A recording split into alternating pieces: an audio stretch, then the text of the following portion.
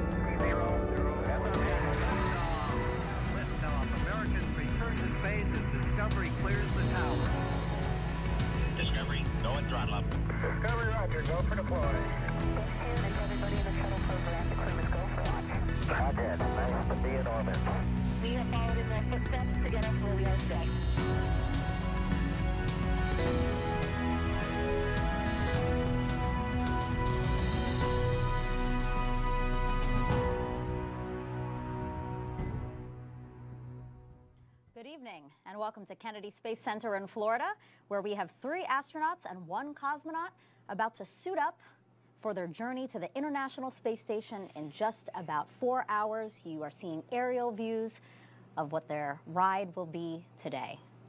A brand new Falcon 9 rocket atop. We have the Dragon Endeavour. We are trying to launch these 4 folks again after the launch team chose to stand down from yesterday's attempt due to weather. We had elevated winds along the ascent corridor, but today things are looking much more promising. Today's T0 is 10:53 and 38 seconds Eastern Time, and the weather, while still a watch item, better than yesterday. 75% go here at the launch site, and the conditions have also improved along the ascent corridor. The teams will be keeping a close eye on that corridor through the T-1 hour weather brief.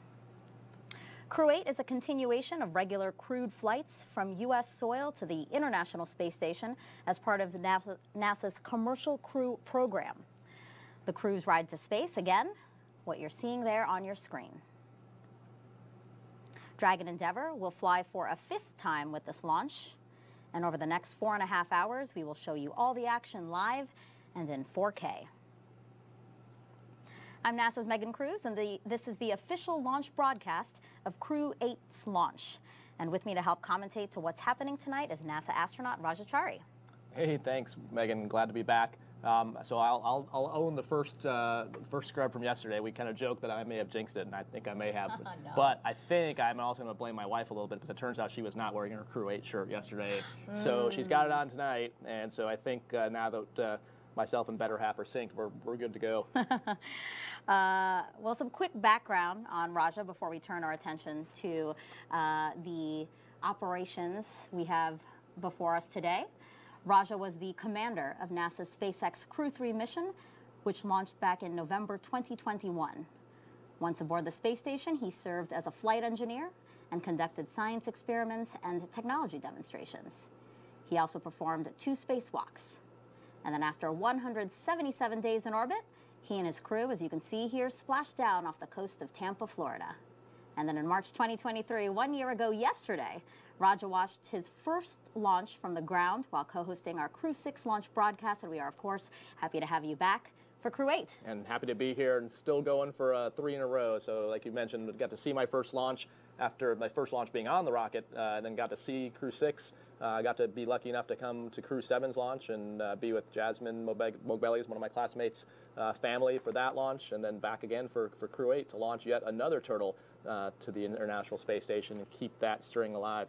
And that turtle, of course, is Matt. Yes, it is, yes. Matt Dominic, the commander. So right now we are T-minus 4 hours, 4 minutes and counting until liftoff. In just about 4 minutes, we expect to take you all inside the suit-up room. So the suit-up room is a room within astronaut crew quarters, and astronaut crew quarters is a section of the historic Neil Armstrong Operations and Checkout Building here at Kennedy. These are doors that lead into that building, the famous doors where astronauts have walked out for their ride to space since Apollo 7, 1968. Yeah, it's a long, storied place. The building itself, as you mentioned, is actually, as the name would imply, the Operations Checkout Building is actually operational facility. So it's got both hardware labs and office space, and it's kind of like shaped, if you imagine, like a giant H, and then the sort of lower right part of the H, the 3rd floor, that's the crew quarters section of the building. But the rest of the building has everything from commercial crew, our Dragon and Starliner work going on. There's part of the Orion assembly that goes on there, so it's actually kind of a cool place to walk around. Granted, the crew can't do that in quarantine, but the other folks who are helping with escorts can also check in on some of the different programs going along that are happening here at Kennedy Space Center, so it's a nice consolidated place to be. And then in those crew quarters, they also have work facilities, a small gym, because when you're in quarantine, you don't have the option to leave, so it's basically a self-contained hotel with everything you would need to be able to be there for the days prior to launch. Yeah, talk to me about how the crew has been in quarantine, living at crew quarters now for 2 weeks, more than 2 weeks. Yeah, so they actually start soft quarantine back in Houston. So they and then any of the members of the immediate family who we'll see later on tonight that go into quarantine with them, that starts back in Houston. And then when it gets closer to launch, they fly down to Kennedy and then move into the actual, what they call hard quarantine at the ONC building in the crew quarters. And from that point on, they're completely isolated from everyone else. They do some other events. They do the wet dress rehearsal. They'll do some pad tours, things like that. But all those things will always be blocked off from other people or kept in safe distances. And that's all protocols from pre-COVID. So it has nothing to do with just COVID. That's a long history, decades worth of us trying to avoid getting pathogens, viruses, bacteria, really anything that doesn't belong in space other than the human up to the space station. Right. And now here we are inside the suit-up room where we see our 3 astronauts and 1 cosmonaut standing, getting ready to get seated in the same configuration of seats that they'll sit in Dragon, right? Exactly, yeah. So you'll see Matt and Mike are on the top half of the screen, and then Jeanette and Alexander on the bottom half. We're getting to see a little bit more than we did yesterday. So yeah. You saw Alexander kind of fist punching, so he's working his fingers into the gloves. And then you can see Matt's, there's 2 zippers there, an orange and a white zipper. Mm-hmm. So the orange zipper is the pressure garment, and that's why he's got just 2 people, just verified that visually that it's closed. He'll tuck that in with the Velcro, and then the white zipper is the outer garment zipper. But you saw Matt and then both of the SpaceX techs all visually verified that orange zipper. When you pull it closed, there's a white tooth, and that's how you know it's completely sealed. And so that's what they're visually looking at. And then Maddie, who's the SpaceX tech there with the iPad, is kind of running the show here in the suit-up room. Now, as we see Alexander and Jeanette taking a seat, question, how long does it take to put on the suit? So we actually train for one of the emergency areas we train for is what's called a mask to suit transition. So the crews are able to do that pretty quickly on the order of single-digit number of minutes because in the capsule there's times when a lot of the time you'll have the suit off, but you will have to potentially put it on for some if there's. This is LD on countdown 1 with a T-minus 4-hour situational awareness briefing. We are currently counting down to a T0 of 03:53:38 UTC, 22:53:38 local, with an instantaneous window. The crew has started suit donning and lid checks in preparation to begin ingress activities, and the advanced team is currently on the way to the pad. Vehicle gases are at me up, FTS checkouts are complete, and Dragon prop tanks are pressed. Weather overall looks much better than yesterday, with launch weather at a 25% probability of violation for flight through precip and anvil clouds. Current trends over the last hour appear to be more favorable. Ascent risk winds are much better than yesterday, but we'll continue to monitor precipitation in the staging area up until L-1 hour. In the event of scrub, the next available launch attempt will be tomorrow, March 4th. Procedure 52.911 is open in the event of a crew contingency from ingress through launch. As a reminder, the launch escape system will be armed prior to propellant load today. Hangar exit is going to lock down at T-minus 45 minutes and will last until the spacecraft separation or after the launch escape system is disarmed. All personnel requested to stay in their locations until lockdown is complete. And CE, do you have a report on Falcon 9 health? Falcon 9 is healthy and tracking no issues at this time, ready to proceed. And NFD. Dragon team is looking good over here. Dragon is healthy and ready to proceed. All right, copy all, and this will conclude the T-minus 4-hour brief, unless there's any further questions. All right, that was just the T-minus 4-hour situational awareness brief, confirming again that we are go for launch at 10:53 and 38 seconds Eastern Time. Weather, again, much better. You heard them just reporting that out. 75% go, much more favorable than yesterday, as well as the ascent corridor weather, much better. But they will be watching precipitation and other conditions there until the T-minus 1 hour mark. Falcon 9 is healthy, Dragon is healthy, so right now I think we're in a good spot. Roger, Yeah, what do you think? Sounds good. As you heard there, the precip in the staging area is the thing they're watching, the ascent corridor, which is better than yesterday, which also had some wind and wave issues. So today it's just more of watching that rain, and as that moves out and as the night goes on, hopefully that continues to improve. So that's the trend they'll continue to watch. And so we're taking a look at Dominic laughing inside his suit right now. He's getting his suit pressure checked, right? He is, yeah. So you asked about how long it takes to get in the suit. It's a few minutes. That's if in an off-nominal case. So when they're doing it for this, they take a little bit longer just to make sure everything's in the best config it can and everything is comfortable. Yeah, it's meant to self-don, so you don't need two people to do it like you do with the EMUs, which are the extravehicular mobility units we use for spacewalks. So these are self-donning. And we talked a little bit yesterday about you can see how his knees are starting to puff up, so the suit's starting to inflate. So once they go visors down, that's when the gas starts flowing and it starts to pressurize. And it's actually unlike the spacewalk suits that we use that have their own internal closed-loop CO2 removal, the SpaceX suits, they actually are leaking in the sense that the gas that's flowing is actually coming out. And so that's actually what's scrubbing out the CO2 as the crew member's exhaling. So air comes out, but air doesn't go back in, if that makes sense. Yep. But there's a regulator that maintains that basically at pressure, and you'll see his arms and legs inflate. And why don't we take some time now to introduce you to Matt Dominic, our commander. He was born and raised in Wheat Ridge, Colorado. Married to Faith Dominic, and they have 2 daughters. Matt earned a Master of Science degree in Systems Engineering from the Naval Postgraduate School and was designated a naval aviator in 2007.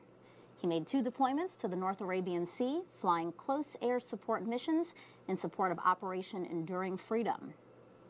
He has more than 1,600 hours of flight time in 28 different aircraft, 400 carrier-arrested landings, and 61 combat missions.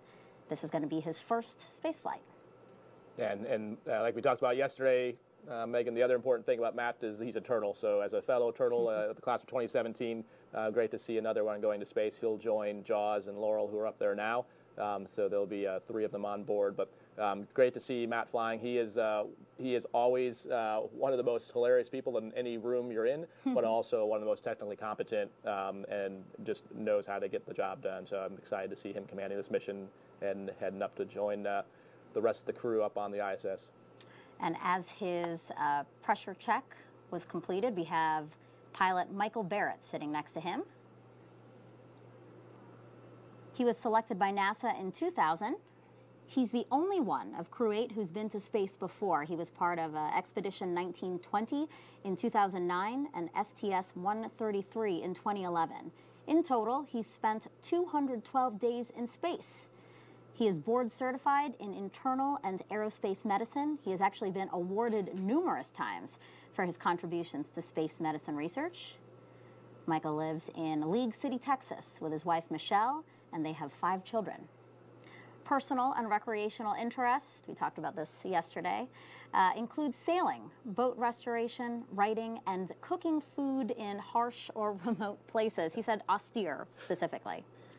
Yeah, Mike and Michelle are great, and you mentioned he's the one on the crew with previous space flight experience and couldn't have a better mentor for the rest of the crew. And I know that because he was my mentor during ASCAN training, so he's just a great human. I'd be curious to see if the suit techs would unzip one of his zippers for us, but I'm guessing he's got snacks hidden in one of those pockets because, as you mentioned, he is infamous or famous as it may be for both cooking in austere conditions, but for also being consistently supplied with snacks. Yeah, you mentioned if you Google him, he is the person that writes the book on flight medicine, space flight medicine. So if you are a space flight medicine student, you surely know his work because that's the book you're studying from. So he's very prepared, will be very valuable up there for snacks and also if anyone gets sick. All right, and now this is Mission Specialist Jeanette Epps we're taking a look at. This will also be her first space flight. The Syracuse, New York native was a NASA fellow during graduate school and then worked for Ford Motor Company, where she received a U.S. patent for her research into auto collisions and countermeasure systems. After leaving Ford, she joined the Central Intelligence Agency for 7 years, and she worked as a technical intelligence officer before becoming an astronaut in 2006. She has a Master of Science and a Doctorate of Philosophy in Aerospace Engineering. And Raja, she's also a twin. She is indeed, yeah. So I'm pretty sure it's her, though, in the suit-up room. I don't think they would have been able to get it this far. But yeah, Jeanette's actually, I can't talk about much what she did before she showed up at NASA, but based on where she worked. But since she's been at NASA, she's actually got some pretty unique experiences in the sense that she's obviously flying on a Dragon tonight, but she actually worked a lot with a Starliner. So she's one of the few people in the office who's seen both of our new vehicles that are U.S. built heading to the space station. So both the Boeing and the Dragon, which is a pretty cool experience. I think one thing I can talk about her background, she's an amazing innovator. So we had a T-38 flight, and I'll keep it short, but basically we had to figure out a way to get something. There was really windy, so something got blown down the intake while we were in outbase, and she helped with the tech out of the outbase figure out a way to get it out from inside the engine. So we can talk more about it later, but we'll let them keep watching the suit up here. Wow. Yeah, really accomplished, our whole team actually, and let's introduce you to our last Crew 8 member here. So this is Alexandra Grabenkin, mission specialist, also a first-time flyer, graduated from the Irkutsk Military Aerospace Engineering Institute in 2002, majoring in the engineering, maintenance, and repair of aircraft radio navigation systems. He then attended the Moscow Technical University of Communications and Informatics, graduating with a degree in radio communications, broadcasting, and television. He was accepted into the Cosmonaut Corps in 2018 and will serve as flight engineer while on board the space station. We're getting a close-up view of him right there. Visor's up, so I believe his pressure check was also completed. Yep, yeah, so Alexander is in one of the newer groups of the cosmonaut classes, and just a testament to the continuing partnership. Laurel's up on the space station now. She got up there via Soyuz. Alexander will be heading up via Dragon, so continuing to learn from him and work with one another. And so right now, we talked about this a little bit before, but for those who might be joining us for this broadcast and they weren't with us yesterday, so right now, it seems like they have some downtime here and they're kind of hanging out. And why is that, Raja? So they build in time. So the whole purpose of this, what we're seeing right now in the suit-up room, is to leak check the suits. They'll do it again when they get inside the Dragon, but if there's a problem then it can have the potential to have delays to the launch, whereas here they have all the equipment. You can see there's a lot of people. It's easy to move around. So anything that doesn't pass on the suit leak checks, they have the ability to fix it. And so because of that, they build in the assumption of a failed leak check when they build the timeline for this. Maddie there, who's the one with the iPad, has almost like a quarterback has the cuff checklist on her left hand there, so she's got the timeline and then is running everything. But yeah, they build in extra time so that if they did have to fix a part, swap a component, they would have time to do that now. And so in the case where it looks like everyone's suit leak check passed on the first attempt, then you've got a little bit of time left to just relax a little bit, get on cooling. So right now they're in umbilicals. They're not on the mobile cooling units yet. I can't tell actually. I don't see it, yeah. But so right now this is a good chance to kind of get their MET rates down, get their core body temperature down, because once they get outside in the hot, humid Florida air, in a suit, it can get warm fast. So sure. this lets them cool off. It's also a chance for them to catch up with these SpaceX folks you're seeing here, 1134, and then I can't see his number, but Rick on the far end. There's lots of different families the astronauts work with. There's obviously their families, their loved ones. There's a SpaceX family. There's a mission control family. There's an ISS family. And so every one of those families is special. They've been working with these people for about 18 to 24 months. And specifically, Rick, Maddie, and Haley are ones they see a lot.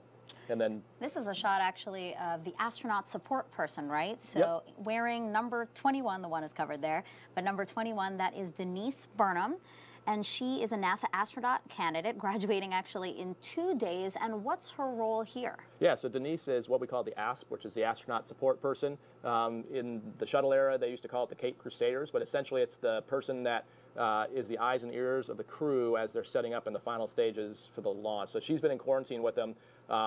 And in the shuttle era, it would involve being the only other person besides the crew that would go inside and configure switches. What Denise will do, what has been doing this whole time in quarantine, as the schedule shift and as there's different meetings and launch, like the weather briefs, all those kind of things, if the crew is unable to make those things as they're schedule shifting, she is covering all that. The other, you'll see the very public thing she'll do later on is call from the phone on the pad.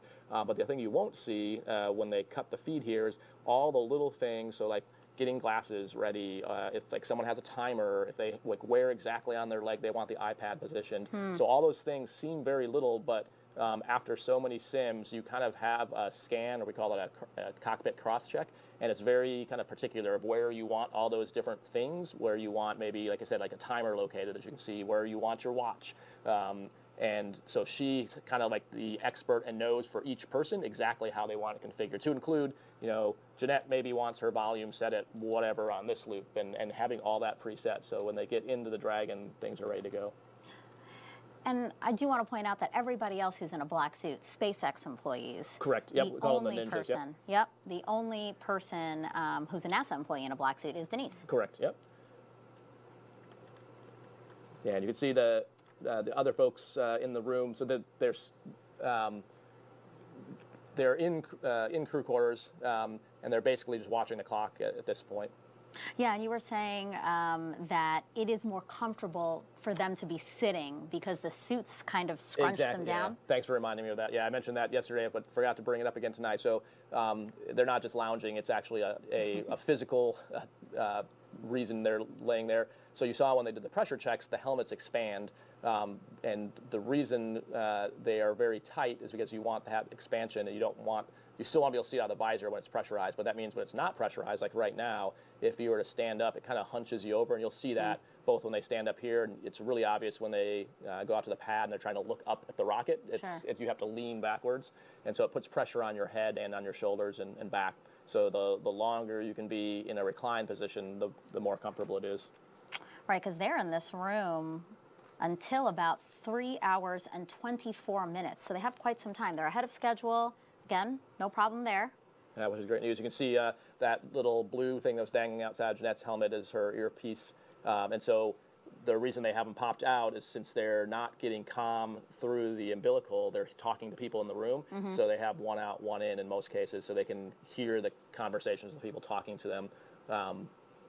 But they still usually will have one in, so that if there is anything, when they do the umbilical checks, when they're doing those suit leak pressure checks, they're talking to them through the earpieces.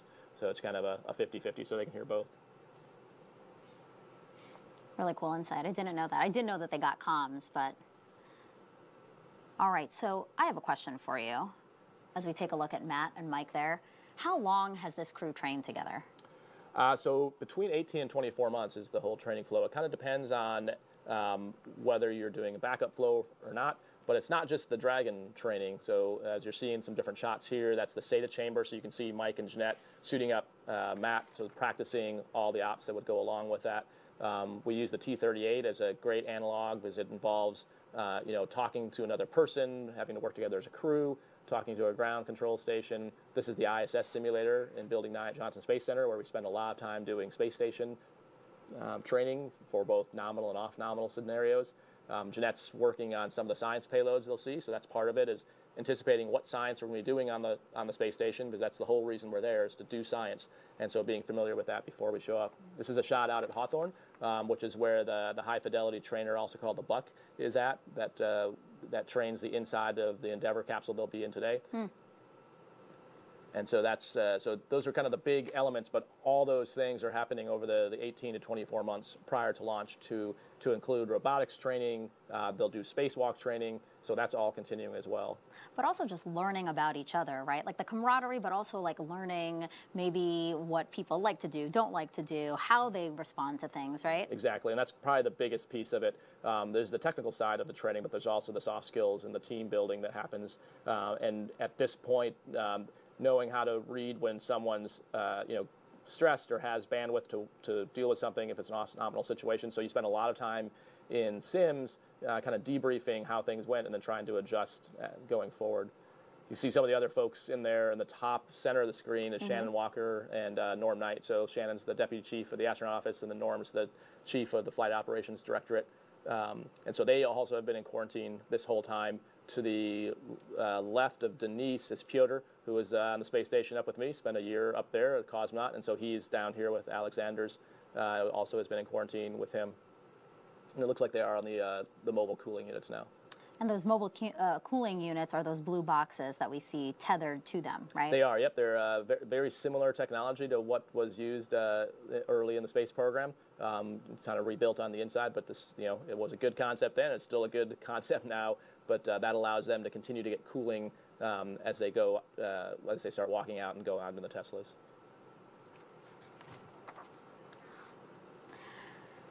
You can tell everyone that Raja is very knowledgeable. And so we are inviting you to challenge him with your questions over the next 4.5 hours. Jump on X, Facebook, YouTube, or Twitch and send in your question with the hashtag AskNASA. We look forward to hearing from you and answering as many questions as we can live. We got some good ones yesterday. Yeah, we'll see if we can come up with any stumpers. And one other programming note. So right now, you'll notice that Raja and I are just commentating off camera, just audio commentary for now. But about an hour before launch, we plan to expand our coverage. We're going to introduce you to more commentators from SpaceX and NASA. And then at that point, we're going to come on camera. And for that last, again, hour before liftoff, and then until our 3 astronauts and 1 cosmonaut are in orbit, we will walk you through all that action.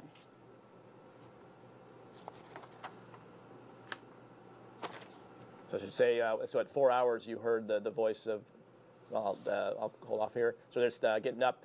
You can see what I was talking about before. You can see Mike is hunched over from the helmet weight and the suit weight. So at this point, the suits themselves, their gloves their hands are still in the gloves. When you've done the pressure checks, you can see the visors can go up and down. They are allowed to take their hands in and out of the gloves as well because they are going to do another pressure check, and so that's just kind of crew preference if they're getting warm or not. What they generally don't want to have to do is get out of the suit completely, because that would then raise some concern of whether the leak check they did, anything could change. The other thing they're doing now is, we talked about a little bit yesterday, there's some Velcro tabs and hooks underneath different parts of the suit, and so those allow them to basically make it flush so that as they get into the spacecraft, straps don't get caught or cords don't get tangled and anything like that. So it's mostly just a half ergonomic, half just to keep things clean. And while it looks like they're posing for some photos there in the suit-up room, why don't we talk a little bit about their day so far before they got in here? So after yesterday's scrub, we talked about this, Raja, in the interest of sleep shifting, and we'll talk a little bit about that after I go through this. They went to bed at 2 a.m. Eastern time and then woke up at 11 a.m. today. They had breakfast, more like lunch, again, sleep shifting, followed by a workout and some family time. And then lunch and dinner moved up 22 minutes from yesterday. They had that about 4:10.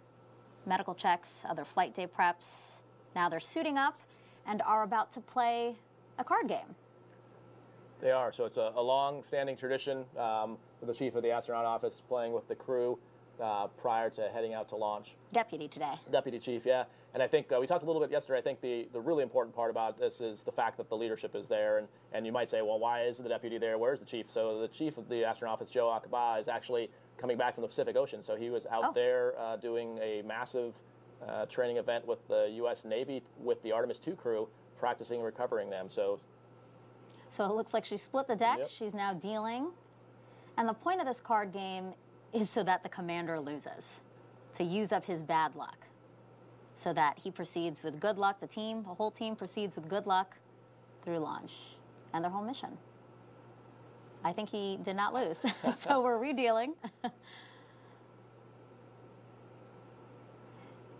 Do you recognize this card game, Raja?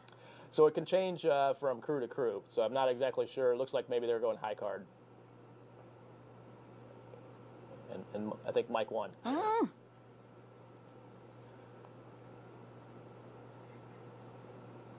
And this is really a moment of levity, right? Like before.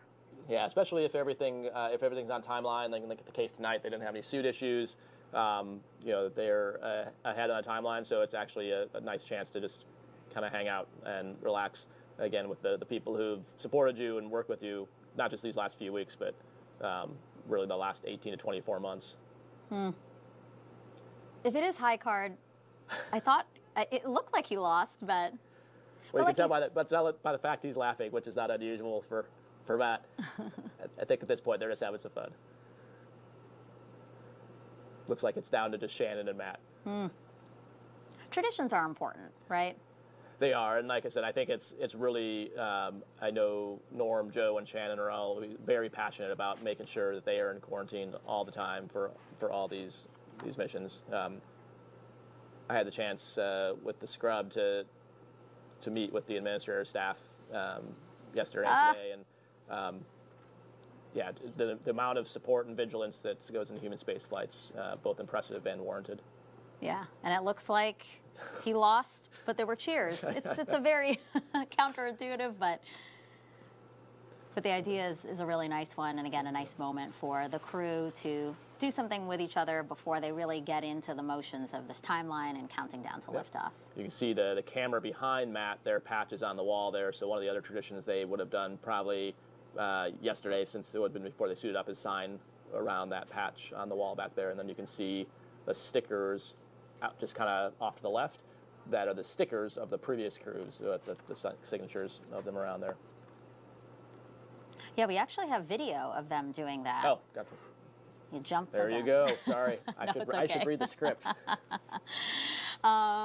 So this is Matt. He's holding the Crew 8 patch, like you said. He stuck it onto the wall there as part of a tradition that's been happening. That's why you see all this number of patches that Raja mentioned. And then there's all their signatures. Also patches line the outer rim of the doors that they will soon walk out of. That's scheduled for T-minus 3 hours and 20 minutes. So still a little bit to go. You can see a lot more patches, a lot more history coming out of that door. Like you mentioned earlier, Megan, been doing that since Apollo 7, walking out of that door. And so if you ever get the chance to go out there, you'll see shuttle patches, and a long lineage of patches. And there's a wider view of the folks that are waiting for the walkout. And when we get a live shot, we're going to see 3 Teslas lined up. And we will have Matt and Mike, commander and pilot. They'll get into the second Tesla, and then we will have the mission specialists in the last Tesla.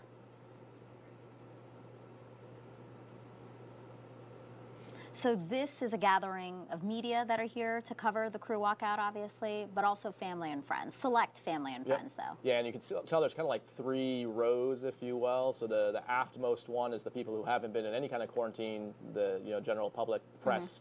That intermediate one is extended family who maybe weren't able to go into hard quarantine.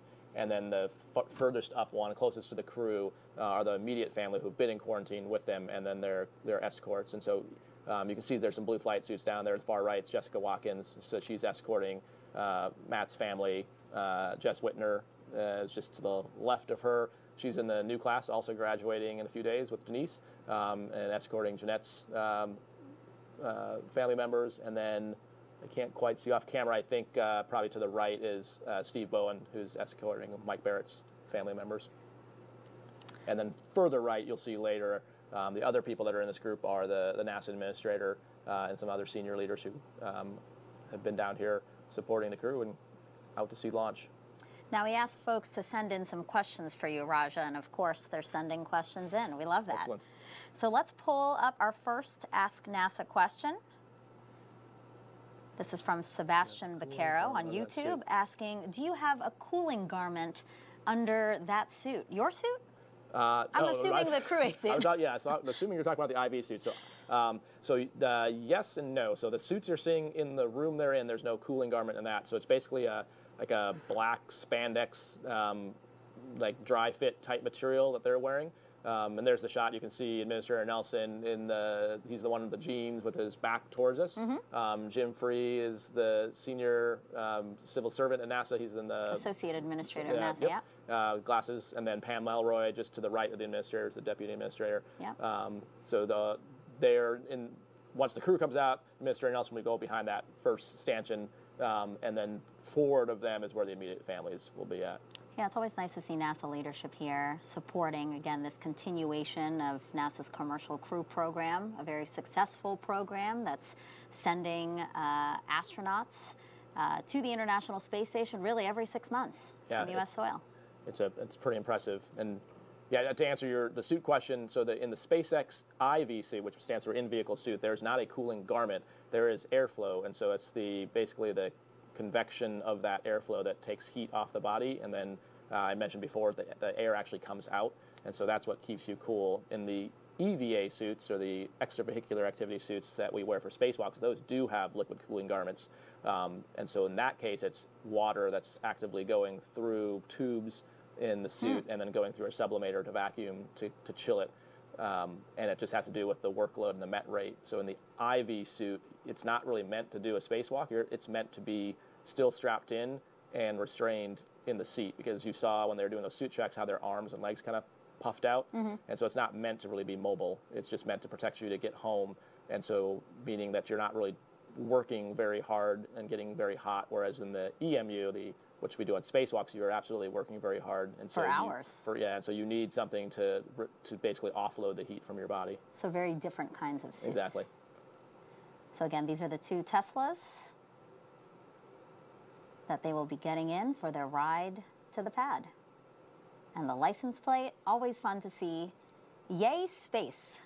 Yep, so continuing a tradition that I learned about a year ago of always incorporating the number of the crew into the license plate. And Tom Marshburn, who was my pilot on Crew 3, hooked me up last night when I had my own senior moment and couldn't remember my own license plate, and sent me a photo of ours. So ours was Send It, with the 3 being the E. Yep. And then some other ones, the most recent ones. So Crew 7 was bye. So there wasn't a 7 in it, but it was 7 letters. So B-Y. E. I forgot one E. And then Crew 6's license plate was Dragon. The G was a 6. And then for Crew 5, it was Blast Off, and a 5 for the S. So, again, fun moments that we like to incorporate into the mission. And here we have Jessica Watkins, NASA astronaut, playing with, I think those are Matt's daughters, they right? Are, yeah. And so it's not just the crew that's having to sleep shift, it's families that have to sleep shift. And so I know from my own experience that sleep shifting 3 kids, or 2 in Matt's case, can be challenging. So and actually, Waddy is helping out, I'm sure, with that. The youngest daughter there, who's playing with Waddy, as you said, it was her birthday on Thursday. Oh, I didn't know that. Yeah, it's her birthday on Thursday, sorry. The person to the right of Waddy, Morgan, has the mask hanging down. So there's a whole team of family support folks in the astronaut office that also help as well, and they just do an amazing job with the coordinating all this. You can imagine, like, keeping track of who can be where and who can get so close to the crew or not close to the crew.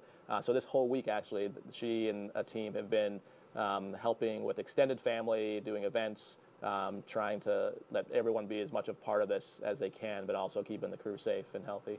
Mm-hmm. And it's also nice, right, to feel like the whole office is supporting your family as you have a loved one who's about to go into space. Yeah, there's no question. It's probably the most important job we have in our office, other than being on the rocket. The next most important thing is taking care of the families whose loved ones are on the rocket. So T-minus 3 hours, 30 minutes. About 6 minutes until we expect to see the astronauts again, but they will be walking down the hall into an elevator and then out the doors under the sign with their names on it and their mission patch that you see towards the middle of your screen, the back of it. People are actually walking out of those doors right now. Yeah, so they'll start setting up the cars. You'll see some of the SpaceX folks start coming out. You'll see the flight docs probably come out, so they'll be wearing blue flight suits and head to the aft vehicles. Like we mentioned before, so at this point, Denise, the ASP, is actually helping do all that final configuration for them. So kind of getting things arranged in their pockets, doing some probably coordination with anyone that's out at the pad right now of what state the vehicle's in, things like that. So all that's kind of happening in the background before they come walking out here. As you can see, we have a camera ready, so we won't miss it. And we'll be bringing you that walk live. Yep. And so for context, you're staring down basically half of the hallway of crew quarters. It goes behind the camera as well, but this view, the suit up room is about halfway down the left-hand side, and then in the far distance you can see like wooden doors. That's the medical area, and then beyond that are essentially like the hotel, like little hotel rooms, dorm room type things. And then on the right side, there's a conference room along the way. That's where they would have got the weather brief earlier this evening. Yeah, I've never been in there, but I did look it up, and I was like, wow, there's a lot in there. Yeah, it's a pretty large. I mean, it's maybe half lodging, and the other half is workspace, conference facilities. You need to have your own washer and dryer, because you can't send your clothes anywhere else. You have to wash it all in quarantine since you can't leave. A pretty sizable set of refrigerators and kitchens, because again, you have to pack for at least 14 days worth of quarantine. So it's kind of like a giant camping trip where you can't go, you can't leave. Sizable crowd out here as we take an aerial shot from our flight ops team here at Kennedy. Yeah, and the other folks you're not seeing with the NASA administrator leadership, but are on hand and got a chance to meet with them yesterday after the scrub, were some FAA folks who are on hand, and huge kudos to the FAA and all the work they do for the licensing and all the deconfliction that has to happen. If you think about the fact that this rocket's going up the eastern seaboard, that means planes can't be there, and so they are constantly doing that, and as well on all of our Artemis development programs. So. They are a big piece of the government effort to do this. All right, we have another question on social media. This is Jenny on Instagram, and she asks, what meal did you guys, the crew, have before flight? I know this answer. So you have it for that. You have it. Yeah, I think Megan's got the answer for them, and I can talk about what we had for Crew 3. Yeah, sure. What did you have for the Crew 3? Well, so we actually got to have 2, because we had which is unusual since we had a pretty significant launch delay. So the great thing we did on our second one, though, was have a group meal. So I think it was actually Thai food with key lime pie, I think. That sounds yummy. Yeah, it was delicious. Now I'm actually pretty hungry. I'm very hungry, yes. No more questions about food. I have a banana. That's literally all I have for you. You said ultimate meals. I do just want to talk a little bit about that. Why is it called the ultimate meal? So we avoid calling it the last meal for obvious reasons, because it's not your last meal, and it's just your ultimate meal before you leave. And really the difference when that meal from the other meals you have in crew quarters, all of them are made by the staff, and everything has to be checked before it can come into the facility since we're in quarantine. But the majority, all the meals are basically everyone's eating the same thing. So they'll make whatever the menu is, that's what everyone has. But the ultimate meal, basically each crew member can request the specific thing they want, and then they'll make that for that particular meal.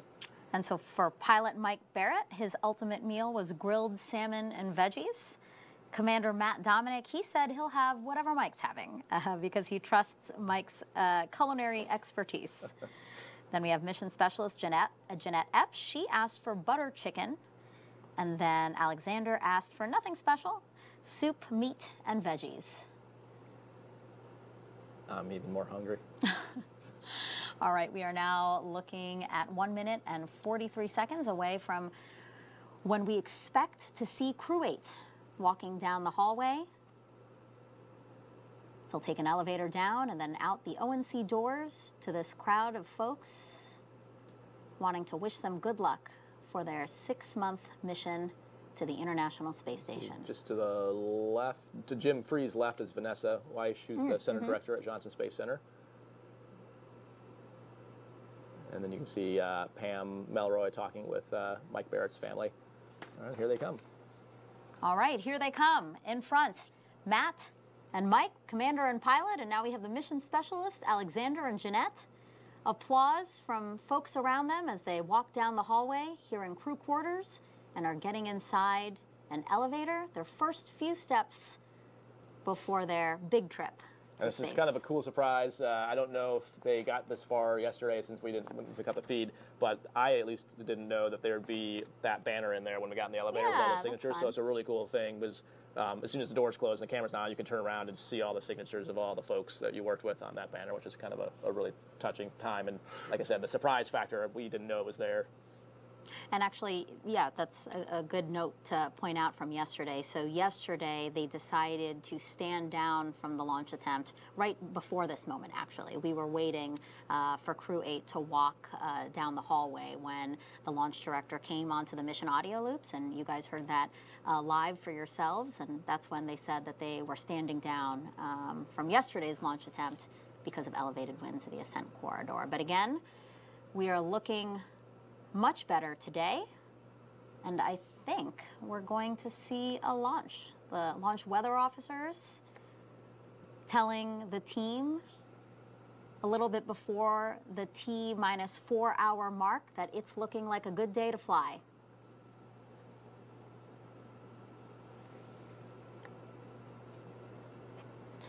Now we are expecting the crew to walk out in about 3 minutes and 30 seconds. It doesn't take them that long to get there, right, Raja? But again, we're sticking to a very strict timeline. Right. Everything's got pad built into it, and then it's sort of like a funnel. The closer and closer you get to actual launch, there's less ability to have that pad. And so you build that in so if there was a problem, then you don't have to rush on the end because, as you heard him call it at the very beginning, it's an instantaneous launch window. And that comes out of the fact that the Falcon 9 is fueled on the pad, and if the fuel immediately starts to boil off, due to the temperatures. And so unlike some launch vehicles where you can sit there for a while and have launch holds, that's not something you do with the Falcon 9. So at the time it's got to go, it's got to go. So they build these pads in. Instead of having launch holds, they build this pad in. And that's essentially the equivalent, it gets you the equivalent effect without actually stopping the clock. Sure. And this is unique to SpaceX. It is, yep. Yeah.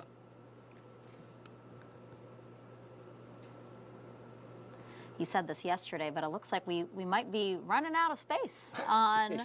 The right-hand side of the door frame there is you can see it's the recent SpaceX mission. So I can spot mine easily, but so it's 3 down from the top right. There's 3, and then 4, 5, 6, 7, and 8. And yeah, I think we got maybe 2 spots left. Then we got to go below the railing or jump over to the left side. So I'm sure they'll come up with something. We might have to add another NASA meatball sign on the door. It's a good problem to have, right? Right, with all the space flights that are happening from here at Kennedy again. Yeah, we talked about yesterday was the 5-year anniversary of the Demo 1 mission, right. And so it's kind of mind-boggling when you think about how much has changed in human commercial space flight here in the United States in the last 5 years, where in that short period of time we went from not having the ability to get our astronauts to space on our own to now we're on the 8th operational rotation of a commercial vehicle. It's pretty amazing. One where the booster flies itself back, one where we use the capsule, we use the booster. Tonight's a new booster, but this is the 5th time we're using the Endeavour capsule, which is also a record. So just amazing. Yeah, it's a real testament to what we can accomplish when we put our minds to it. I mean, we created this commercial crew program to partner with commercial companies so that we can do this more frequently and reliable. Yep, you're absolutely right. And it has been a partnership from the beginning. One of the things we'll see later tonight, we'll talk about the team in Hawthorne, we'll talk about the team in Houston, but what a lot of folks don't realize is there's actually a whole other team in a place called Hangar X over on the Cape side that is chock full of NASA engineers from Marshall, from Johnson, from Kennedy, who are looking at the telemetry streams and working with the SpaceX teams on the status of the launch vehicle. As you can see, our camera is focused in on the doors out of the operations and checkout building here at Kennedy, because in less than 30 seconds, we expect Crew 8 to walk out and greet a crowd of folks here, hoping to wish them well on their trip.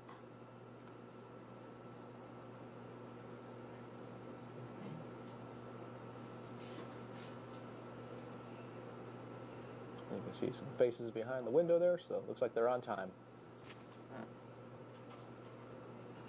Here they come, Crew 8, taking their first steps outside before their journey to the International Space Station. We hear some cheers, yep. them waving. From left to right, let me introduce you. We have Mission Specialist Alexandra Grubenkin. Then we have Pilot Michael Barrett, Commander Matt Dominic, and Mission Specialist Jeanette Epps.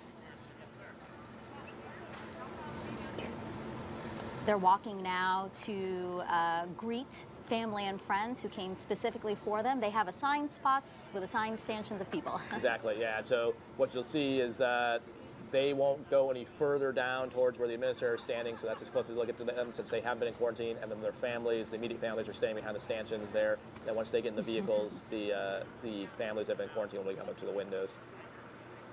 Nice big wave for the camera from Alexander there. Now we have a shot of Michael. Do you recognize, are those his kids there? Or? Well, the ones he's right in front of right now are the administrator. Yep. I can see the administrator, yep. Nelson. I think he's went to talk to them, and he's going back by his kids. Yeah. Because I know he has adult children. He does, yep. Yeah, Mike's kids are adults. I think I can see Steve and his wife, and I think his adult kids are behind Steve in the second stanchion there. We're getting some audio from the feed. Let's see if we can listen in to what folks might be saying.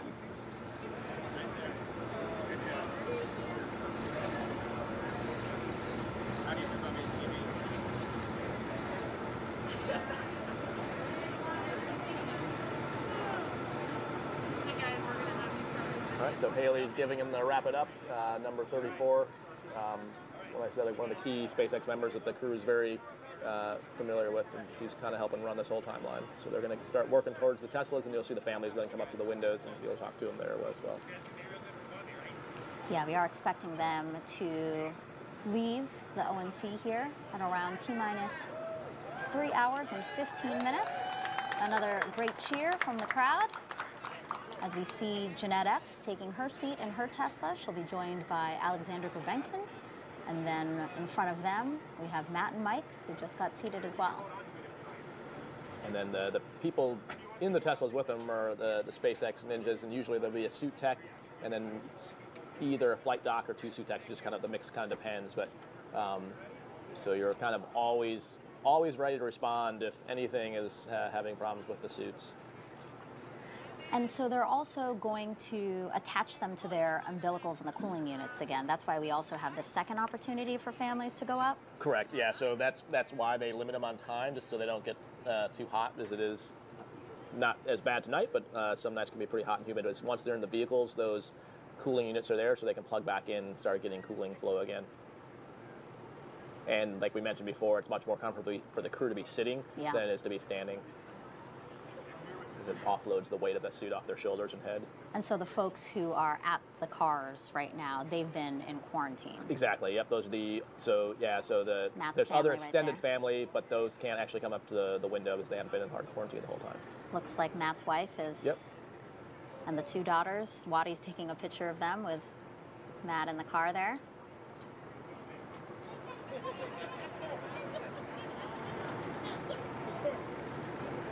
So it looks like Mike's adult children were able to go to the front of the car, just not up to the window. You can see his wife's over there by the window, which is pretty standard.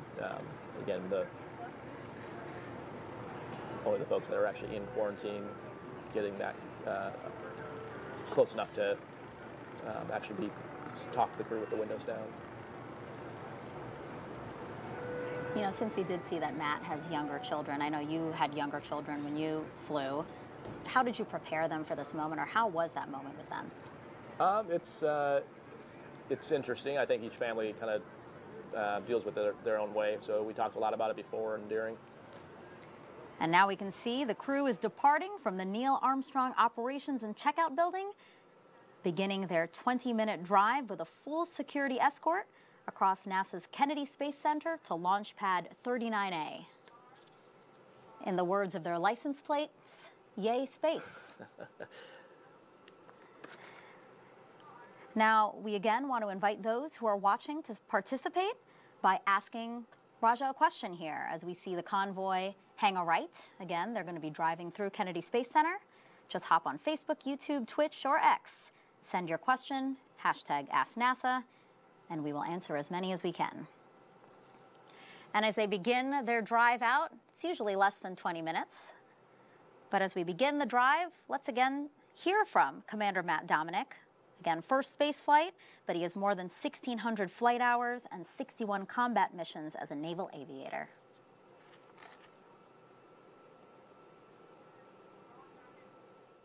I am most excited for the future of spaceflight for an inflection point that I feel is coming. If you look at the history of civilization and various inflection points, things just kind of take off. I am NASA astronaut Matthew Dominic, Commander, NASA's SpaceX Crew 8 mission to the International Space Station. I grew up in Wheat Ridge, Colorado. I was the oldest of 2 brothers. I had 2 parents that were amazing in that they encouraged my curiosity. Growing up there in the Rockies and the outdoors, there were so many things to go and do and see. I've always wanted to explore and satiate my curiosity for the world around me. And so I just kept pushing throughout my life. I joined the Navy because I wanted to fly airplanes, I wanted to go fast, I wanted to test airplanes. And so astronaut for me was just the next logical step in life to keep going and keep exploring and keep pushing myself further in terms of intellectual curiosity about the world around me. I've been at NASA now for about 6 years, and I'm super excited to fly in space.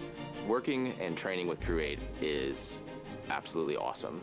We have a diverse group of academic and intellectual backgrounds that come together, and also an international component. It is such a blast to watch the crew grow as we started training over time, to watch that team dynamics develop as we get ready to launch. We're starting to see what makes each other tick, what's important to each other. I view Crew 8 like an Olympic torchbearer.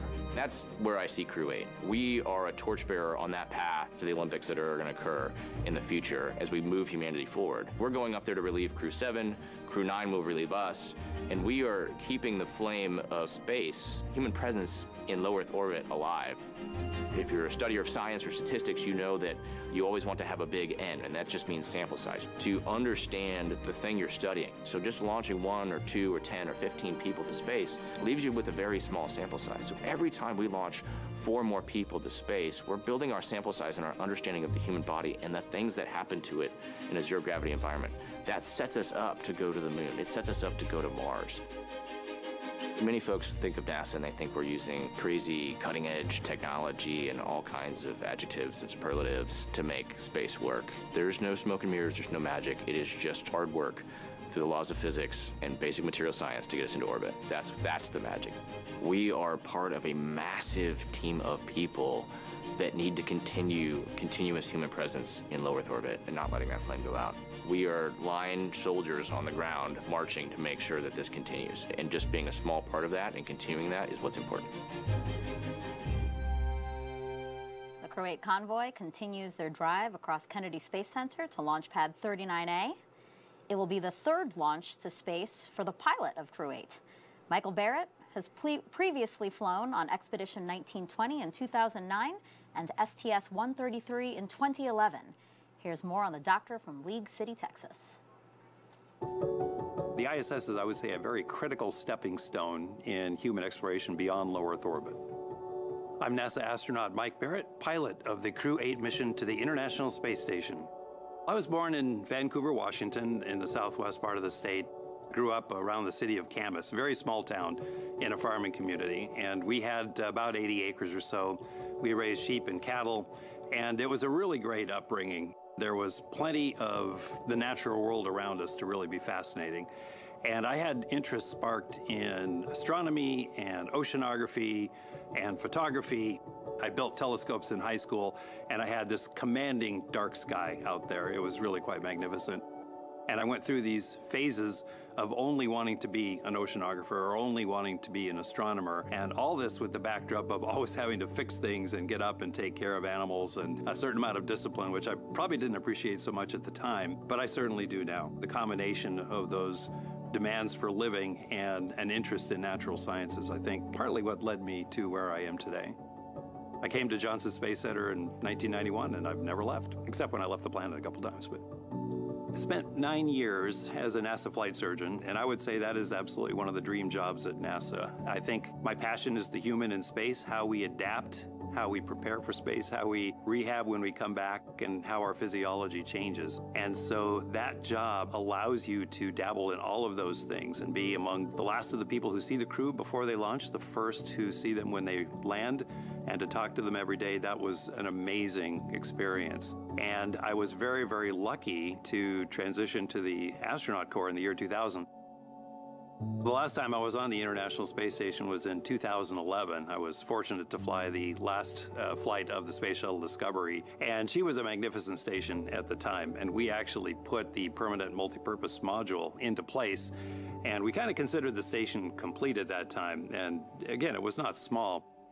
Since that time, she's actually grown quite a bit. So what I expect to find is the core of the station that I left, that I loved so much, that I spent over 200 days on, plus some new modules, some new research capabilities, and I think as important as anything, new docking ports for new generation spacecraft.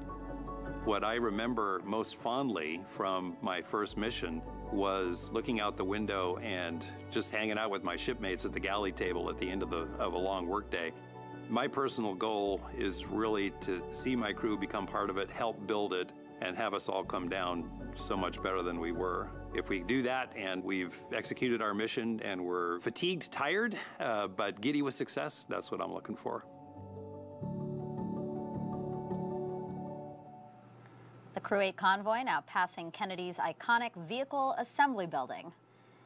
Now this is where NASA will stack its Space Launch System rocket and Orion spacecraft for Artemis II, which is expected to launch in September of next year, and it'll send 4 astronauts around the moon.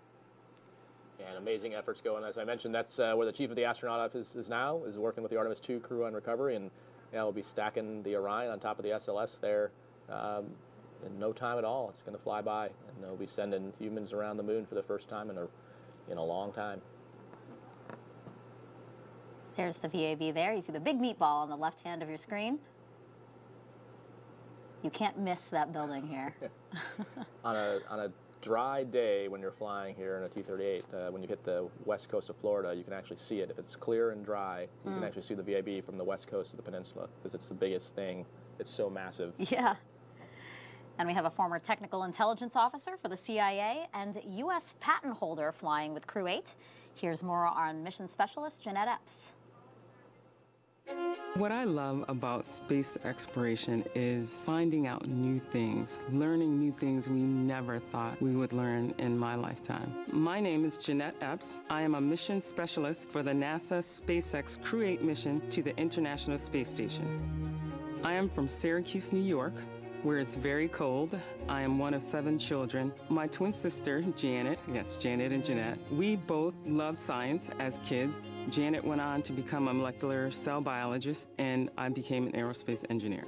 I think I always secretly wanted to become an astronaut. I just never thought that it was something that was obtainable. In 2008, a friend of mine, Leland Melvin, called me and said that they were accepting applications for the next class. I thought it was my last chance to apply, and so I did. June 2009, I received a phone call from Peggy Whitson, and she asked if I wanted to join the astronaut corps. It was very overwhelming and emotional for me to actually get that call and be selected. Prior to coming to NASA, I worked for Ford Motor Company, and then I went on to work for the Central Intelligence Agency. At both of those places, I learned to be very deep in technical matters, but then also how to become operational.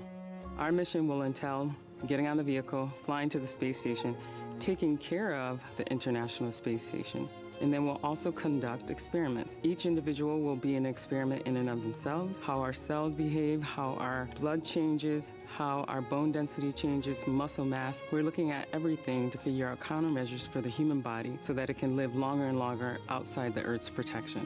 Not only will we be an experiment, but we'll have other experiments on board that we'll conduct. The experiments that we conduct hopefully will get the human body and other things to the moon and then from the moon to Mars. I will be the GEM specialist, which is the Japanese experiment module. I may get a chance to operate their robotic arm to help them with experiments that they'll do outside of the space station. Since this will be my first trip to the International Space Station, I'm looking forward to viewing the Earth from an amazing vantage point, but also experiencing all the nuances that go along with that. As we walk to the launch pad, as we're strapped into the vehicle, the things that I believe I'll be feeling: unbelief, surrealism, but also joy. And then once we go into orbit, just to see the Earth from that vantage point, and then thinking of ways that we're going to work on the space station that's going to help our home that we're now untethered to.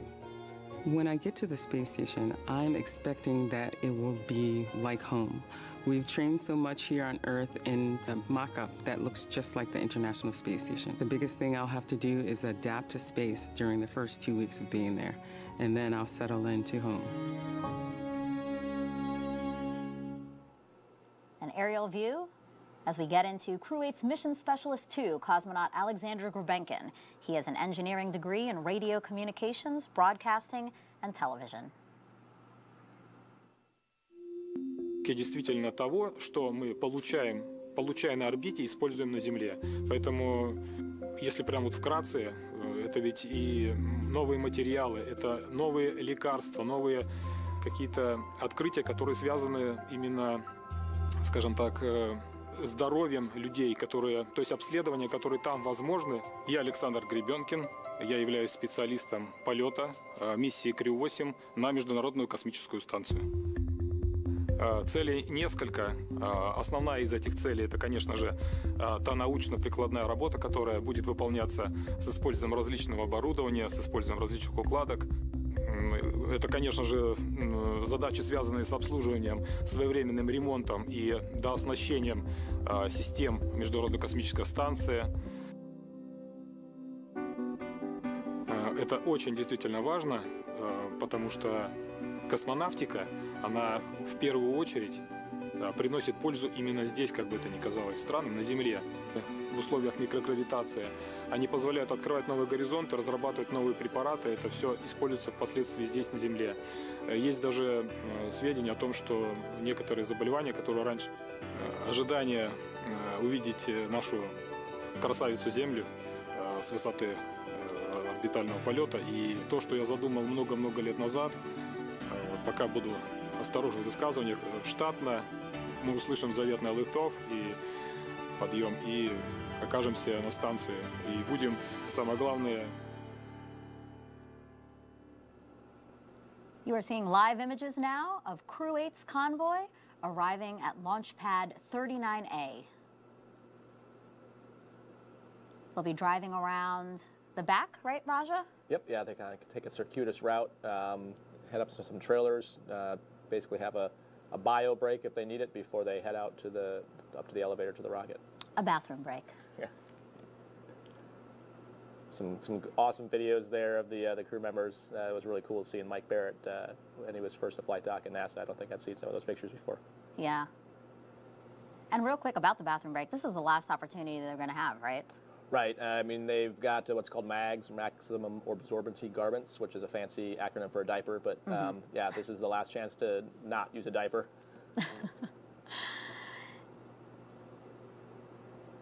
And you don't have to be an astronaut to share in this experience of traveling to space. Just check out our Crew 5 astronauts as they explain how you can get a virtual guest passport. Did you know there's been over 1 million registrations in NASA's virtual guest program since May 2020? From your neighbor to the Crew 5 astronauts, you might be surprised who is a NASA virtual guest. Do you have Mars 2020? I do. Do you have James Webb? Sure do. Do you have Crew 5? Well, I've got it here, and you guys have it here, but I missed it here. We conducted over 200 science experiments and technology demonstrations on our mission. We love being part of Expedition 68. We even remembered a virtual guest passport for Einstein, our freefall indicator, but we forgot to register. I missed the stamp. Even if you're doing existing research, never miss a stamp from NASA's virtual guest program. Whether you're en route to the International Space Station or located anywhere around the globe, register at nasa.gov nasa.gov/virtual guest to receive updates on missions and milestones. As a virtual guest, you will receive curated resources and a stamp for your passport following a successful launch. Remember, you only get the updates and stamp if you register. I joined. I won't miss it next time. And if you missed the QR code or the website that they had up on your screen there, we're going to bring it up for you one more time. Here's the QR code on the bottom right. Just scan it, or nasa.gov/virtual guest.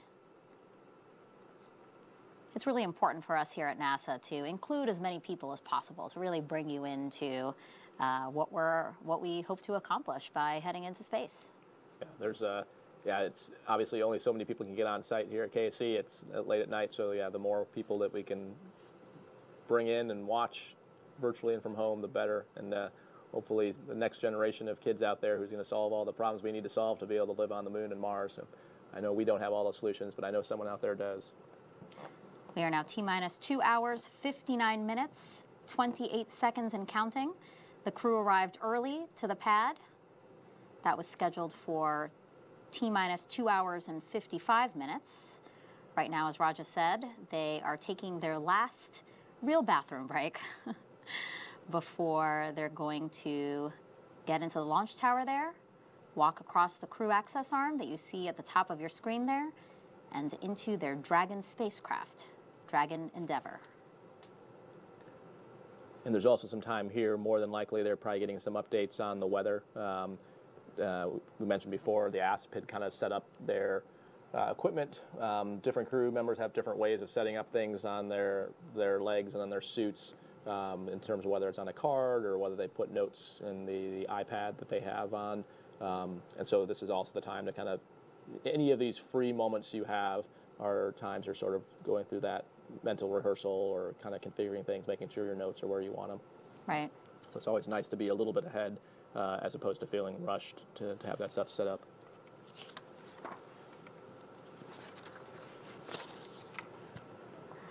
Just to set expectations for what we will soon see.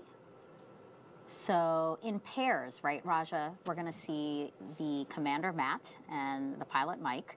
They'll be the first to take a look at their rocket and then head up the launch tower, yeah? Exactly, yeah, and it's mainly driven by when you get the strap-in part, trying to have all 4 people strap in at the same time would be kind of get crowded.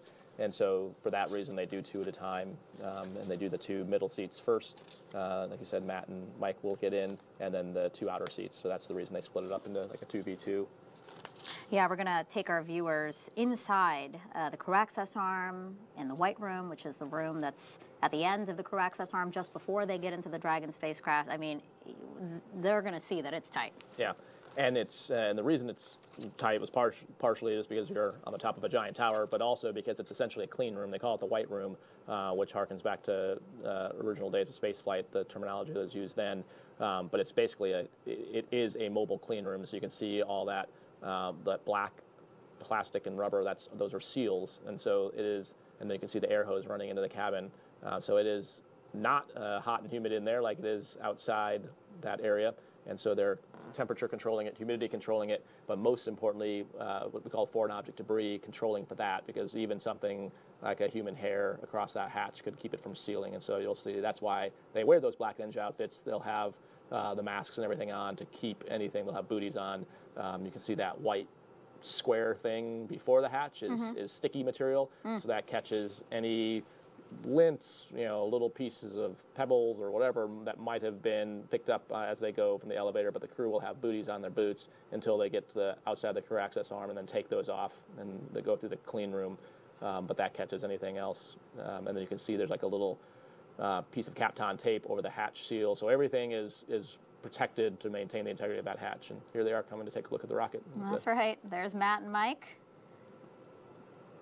walking over to get a good look at their ride to space. And like we mentioned, it's hard to see because the helmet's heavy and not really melt to tilt backwards, so you got to kind of lean back. Yeah. And you can see he's bracing his chin, trying to tilt the helmet up. Taking a nice long look. And as you mentioned, the capsule is being used for the 5th time, but a brand new booster. And SpaceX has recline back.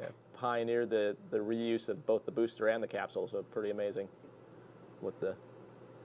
Yep, 5th time Dragon, 1st time Falcon 9 today.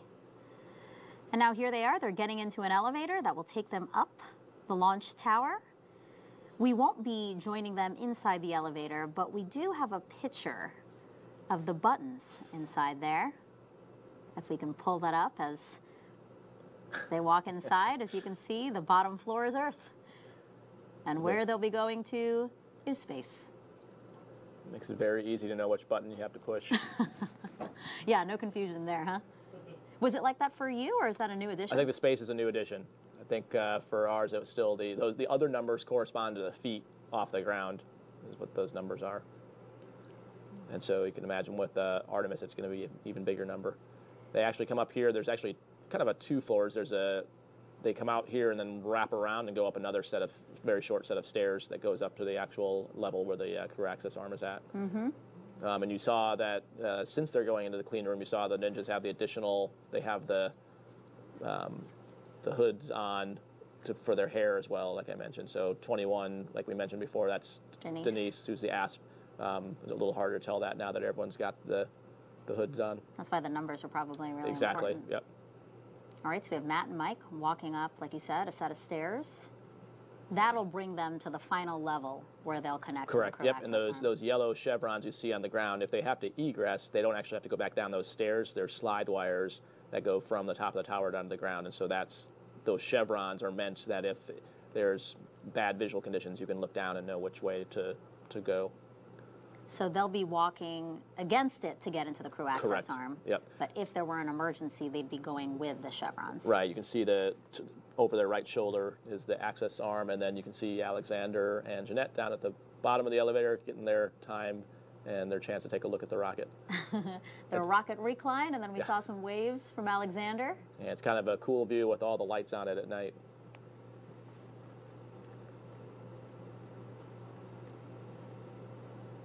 I wonder how they're feeling in this moment to see their ride. I mean, and to also be at the base of this rocket. Like, we've been seeing beautiful views of it, but to really be at the bottom of it looking up, that's when it becomes really... It's pretty exciting, and I think that's why I think 100% of the people you see, even though it's uncomfortable on your head and shoulders, still tilt all the way back, because it is a pretty impressive sight to look straight up and just see the rocket and actually get a sense of scale. Because it's really hard for us when we see it from a distance, you know, with nothing to really compare it to, you kind of lose that sense of how big it actually is.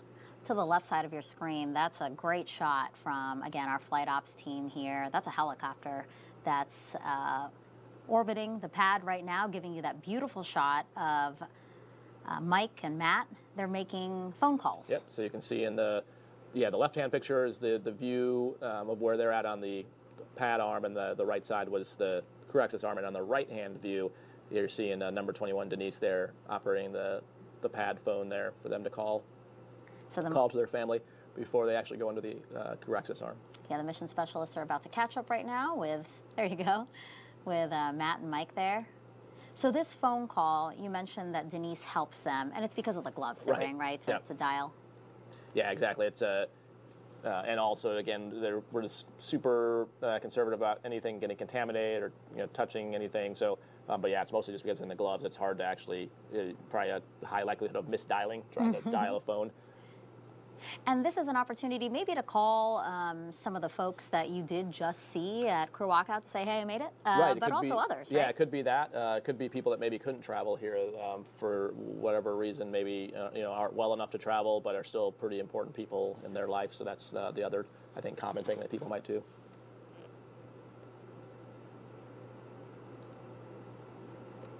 You see they're getting rid of the cooling units there. So they left them. You can see like the bottom, the middle is one of those blue cooling units, because as now they transitioned into the crew access arm. And there we have Commander Matt Dominic, pilot Michael Barrett, walking down the crew access arm towards their Dragon Endeavor. Walked into the camera. Here they are now into that white room, like we were saying. So it looks like they are removing their gloves now. Yep, it looks like they might be signing the around the meatball here. So this is another tradition. Yep. We have the NASA meatball here, and starting with Demo 2 with Bob Hurley and Bob Benkin and Bob Doug Benkin. Hurley. Yeah, oops, I was like, whoa, wait. You say their names often, all the time together, and then, but so they sign their names around this meatball. Yep, and then yeah, it started as many traditions start. Once one crew has done it, then you keep doing it. They're running out of space there too. We're gonna need another meatball. And right next to the meatball was actually the SpaceX logo. And that is signed by the crews of Axiom 1, 2, and 3. Yep. Axiom Space is the first commercial company to transport private crews to and from the International Space Station. And they launched all 3 missions with SpaceX. And the logo is also signed by the Inspiration 4 crew, so the first all-civilian crew to orbit the Earth. So again, this is like a physical representation of all that we've been doing in the last few years, And 2020. and like a perfect representation of the partnership too. Right? You can see the public and the private right next to each other, and it just indicates that you know, enabling private space by utilizing government infrastructure. I mean, it's the same pad, the same facilities, the same Kennedy Space Center, and doing both things and working in tandem with one another to make it all happen. So what's happening now? FOD checks, is that what's happening? Foreign object debris checks? I think so. It looks like they're putting their hands back in the gloves, so they took their hands out to sign. It's crew preference on whether you want to ingress with your hands in your gloves or not, so it looks like they both are electing to put them back in their gloves now. So that's what they're doing now, is redoing that, and then like we talked about before, once Mike gets his back in there, they'll re-verify visually that it's the zipper's closed. Maddie there, who's got the white cuff checklist on, number 11, is also watching the time all the time and keeping them on timeline. And you were talking about FOD again, foreign object debris. I mean, it is as small as something like a hair, which actually got into the seal for Crew 5's launch, and they had to reopen the seal, remove that hair before they could close the seal for launch, or close the hatch for launch. Yeah, and that's why the last thing you saw the suit tech there is pull off that umbilical cover off their right leg. That was that white plastic piece he took off, because you're also trying to prevent any FOD from getting into the cooling loop or into the connectors there until you're actually in because the spacecraft is essentially kept completely sanitary and clean. So once you're in there, in theory, there should be nothing else that can contaminate the suit. And like we mentioned, they've got their booties off now as the last thing before they go across that piece. And then come Jeanette and Alexander. Yep, Jeanette and Alexander. Jeanette Epps, Alexandra Grabenkin are 2 mission specialists for Crew 8, walking across the crew access arm, about to join their crewmates in Dragon. You saw some waves, thumbs up. They're chatting as they make their way across the crew access arm.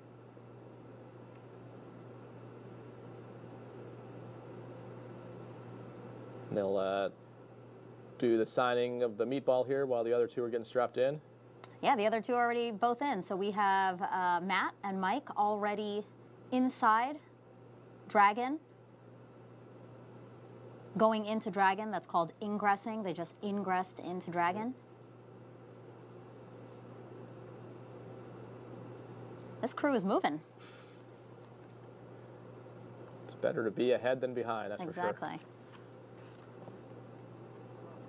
So that's Alexander signing right there. And now Jeanette. And you can see, like you alluded to earlier, like why they don't all 4 try to get in at the same time. In microgravity, it's easy to do because you've got the vertical and 3-dimensional space you can use when you're not constrained by 1G, but here on the ground trying to have 4 people and the suit techs and the hatch techs, all those people all in the same spot, it gets pretty crowded. Yeah, let's see, 1, 2, 3, 4, 5, 6, 7, 8. There's 8 people either in the capsule, at least 8 people, either in the capsule or in the white room right now. So as you said, removing their boot coverings, essentially. Walking on that sticky tape to grab anything off of the soles of their shoes before they ingress as well. Yep, and you can see the techs are making sure their helmet is protected on the way in, just so you don't accidentally bump either the hatch seal or damage the helmet.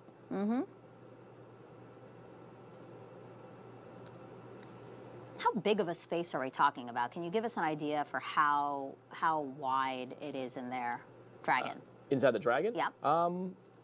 So it's, I mean, you can see that the 4 seats across, and then below the seats it gets a little wider. So it's wide enough that you can lay head to foot pretty comfortably. You can probably fit 2 people down there. And then it narrows as it goes up. So above the displays that Mike's using right now, you could probably fit 1 person laying horizontally. So it's actually pretty comfortable.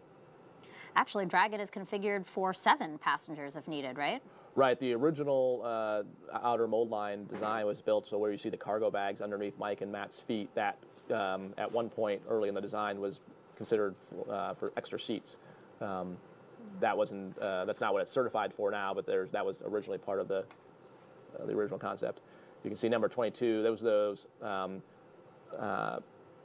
products I was talking about earlier. That each crew runs a little differently. Some have what we call lineup cards.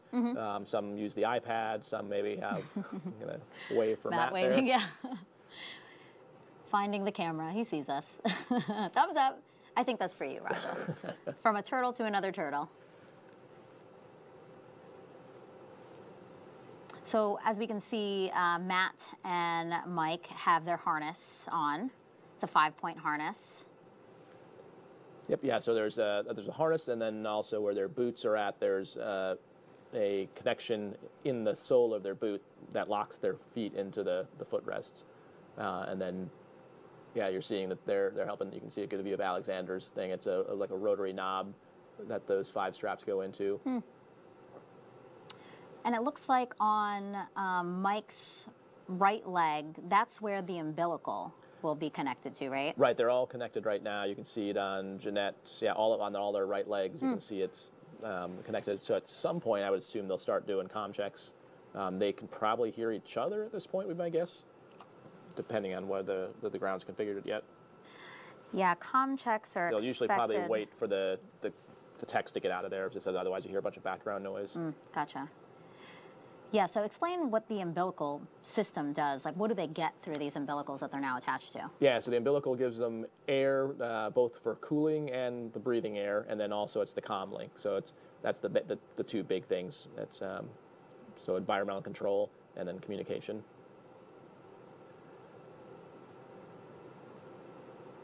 And then on the armrests are the actual controls for talking, for volume, what's called a Vox, which is a setting of how loud you have to talk for the other people to hear you, because you don't want to hear people breathing. So it's a sensitivity setting. So that's what on their hand rests, they have buttons that control that. You can see, kind of like I mentioned, this is now where they're putting on what we call the crew configured items.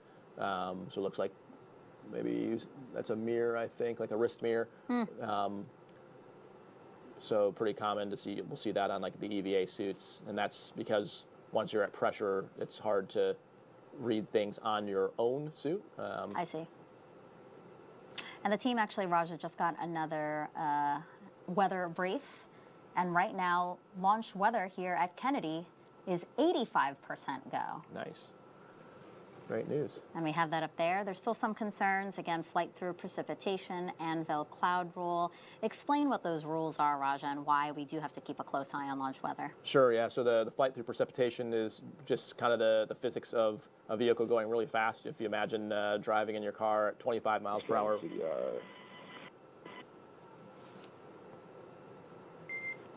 Dragon SpaceX, loud and clear from Hawthorne. How you doing? We're almost dropped in. We'll get you a real comm check here in a minute. Copy.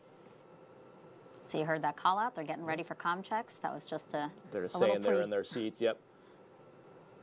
So real quickly, obviously. So yeah, so the flight through precep is just the speed, at that speed with the rain hitting the structure of the rocket, the concern that it causes structural damage. And then the anvil clouds is... SpaceX, field D for comm check. Pilot, loud and clear. How me? Charlie 2, good to be with you guys tonight. You there's MCCX and Hawthorne. Use well, Mike. And the anvil cloud rule is essentially thunder clouds, is when we talk about anvil clouds, and so the concern there is lightning, also potentially hail that can be in the uplift part of the anvil. That's as the air circulates, the nasty stuff usually gets pushed up higher, so avoiding flying through that is usually something we try to do. But again, improving trends, 85% go here at the launch site, and also improving trends along the ascent corridor. So teams are growing even more optimistic that today we will see Crew 8 launch to the International Space Station. I'm looking forward to it. So it looks like they're configuring the straps on those, what they call the satchels, those crew satchels that have a mix of basically like some of the product, like lineup cards. They have some emergency egress cards and some other things like that. Some quick, basically things if you need to get to checklist quickly, you've got in there. You can see next to Mike's right arm, another tradition of putting the crews that have been in that particular Dragon capsule in Endeavour, their patches along the bulkhead to his right. Oh, look at this view. It's a really tight space, but I really appreciate the camera teams there giving us these great views of our crew. So as was reported out, they're in their seats, strapped in. We expect comm checks soon, followed by seat rotation, and then suit leak checks. They're ready. Thumbs up for all those things coming up from all 4 crew members.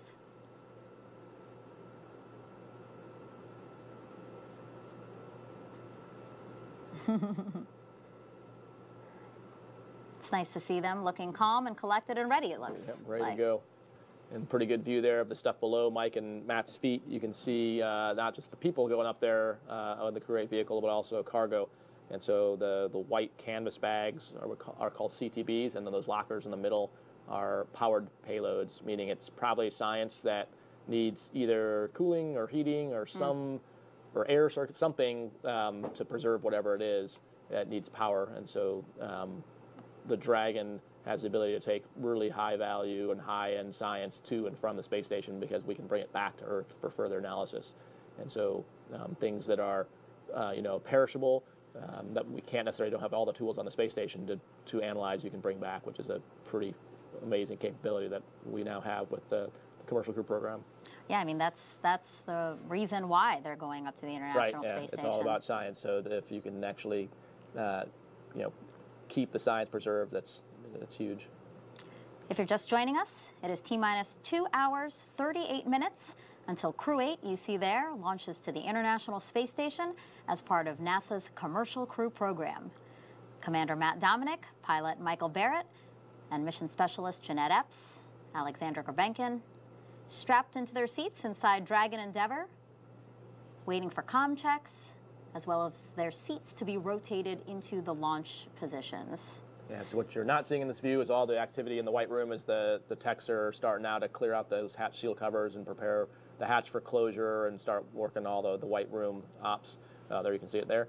And then, as you mentioned, so they're getting ready for comms checks, what probably Mike and Matt were doing on the displays there. We're configuring the different seats. You can set up different relative volumes between different loops. So kind of like if you were talking to me and someone else was talking at the same time, I can vary that mix. And more than likely, the crew kind of has an idea over time of how they like that setup. So that's probably what they're configuring. And then, like I mentioned, doing checks amongst themselves one at a time with one person talking and make sure you're not getting bleed over into someone else's comm, as it can be pretty annoying to hear. Ready for comm checks, 1.4. So now we'll listen in here as they run through all the different let's do it. Let's go left to right across the vehicle. MS1, Commander, Pilot, MS2, comm check. MS1, comm check. Jeanette, loud and clear. Loud and clear as well. Comm check. Matt, loud and clear. Same. Comm check. Mike, 5x5. The same. Full comm check. And Alexander, loud and clear. Thanks all. Good evening, Crew 8. Okay.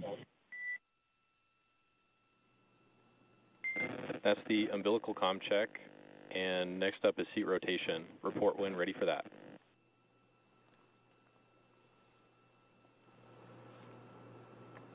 Ready for rotation. Copy, standby 1. So I mentioned that as the umbilical comm check, meaning they'll still have to do what's called RF comm checks later, which we'll hear later on Yeah, there's different kinds of comms, right? Exactly. Ground stations, TDRS. Different pathways, exactly. So they're getting ready to rotate the seats. So what the crew's probably talking about now is making sure they have all their hands and legs inside, restrained, nothing's out and about, so that when the seats rotate, you don't want to get anything stuck. And why do we want to rotate the seats? So the position they're in now is much more convenient to ingress in 1G. It's you're able to easily get in and out of the capsule. You saw they could kind of stand as they did that, but it wouldn't be the best to be in this position for launch. Dragon SpaceX initiating seat rotation.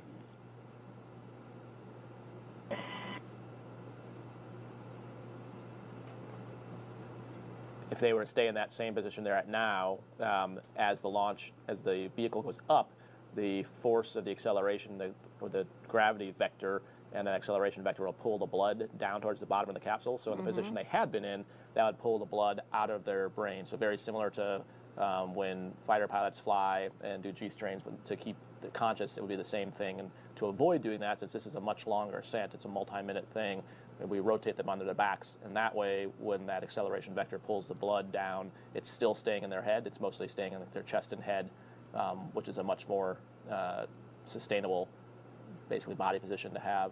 Yeah, basically, you're saying that if they were to stay in the position that they were in, they could pass out. Yeah, they definitely would pass out. Yeah. How much G-force are you experiencing? Dragon SpaceX, we see 4 seats in the launch position. How much of that force are you seeing at launch? And with that, you go for Section 2, suit leak check prep. All right. It's about 4 to 5 Gs, Megan, and peak, and it builds right before first stage cutoff and second stage ignition, and then the second stage kind of builds slowly from about 2 to 5 Gs by the time the second engine cuts off. So about 5 Gs peak. Wow. And so what you just heard on the mission audio loops again is that they are they have confirmed that the seats have been rotated into the launch position, and now they are getting ready for suit leak checks, which again, you saw them do that in the suit up room. So this should look familiar to you. It's just now that they're in Dragon, they're testing it here. And as you can see, visors are down, they're all ready. Exactly, and the reason we're having to redo it is you saw them open the gloves up before. Presumably, they didn't have to use the restroom. They would have to open up the bottom part of the torso zippers. And so since they broke that seal, they now have to recheck it. But what we did rule out by doing the leak checks in the suit room is there's probably nothing mechanically wrong with the suit. Care complete. Ready for leak checks. Copy, we see it. Your go for Section 3. There you go for 3. In the back and forth, you're hearing it referring to steps. So there's overall procedure numbers, and then steps within that procedure, and that's what they're talking about. And there's different ones where you want to verify with the ground before you command it. And you can tell that the suit leak checks were successful because we have a good view of Alexander here, but like the top of his suit is now approaching his head again because they're depressurizing the suit now that they know it can hold the right pressure. Right, so you'll see them, it actually takes a few minutes for it to run, so you'll see them kind of hold still and just kind of sit there. It's checking both the pressurization and, like you mentioned, the depressurization, like the rate it comes out.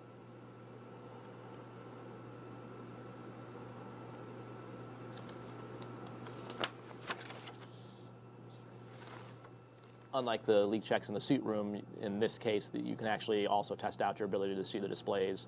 It's like you mentioned, Megan, the helmet kind of expands up on your head. And so you want to make sure that you've got your chin and that helmet kind of interface into the pad and the foam around it such that you can still see the displays if there was a depress event and your suit pressurized. And the targeted time for seat rotation was T-minus 2 hours, 29 minutes. Suit leak checks, 2 hours, 28 minutes. So as you can see, we are running ahead of schedule. Yeah, and so unlike before, earlier in the flow where you saw they would just hold and wait for that whatever time was supposed to be done, at this point they'll let them get ahead because if there are any unforeseen delays later, you want to build all the pad that you can. So on the right hand of your screen, we're seeing again inside the white room. Talk to us about what the SpaceX Ninjas are doing right now. We see them shining a light on the seal. So yeah, they're doing hatch seal inspections right now. So more than likely visually inspecting them as well as probably photo documenting it and running video over it. So they've got documentation of what that seal looks like before they close it. And then once they've done that and actually close the hatch, they'll also start running through hatch leak checks, very similar to the suit leak checks, except on the hatch. The reason they're not doing that is because they don't want to start that process until they knew the suit leak checks are good. So some of the folks up there are suit techs. So if there was a problem with the suit leak check, you have the expertise on hand, already in the clean room, ready to go to basically troubleshoot it right away. Oh, that's great. As you can see from the graphic on your screen, up next, hatch close. Again, first, successful suit leak checks we have to see. We have to successfully check the seal around the hatch, and then they will close the hatch, and that'll be the last time they open the hatch until it splashes down, Exactly, right? Yep. Yeah, that hatch is not the same one they use for docking on the space station. You can't actually see it in this particular view. It's on top of the spacecraft in this configuration. But yeah, you're exactly right. This is the same one. A lot of the same people, actually, too. A lot of these Ninjas will be the ones that are on the recovery boat about 6 months from now.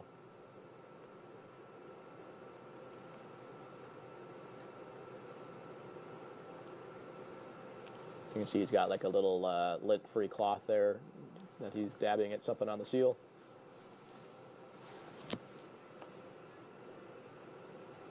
Such meticulous work has to happen. Dragon showing 4 good leak checks. Call the 4 good leak checks. That's a good sign. Copy, Dragon. We see the same 4 good leak checks. At this time, the closeout team is going to hop back in the vehicle for final closeout steps before exiting the capsule. Your go for Section 4. Section 4, thank you.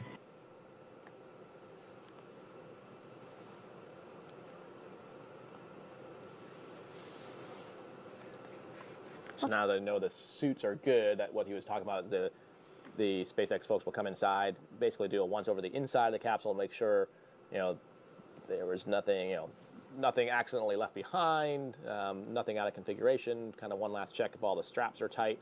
The crew is, because now they've done the leak check, what can happen is that suit expands, it loosens the straps, and so just making sure everything is still as it was. And as they continue to inspect the seal, let's talk a little bit about the comm checks that are coming up. So checks through the umbilicals, that happened, but we still have other checks. Can you talk us through the different ones and why there are several ones? Yeah, sure. There's different methods, or what we call RF chains or radio frequency chains, or you may call them loops, or they may also call them dragon to ground, space to ground. But it's just different ways of referring to different pathways that the RF flows. So you mentioned TDRS earlier, which is the tracking data and relay system. So that's one way. There's direct like radio comms. And so basically what they're doing is trying and making sure all those pathways work on the ground before they launch. And the other thing they do is talk to different stations. And so there's both the loops and the way the electromagnetics, all that flows. There's also within the control rooms different subloops of lots of people talking, but the crew only hears a very small subset of that through what either the Capcom or the core relays to them. But there is, for launch, the ability of some key people to be able to talk directly to the crew if there's an off-nominal situation. So they're going to check all those relay paths. So you'll hear like the voice of the CE, the chief engineer, the LD, the launch director. So you'll hear some of those people make sure that they have a path that goes all the way from the chair they're sitting in and the console they're on all the way to the crew in the vehicle. And that's a good awareness for our viewers as well. They're hearing chatter on the loops, but there is a lot more that's going on in the background to make sure that everything's working properly. And yeah, the crew is not hearing the vast majority of the back chatter. You're right. The average controller probably has like 14 or 15 loops that they're listening to and talking on and having different conversations. And then there's a long tradition in space flight that comes from aviation that only one person actually sort of filters all that information and then passes it up to the crew. And so we call it the Capcom in NASA speak, or they call it the core in SpaceX at MCCX. The same thing both here and then on the ISS we do the same thing. Artemis, it's been that way since Mercury and beyond. Can you break down those acronyms for folks? Sure. Capcom's Capsule Communicator Core. Crew Operations and Resource Engineer. There you go. So that would have been one for someone to ask me on social media. They would have stumped me, but you had it. Acronyms are huge here at NASA, so it's easy to forget one once in a while. It's a fun game to try to guess what the acronym means. And so those satchels on their legs, that's where Dragon SpaceX ComCheck. They're monitoring everything essentially. Right. So that SpaceX Dragon loud and clear. Copy loud and clear. That was over the TDRS network. That's the launch configuration. Stand by for comm checks with DC, MD, and LD. Check. Dragon DC on countdown 1. Comm check. DC Dragon loud and clear. DC loud and clear. Stand by for comm checks with MD. Dragon, MD on countdown 1. Comm check. MD Dragon loud and clear. How many? MD loud and clear. Stand by for comm check over Dragon to ground.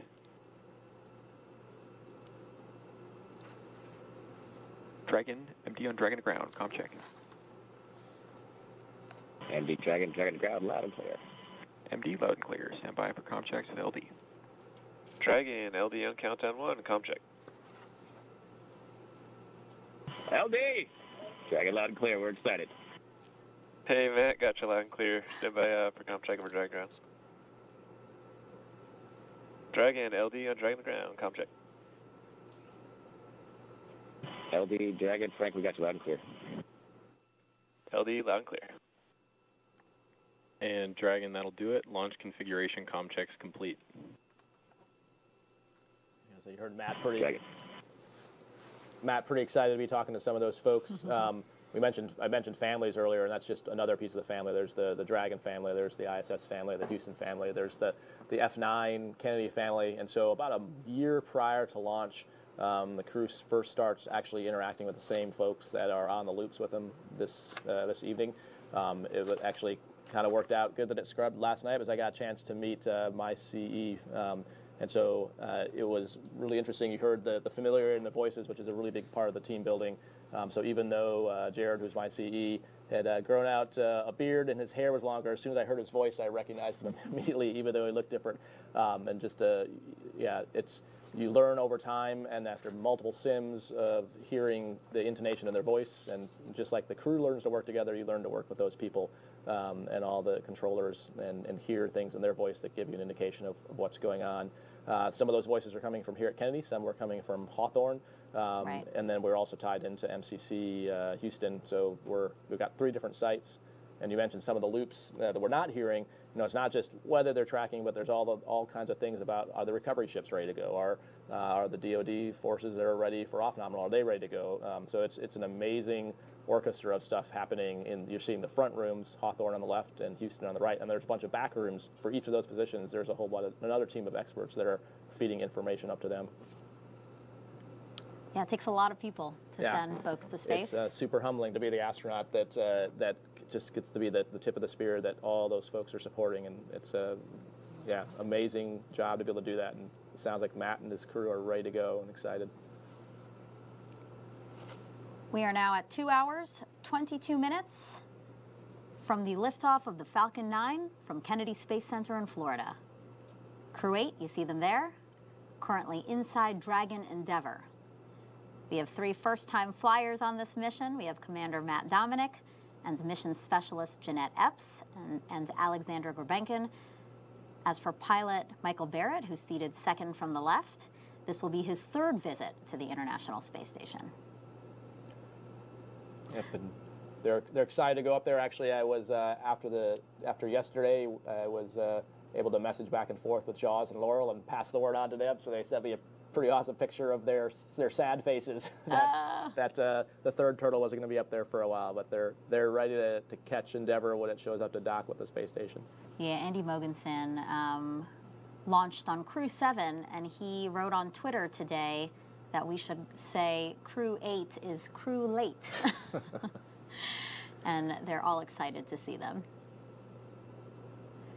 Yeah, it's weird. It's weird when you think about it, because you train a lot together, and then all of a sudden the crew in front of you is gone, and the next time you see them, it's in space, which is a pretty surreal place to have a reunion.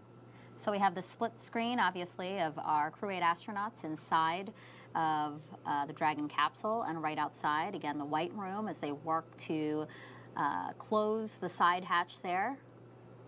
But so far, we are running ahead of schedule, actually.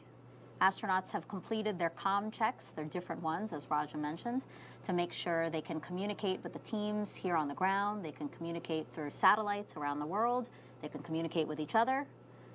Their seats have rotated from upright to their reclined launch position, which allows them to see and access the display panel, which you can see both Mike and Matt. It's off camera, but you can see them touching display screens in front of them.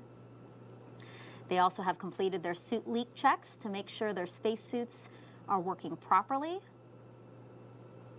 And again, now the closeout team will verify that cabin environments are stable, and they are working to close the side hatch of the Dragon spacecraft. It looks like they just removed something, actually, Roger. Yep, so those are pads to protect the seals, and like we mentioned, when they're getting in, they're holding their helmets to make sure that nothing gets scratched. So they're pulling off that equipment. And yeah, the side hatch and the side hatch leak checks are the next big technical piece of the timeline. And so because of the importance of that, it's very procedure-driven and very intricate, which is why you see one person kind of running the procedure, then other persons checking the procedure is signed off, one person documenting it all. So as all those pieces are coming out, they're basically checking off a list of making sure everything is out of the spacecraft, everything's accounted for. And so far, as we've been monitoring through cameras that we have in the white room there, everything looking good? Nominal? Yeah, everything seems to be looking good. You see there, he's taken the tech that it's right by the door there, was doing one more kind of wipe down of the actual sealing surface. So yeah, now all the padding is gone. Yep. Now, if you've been watching us since we came on air at 7:15 p.m. Eastern Time, I'm NASA's Megan Cruz with NASA astronaut Rajachari, who commanded NASA's SpaceX Crew 3 mission. The two of us are providing audio commentary right now, but we plan to expand our coverage about an hour before launch. We will come on camera and invite additional commentators to walk us through today's launch and ascent.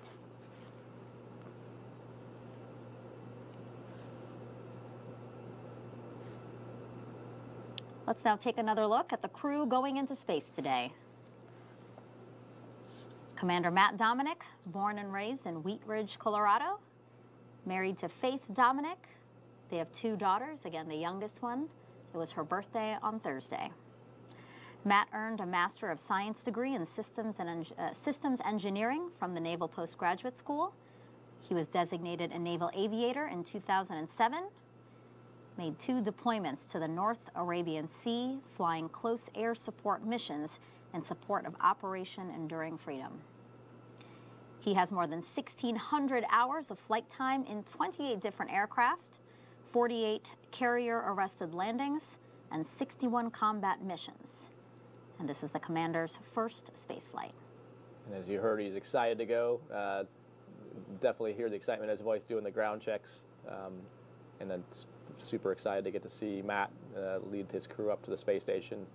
You know him well. I do, yes. Matt and I have, I've started together in 2017, so it's been a great journey, and always a joy to work with him. He makes every class, every training event fun, and always, it's one of the favorite things he likes to say is so many questions.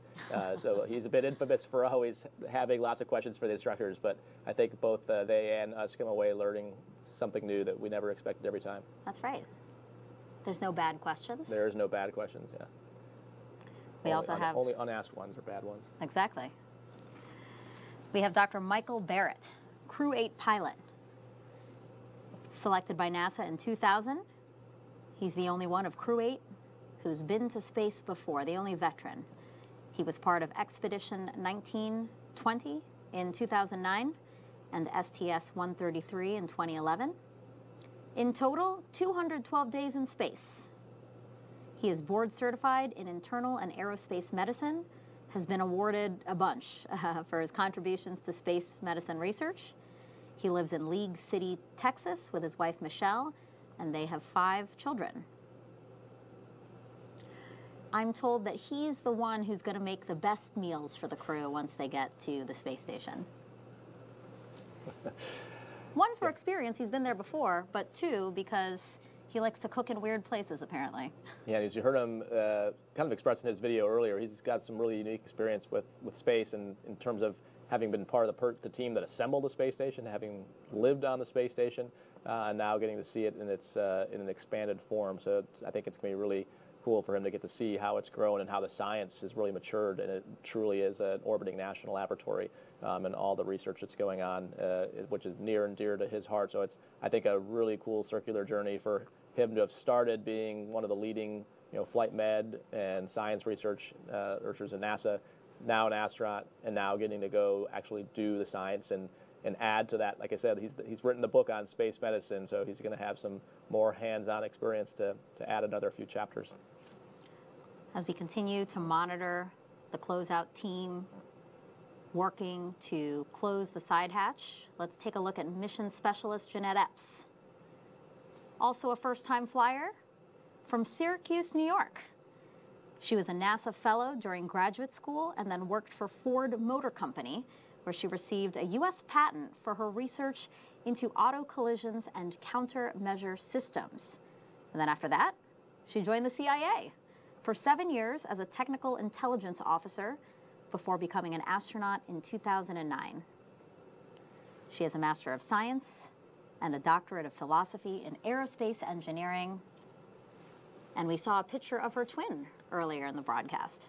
Yeah, that was very cool. Just like I had not seen young pictures of Mike, I had not seen a young picture of Jeanette and Janet, which, as she mentioned, if being a twin's not confusing enough, having almost the same names. But yeah, so excited for Jeanette. Like I mentioned before, such a cool background for her. I mean, everything from Ford to the CIA, like it's a true expanse, and I think very analogous to her career here at NASA of having seen different vehicles and having that unique insight, and taking that to the space station, and her deep technical knowledge and understanding. And as you heard in her video, she's very excited to be part of the scientific research and payloads and experiments going on up there. So it'll be fun to watch her in her element. And on the far left of your screen, we have Alexander Grubenkin, mission specialist, looking really relaxed as they await side hatch closure. He is also a first-time flyer, graduated from the Irkutsk Military Aerospace Engineering Institute in 2002, where he majored in the engineering, maintenance, and repair of aircraft radio navigation systems. He then attended the Moscow Technical University of Communications and Informatics, graduating with a degree in radio communications, broadcasting, and television. He was accepted pretty recently into the Cosmonaut Corps 2018, and he'll be the flight engineer while on board the space station, which is what you served as. Exactly, yep. So Alexander was essentially in the equivalent class of the Turtles. We were in 2017, and he was in the 2018 Cosmonaut class. They're offset a bit. Yeah, also great to see the members of their class going up to the space station, working with us side by side, and continuing the partnership between Soyuz and the U.S. launch vehicles.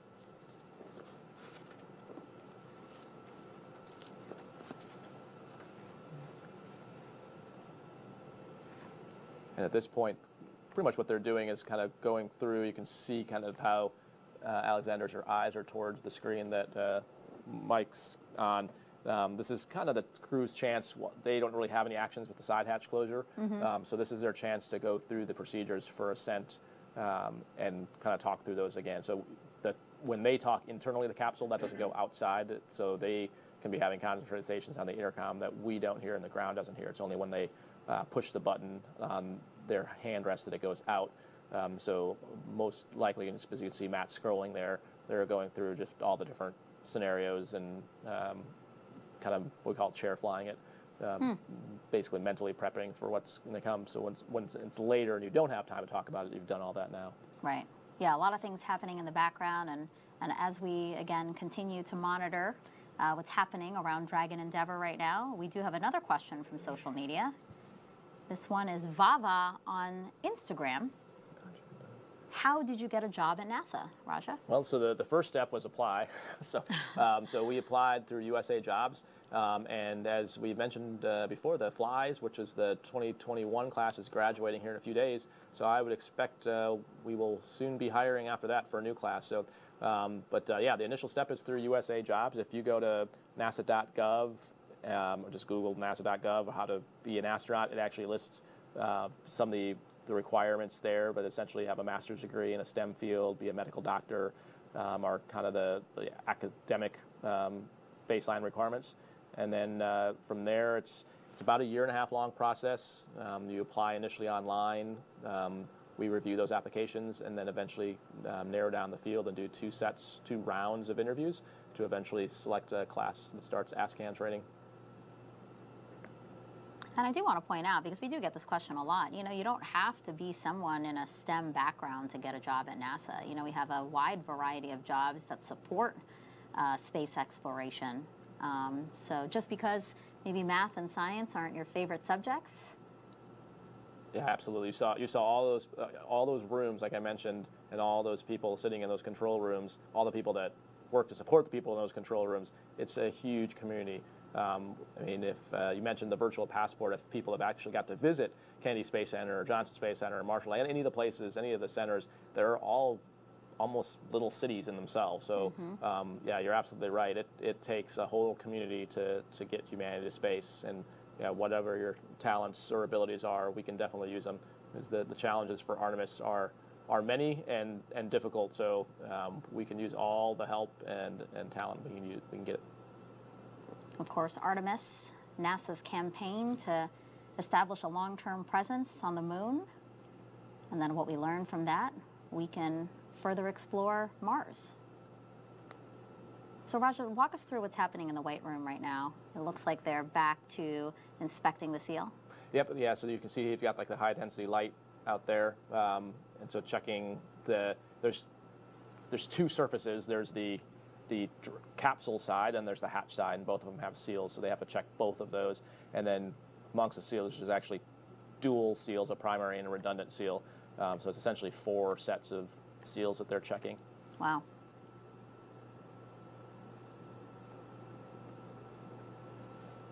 And so sometimes what can happen, it's pretty common on the space station, maybe there's like a discoloration or a divot. You can kind of see Maddie's iPad there. There's like pictures on the right side. So some of what they're doing is making sure that as you saw them doing the photo documentation before, like let's say there's like a place where it's a slightly different color, they'd want to go back and make sure, is that new or is that an existing documented thing? So that takes a little bit of time to cross-check those things, which is probably what's happening now, just making totally sure that there's no new damage is the wrong word, but no things that you're visually seeing that's different than it was already documented or already known. Yeah, like we said, Crew 5, a hair was in the seal. And that is it's unacceptable. Worth putting a lot of time into this because it is a pretty big time hit if you fail the hatch leak check.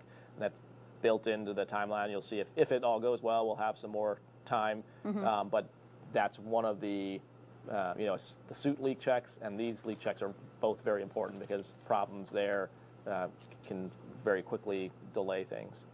And again, we are still ahead of schedule in the timeline, the mission timeline, as we count down to liftoff. The side hatch close is set for T-minus 1 hour and 55 minutes, so we still have some time. So about 10 minutes ahead. Yep. Still have some time to get that done and do it right. The other thing that's happening is you can't get too far ahead because the vehicle actually has to command pressurization changes, which is happening in Hawthorne and also as part of an automated sequence. So there isn't a chance you could get too far ahead, which then could throw things off. So there is pause points waiting, because if they close the hatch and Hawthorne's not ready to actually send the commands to then change the valve configuration, then you wouldn't want to do that. So there's some coordination going back and forth there as well, I would imagine. Since we mentioned the clock, a reminder to everyone, T0 liftoff time today is targeted for 10:53 p.m. and 38 seconds Eastern Time. So we are counting down with 85% go for launch here at Kennedy Space Center. Dragon, SpaceX for an update. Team's still working towards side hatch closure and being extra cautious about some hairs they found on the seals. Not a concern, and they're just being cautious. Dragon copy. Thank you.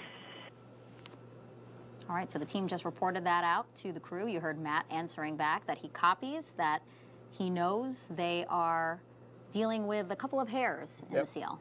And like we mentioned earlier, saw him using that lint-free cloth and taking pictures and comparing it to old pictures. So kind of exactly like we suspected. Saw a hair, clean it off, and then probably photo documenting where the hair was at and making sure that the act of wiping the hair off with that cloth didn't do any damage or leave any residual oils or anything like that behind. So that's, you know, the other reason they're wearing gloves is just the oils of your skin touching those seals can degrade them. Again, so meticulous. They have to be so careful.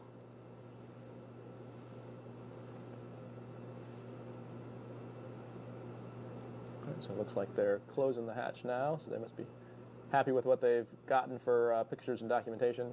And like you said, the next big thing here is still about 9-ish minutes away from the plan time to start the leak checks. Let's try to squeeze in another social media question. We have a lot coming in for you, Raja. This one is from Leslie on Twitch, asking, how come launch is so late in the day? Why not earlier?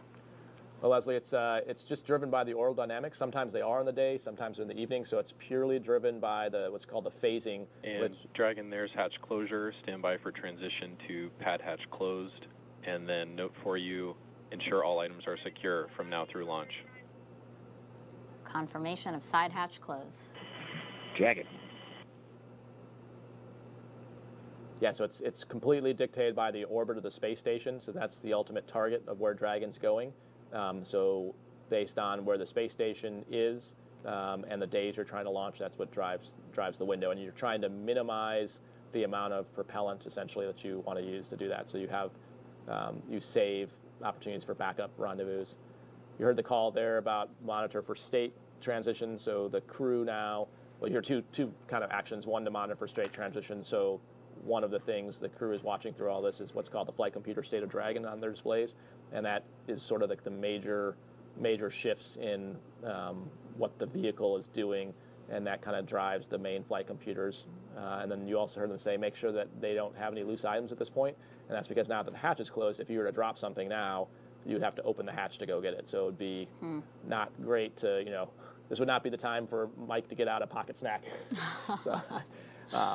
So you'll see that at this point, pretty much everything they have is either going to be attached to them with a lanyard or stay on their leg, just so that there's no chance of it falling. And the reason that's a problem is it's not so much a FOD issue or affecting something mechanically in the vehicle. It's more what's called a flail, or if that loose thing were to start flying around the cabin during ascent. Worst case, like if it were to like strike a visor or something like that, so and cause damage. That's was under, you asked about G-loading before, so although, you know, if you were to drop an iPad on your toe now, it wouldn't hurt under 5 Gs, that would be 5 times the weight, and so it could potentially hurt or damage something.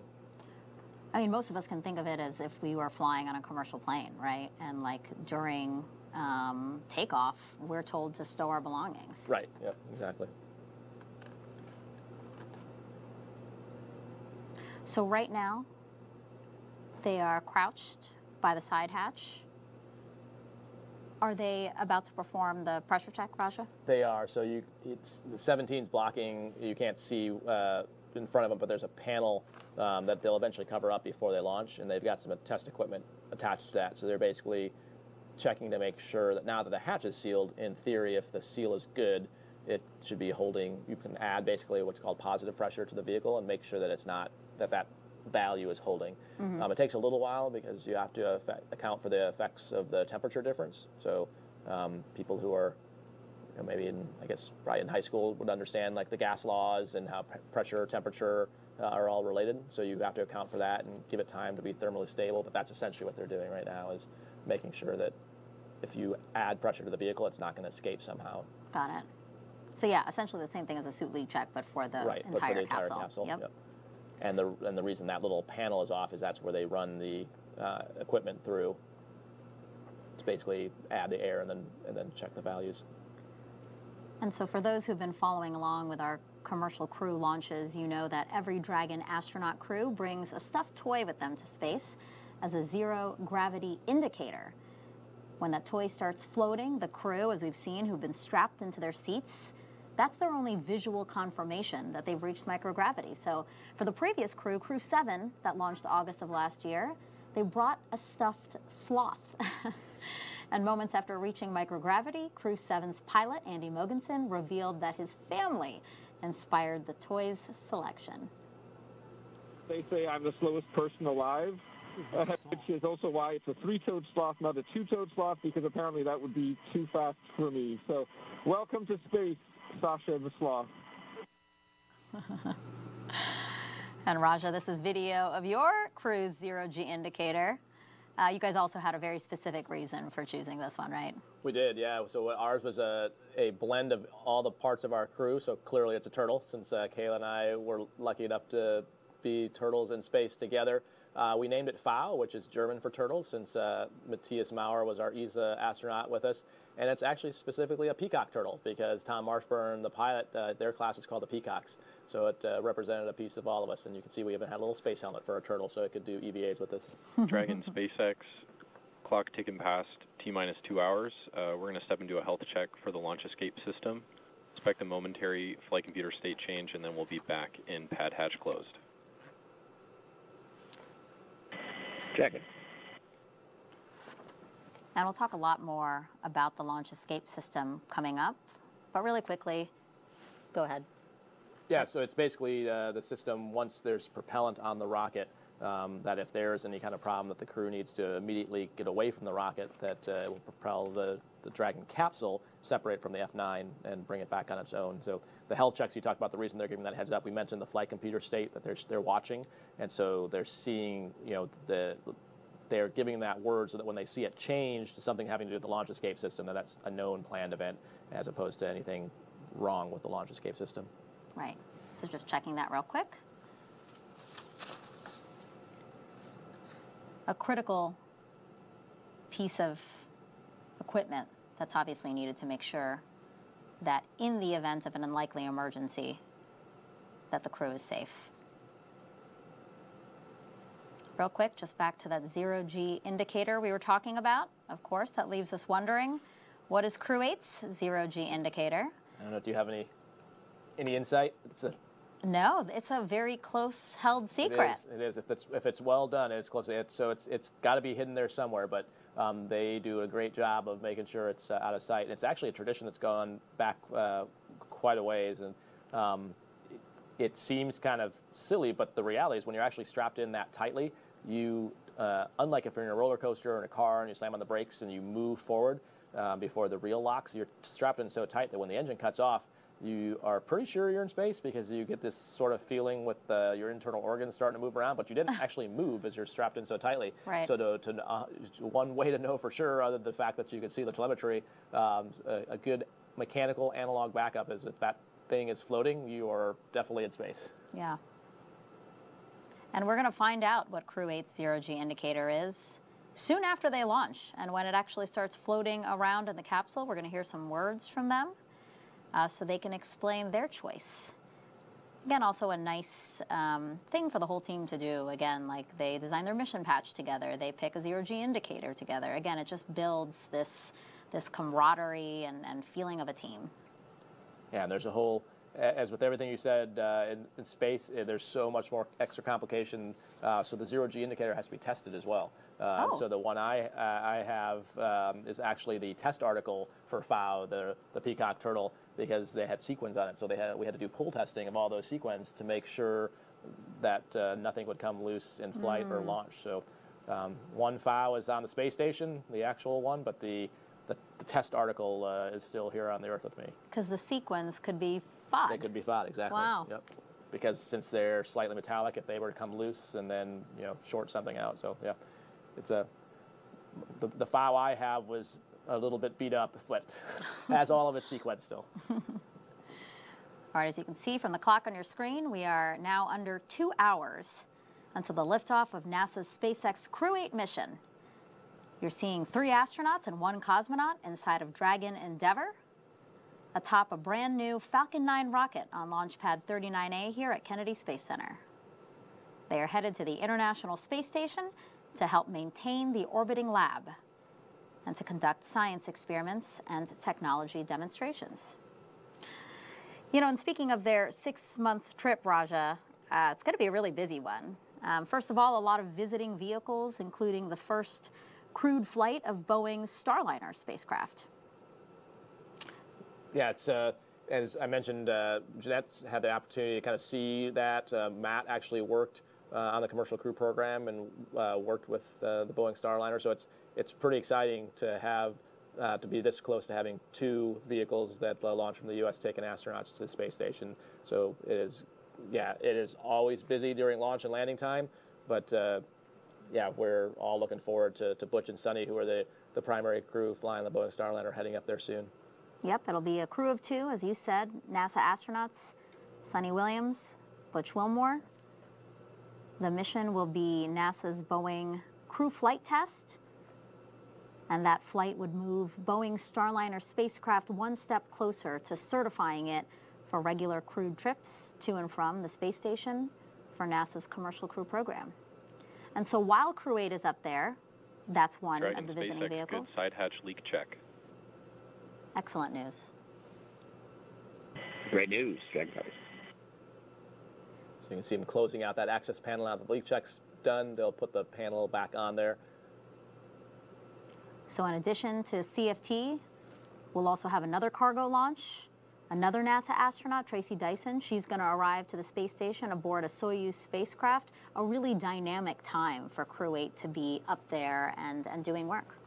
Yeah, so I think as the space station has now fully completed, it has constantly got traffic going and coming from it, bringing new science. So when CRS-30 shows up there, it's always one of the highlights of the times for the crews up there, because there's so much science that comes with those cargo vehicles, whether they're CRS, whether it's Cygnus, it brings up new payloads, and that's how we refresh and keep changing out what science is up there and always cutting edge. And then you mentioned, TC showing up there in the next Soyuz. She'll replace Laurel, who'll come back down, and continuing that flow. So Crew 8 will get some overlap with Crew 7, with Laurel and her Soyuz crew, and then quickly they'll be the ones running everything up there along with TC. And Crew 8 is also going to perform at least 3 spacewalks, looking at the summer-spring timeframe. One is going to remove radio frequency hardware, another to prep for the installation of 2 new iROSAs, and then the third to install a new HD camera. Yeah, so definitely a lot of work out there, a lot of work to be done, and that'll keep them very busy. But I think spacewalk training is definitely the hardest physical and mental thing of the training flow for ASCANs and in the astronaut program. But it's also one of the most rewarding things, and definitely we try to do as much as we can in space using robotics or automation, but sometimes just like if you had something broken on the outside of their house, the only thing you can do is go out there and fix it. And so they'll be doing that with the radio frequency hardware. Is an S-band antenna that has been having some problems, and so unfortunately it can't be fixed on orbit, so it has to be brought inside, brought back down on the ground, fixed, and then sent back up. And then the iROSAs, that's another acronym, but basically you're right. improved rollout solar arrays, I think. And so the space station's been continuously occupied for over 25 years, which means we've got better technology, more efficient solar panels. We're putting more science on board, and that science needs more power. And so we'll be installing 2 new sets of solar panel arrays, and it's pretty ingenious how they came up with the way those people who've seen the space station online or pictures know the solar arrays, or they're called the SAW, the solar array wings, are massive. They're huge, and so if you'd had to take those apart and add new ones, it would be very technically difficult. And so these IROSs actually go on top of the existing ones. They roll out on top, as that rollout name implies, and it's a pretty ingenious solution. And so most of the spacewalk involves rewiring those new ones into the existing electrical system and then actually physically deploying that rollout system. Wow. So again, they're on the space station for 6 months, all those visiting vehicles, all those EVAs, and then Crew 8 will also do a lot of science, as we've been saying. One of the main reasons why we have the International Space Stations. They're going to help facilitate research, including whether algae may improve spacecraft life support systems. Many of the research conducted in microgravity have applications here on Earth that improve our everyday lives. Yeah, and I think that's, at least for me, Megan, the most exciting thing about work on the space station.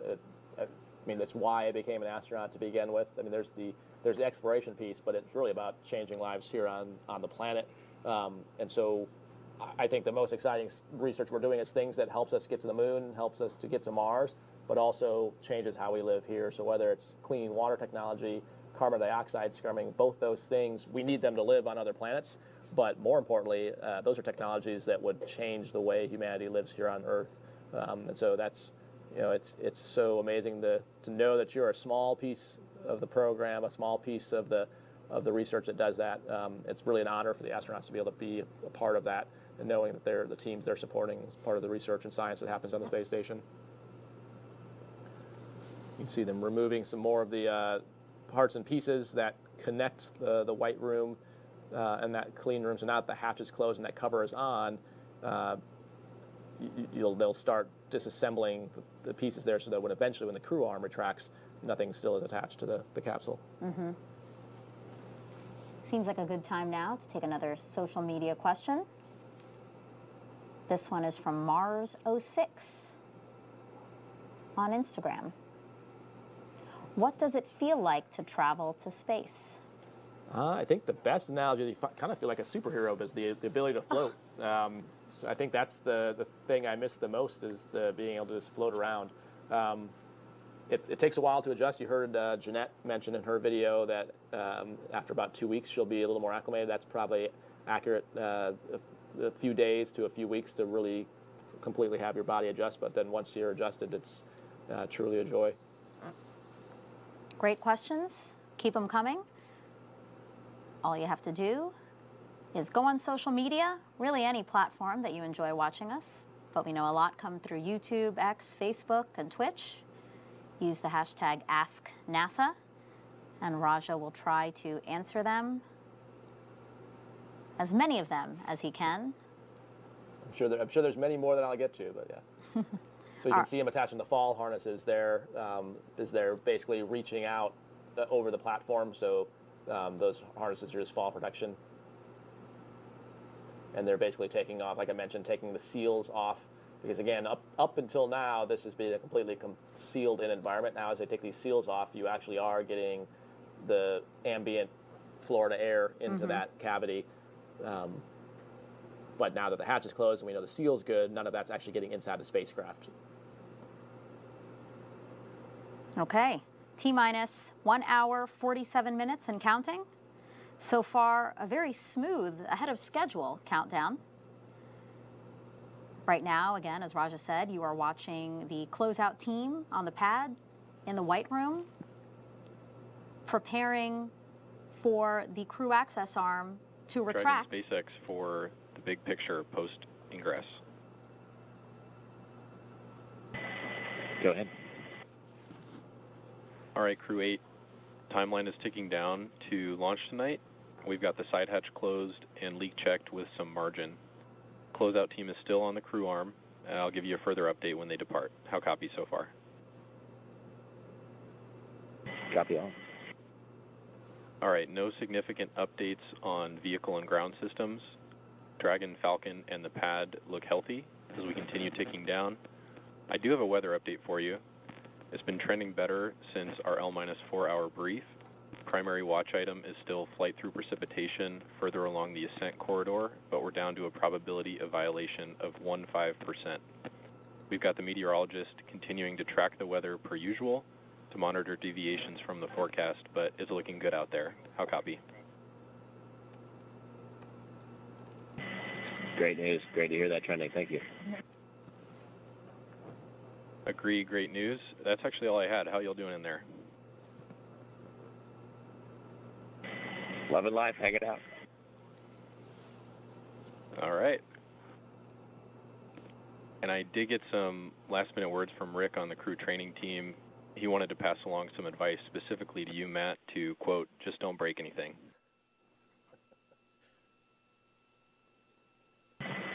Copy all. It's your space rep. We're going to take good care of it. Some fun banter back and forth there on the mission audio loops. You were hearing Matt being told not to break anything because right now everything's looking great. No issues with Dragon, Falcon, or the pad. Weather trending better again than yesterday, 85% go. They are looking at some rain farther along the ascent corridor, but still looking good for launch. As you can see, 85% go. Great news. Yeah, and the fact that it's trending better is good to hear. Yeah, especially since weather has been plaguing us the last couple of days and actually was the reason why we couldn't launch yesterday. Exactly. So as we're looking at a live view of Falcon 9 with Dragon Endeavour and our Crew 8 inside on Launch Pad 39A, let's take you inside Mission Control in Houston. It's the hub of human spaceflight at NASA, as you can see there, with flight controllers who constantly monitor the International Space Station and the people living on board. They are getting ready for Crew 8's arrival. Let's hear from Rebecca there. Thanks, Megan. Such an exciting mission ahead for Crew 8. I am here in the International Space Station Flight Control Room in Mission Control, Houston. Including Demo 2, today's launch will be NASA's 9th total crewed launch under the Commercial Crew Program, which has enabled the United States to once again launch astronauts from American soil. However, it's not just professional astronauts that visit the International Space Station anymore. The orbiting laboratory was recently home to the 3rd private astronaut mission called Axiom Mission 3, or AX3, with a crew representing 4 nations. NASA is enabling these private astronaut missions to open up space unlike ever before and lay the framework for a commercial low Earth orbit economy where NASA will become just one of many customers. On January 18th of this year, the AX3 crew launched from NASA's Kennedy Space Center, which is where Crew 8 is launching from today. The AX3 crew spent about 2 weeks on board the station, completing over 30 important research experiments and conducting dozens of outreach activities. Accompanying AX3 during their stay and currently awaiting Crew 8 is the Expedition 70 crew. When Crew 8 arrives at the space station, they will no longer be referred to as Crew 8, but rather join as Expedition 70 flight engineers. We have a photo of Expedition 70 that is currently on board station and looking forward to the arrival of their new crewmates. Seated in the middle left is International Space Station Expedition Commander and European Space Agency astronaut Andy Mogensen. Next to him is NASA astronaut Jasmine Mogbelli, seated there. Heading back to the left are Roscosmos cosmonauts Nikolai Chub, Konstantin Borisov, and Oleg Kononenko. Next is Japanese Aerospace Exploration Agency astronaut Satoshi Furukawa, and on the far right is NASA astronaut Laurel O'Hara. As the station is first and foremost a laboratory, the crew will jump right into conducting experiments with new research still to be delivered on upcoming cargo flights. NASA's commercial strategy for low Earth orbit will provide the government with safe and reliable services while also supporting an entire commercial ecosystem where NASA will be just one of many customers. To learn more, let's take a look at this video. LEO. It stands for Low Earth Orbit. That's a portion of outer space about 250 miles up, and for over 20 years it's been home to the world's most unique laboratory, the International Space Station. In this weightless environment, the space station has enabled scientific and engineering breakthroughs that just weren't possible on Earth. It's taught us more about our planet, physics and biology, and it's preparing humans to travel farther from home than ever before. And as the space station approaches its end of life, America will maintain leadership in LEO by enabling a new era of commercial spaceflight. Through the Commercial LEO Development Program, NASA is working with industry partners to develop the first generation of commercial space destinations. These will be privately owned and operated space facilities, where NASA will be just one of many customers. This new orbital economy will stimulate commerce and usher in the next generation of aerospace engineering, opening the door for scientific discoveries and private astronauts, allowing NASA to continue its critical research in LEO, supporting deep space exploration and bringing those benefits back home to Earth. T-minus 1 hour, 40 minutes from launch, as we're taking a live look inside the White Room, which is at the end of the crew access arm. This is how the crew ingressed into their Dragon spacecraft, which, as you can see, the side hatch has now been closed and will not reopen until the crew splashes down 6 months from now. We've been talking about the crew's destination, the ISS, and how it's an incredible orbiting lab. So let's check out some of the research that's up there that has helped us down here. The International Space Station is a state-of-the-art microgravity laboratory that is unlocking discoveries not possible on Earth and helping us push farther into deep space. Every single day, we are answering big questions about Earth and about space, about where we came from and about where we're going. But the other thing that we're doing is we're learning more questions to ask. Microgravity turns almost everything we know upside down. Liquids behave completely differently.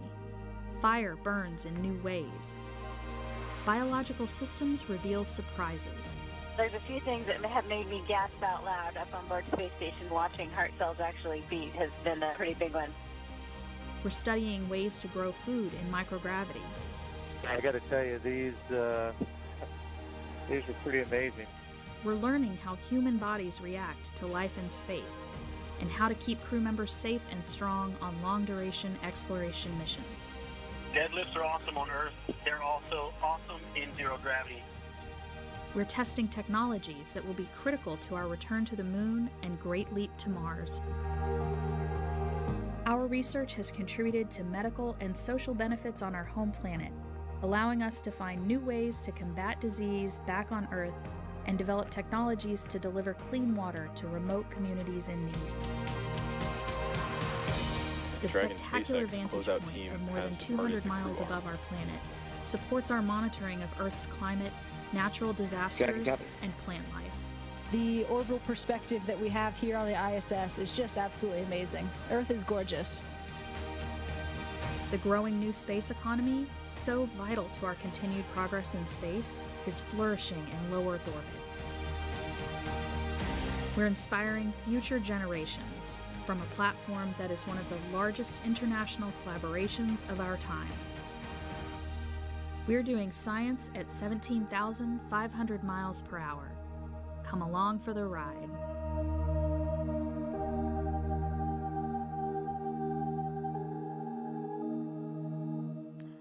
So during that video, you might have heard the team over the mission audio loop saying that the closeout team has departed the pad. So now you see them, they're not in the White Room any longer. They crossed the crew access arm, they're down one level, and they will be leaving the pad shortly, right? Yep. Yeah, and all that information they're telling them that is that you can see shadows. I mean, the crew's restrained their seat, and especially once their seats rotate, you can't really see out the window, but you can see movement and stuff outside the windows.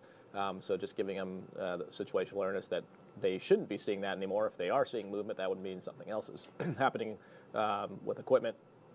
And it also gives them awareness. So one of the things that we talked about earlier is emergency egress. And so the crew is always kind of keeping track of how many people are on the pad, because if you have to use those slide wire baskets, you have to make sure everyone's accounted for. And so this is all that. There's a purpose to all that communication to let them know who's there, not there. Thanks for that insight, Raja. Let's talk about Crew 8's mission patch. You know, they designed it together, and let's take a look at it now. We have the Dragon bowing with respect to the ISS as it stands watch over Endeavour. Endeavour, of course, is the spacecraft that's flying Crew 8 to the ISS, therefore enabling a continuous human presence on the lab in low Earth orbit. The Dragon's tail, of course, in the shape of a number 8. The crew also wanted to highlight the international effort on the station, and that's why you see a world map in the background. And also, each Crew 8 astronaut is allowed to bring a few personal items with them for their roughly 6-month stay in space. Here's a few of the things Crew 8 says they're taking up. So we will do left to right. Alexander, we have there. Family photos and things that remind him of home. Mike Barrett, the pilot, he said the coolest thing he's taking with him is his crew. But he also plans to fly mementos for people who've inspired and supported him throughout his life, as well as specifically, Raja, hard copy photos of his family. Then we have Matt, Commander. So he said that his dad had the same style watch provided to Apollo astronauts, and his dad recently gifted that watch to him. So he will be bringing that up to the space station with him. And then Jeanette, she'll be bringing up a photo of her mom. And for those who don't know this, her mom passed away 5 days after Jeanette was selected to be an astronaut in June 2009. And Jeanette says she wouldn't be here sitting in Dragon Endeavour without her mom's work ethic and the emphasis that she instilled in her, emphasis on education growing up. Yeah, and I think there's not a whole lot of room to put things in your suit pockets, but some of the most precious things for you and your loved ones are usually what go there. So in my case, it was my wedding ring, and then some basically pieces that my children in the future use for their weddings, hopefully if they choose to do that, since they're still younger now. But that was giving them the option to have something significant that flew with me to space for their eventual marriages. That's a really great, thoughtful thing. It was not my idea. It was passed on to me by someone else who thought it was probably passed on to them by someone else. It's nice of you to admit that. Again, speaking of Jeanette's... I passed it on to Jasmine as well, so that's probably part of her answer as well. Oh, Jasmine McBelly, Crew 7. Yeah. Speaking of Jeanette's work ethic, as we were talking about, she's probably one of the most thoroughly cross-trained astronauts in the Corps right now because, again, trained in Soyuz, Starliner, and now Dragon. Yeah, it's, we said Mike Barrett has done Shuttle and Soyuz and Dragon, but unique and definitely not something that all the astronauts are doing. It's a good problem to have this many vehicles to train in, but definitely also a challenge to keep track of that many different systems and differences between the vehicles. So she's uniquely qualified, having seen all of them.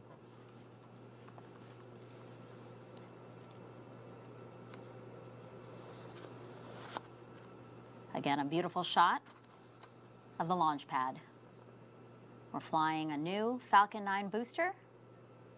Dragon Endeavour flying on its 5th flight. That's the most for any Dragon spacecraft. Right, Raja?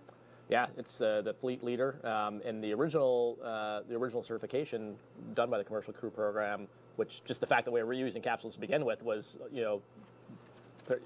new boundary breaking and not unprecedented. So this is the fact the program and SpaceX pulled that off together. In and of itself is amazing, and now they're at 5. And so after this, I'm sure there's going to be a lot of analysis, taking a really close look at how the vehicle's actually performed over the 5 flights, and what the forward steps are. But it's pretty amazing to even, like earlier mentioned in the broadcast, like 5 years ago, just the idea of saying, like, oh, it's on its 5th flight. We wouldn't have been in the vernacular, and now it's just talking about it as if it's, oh yeah, of course it's the 5th flight. What else would it be? So it's the impossible has become the common. Right, and the plan for the Commercial Crew Program is after Endeavour flies on its 5th flight, they'll evaluate it and work with SpaceX to maybe determine whether or not it could be recertified to fly additional flights. Exactly, yeah, and I think there'll be, like I said, a lot of analysis. You may not have to refurbish the whole capsule. Maybe there's certain key components or parts or critical pieces. But yeah, we'll really dig in with the help of the folks at Johnson, KSC, and Marshall, and really all the NASA centers that help the Commercial Crew Program to figure out how we can continue using it. T-minus 1 hour, 31 minutes, 40 seconds and counting until Dragon Endeavour, as we've been talking about, flies its next 4-person crew to the International Space Station. The astronauts we're tracking today: Commander Matt Dominic, pilot Michael Barrett, mission specialists Jeanette Epps and Alexandra Gurbenkin. A live view of them there. Up next, the launch escape health check, Raja, or are we early? They called one earlier. I wasn't sure if that was if they just got ahead of timeline to knock it out or if we'll see it again. But in either case, it's before they start the prop loading and actually have to arm it for real. They're mostly likely just checking to make sure it can transition between states. And that flight computer state, you keep hearing them talking about, that's important in the Dragon software architecture, but essentially that state is what dictates what things you can do. So for example, if it's in the launch state, you could have a launch escape trigger, but once it's in orbit, it's not in that state anymore. So all those systems are saved. And so that's why a really key vehicle parameter they're always watching is what is the state it is in, because that is what enables different commands. I see. And Dragon's launch escape system is powered by 8 Super Draco engines. They're mounted in pairs around the exterior of the capsule. And each engine is capable of generating 16,000 pounds of thrust. And there's a system of sensors throughout the Falcon 9.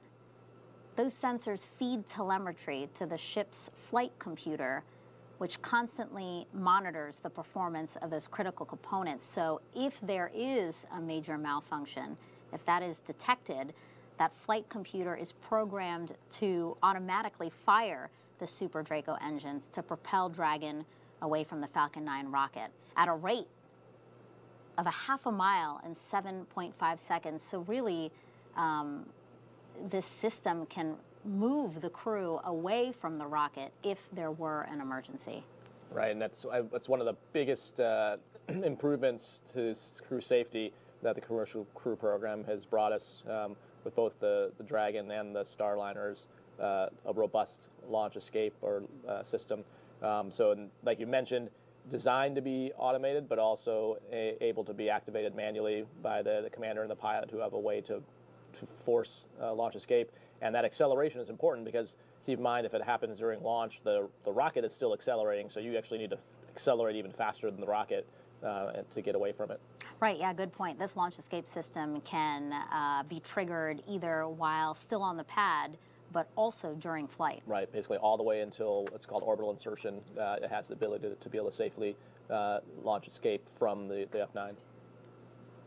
So we'll be arming that launch escape system just before propellant loading of Falcon 9 at T-minus 35 minutes. Now with Crew 8 going up, that means Crew 7 will be returning home.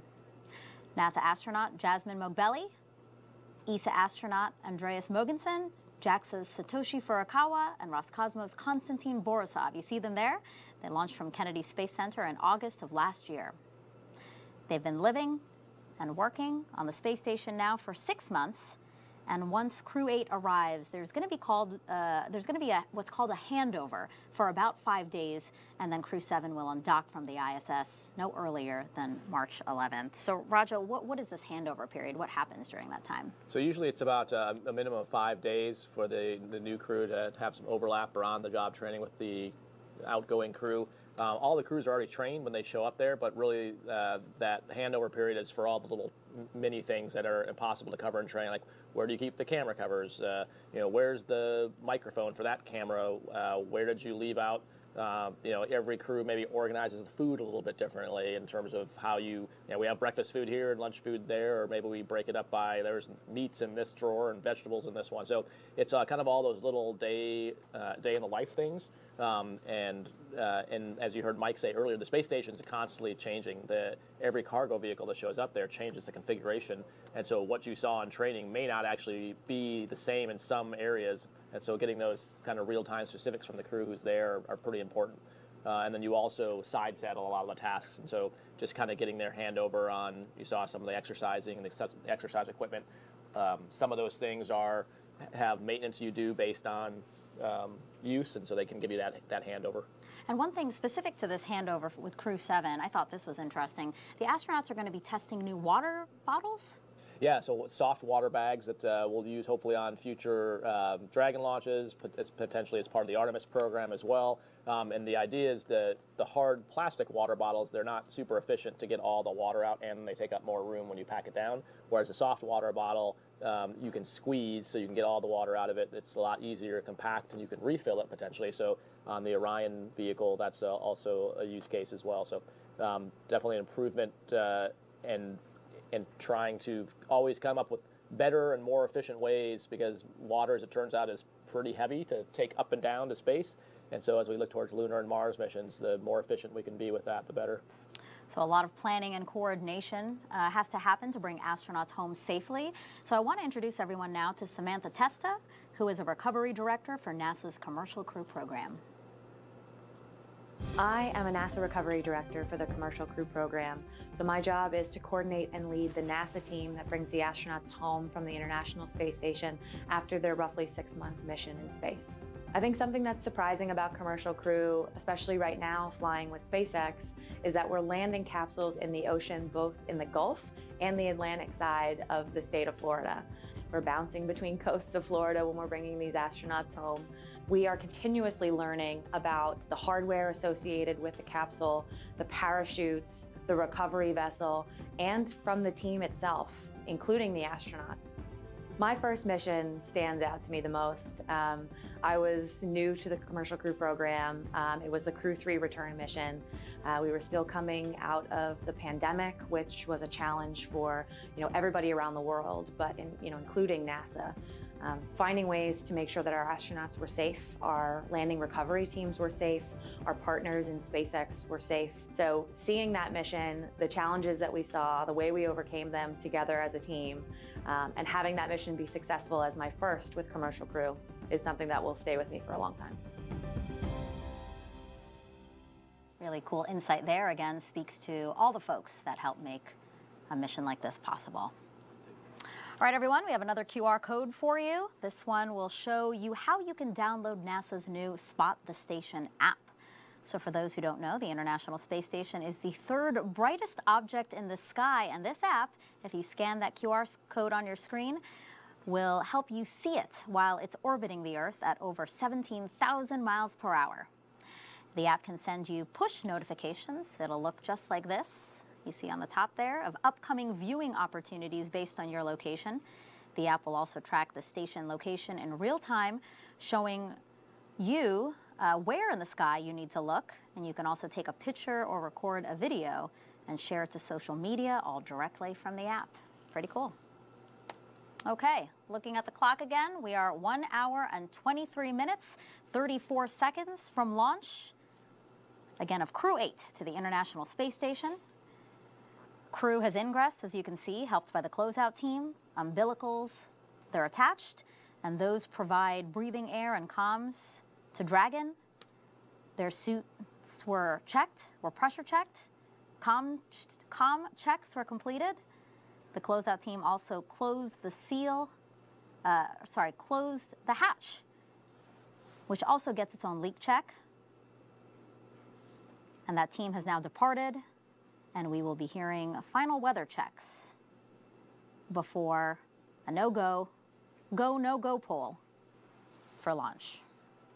Before we get to that final poll, the various teams at both NASA and SpaceX will do internal polls, making sure conditions are right with Falcon 9, the Dragon, the Crew, the range, and the space station. Yeah, it's a lot of moving parts and a lot of conversations. Kind of like I mentioned, it's really the epitome of the partnership between NASA and SpaceX that makes that happen.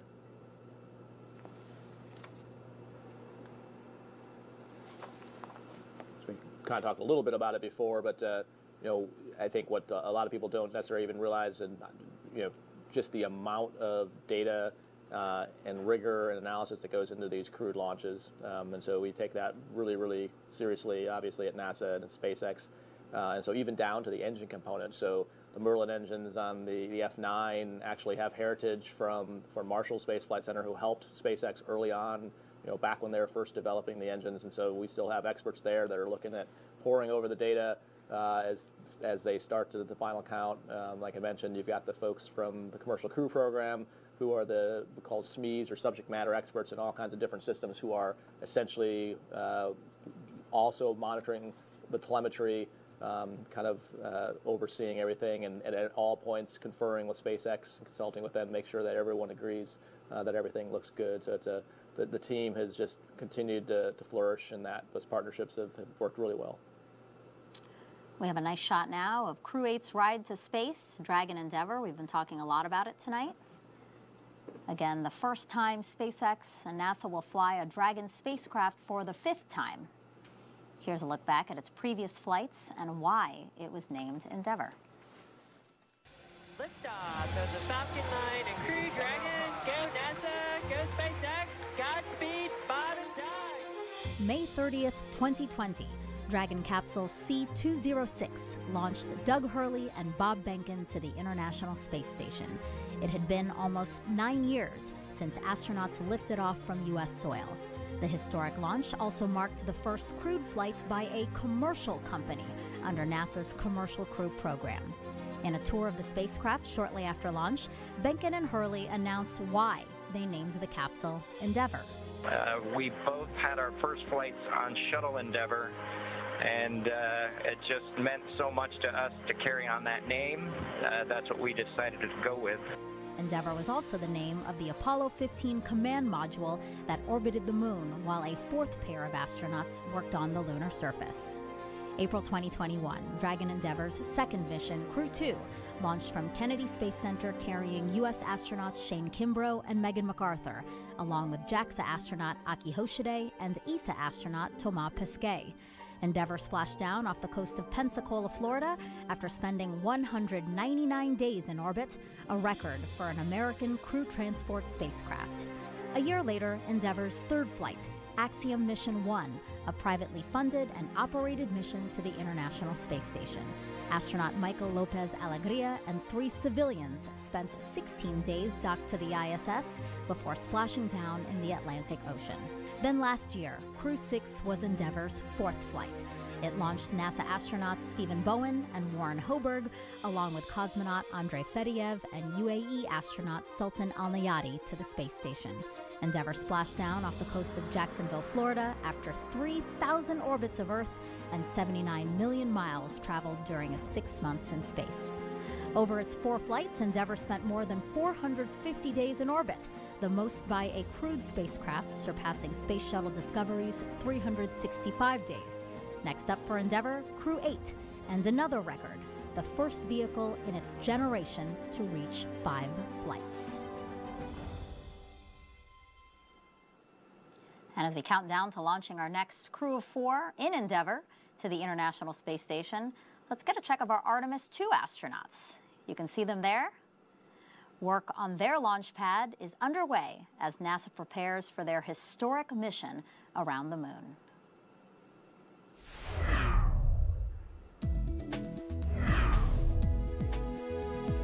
Earlier this year, teams with NASA's Exploration Ground Systems began installing and testing these emergency egress baskets at Launch Pad 39B at Kennedy Space Center in Florida. The baskets are in preparation for the agency's crewed lunar missions, starting with Artemis II. If an evacuation at the launch pad is necessary, astronauts and other personnel will use the egress baskets to quickly evacuate from the mobile launcher. You're getting a sped-up, first-person point of view of that ride now.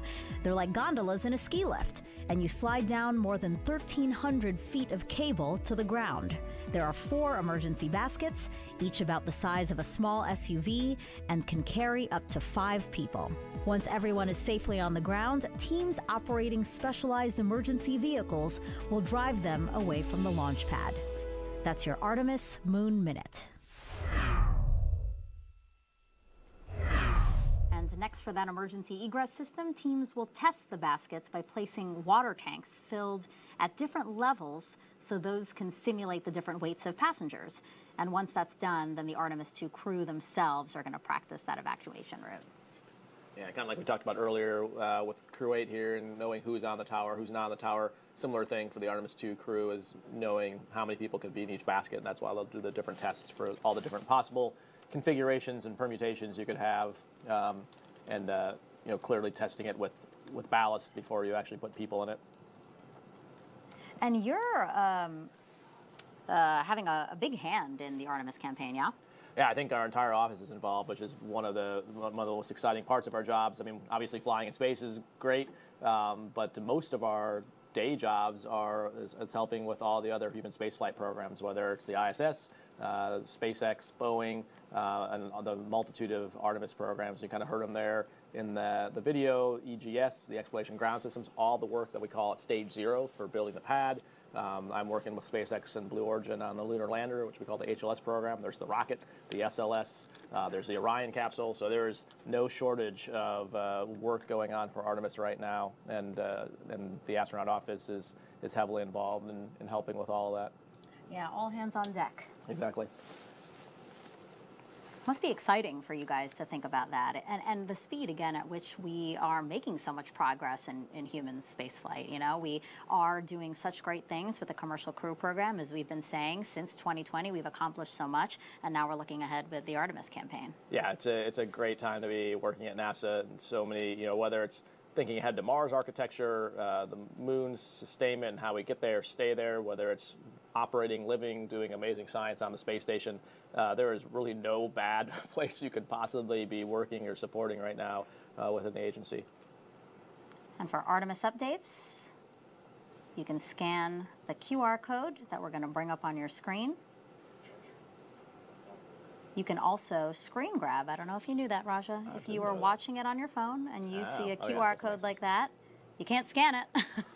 So you could just screen grab it, and then from that picture, just click on it, and it'll take you to nasa.gov/Artemis-2.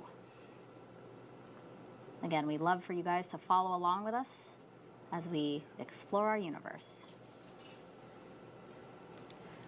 Yeah, and so it's not, like we talked about before, it's not just the development going on, but all the training that the Artemis 2 crew is involved in, and you know, being out in the Pacific. So we've got operations on both coasts with help from our DoD partners on the East Coast for Dragon, and then just this past few days on the West Coast and in the Pacific for Artemis.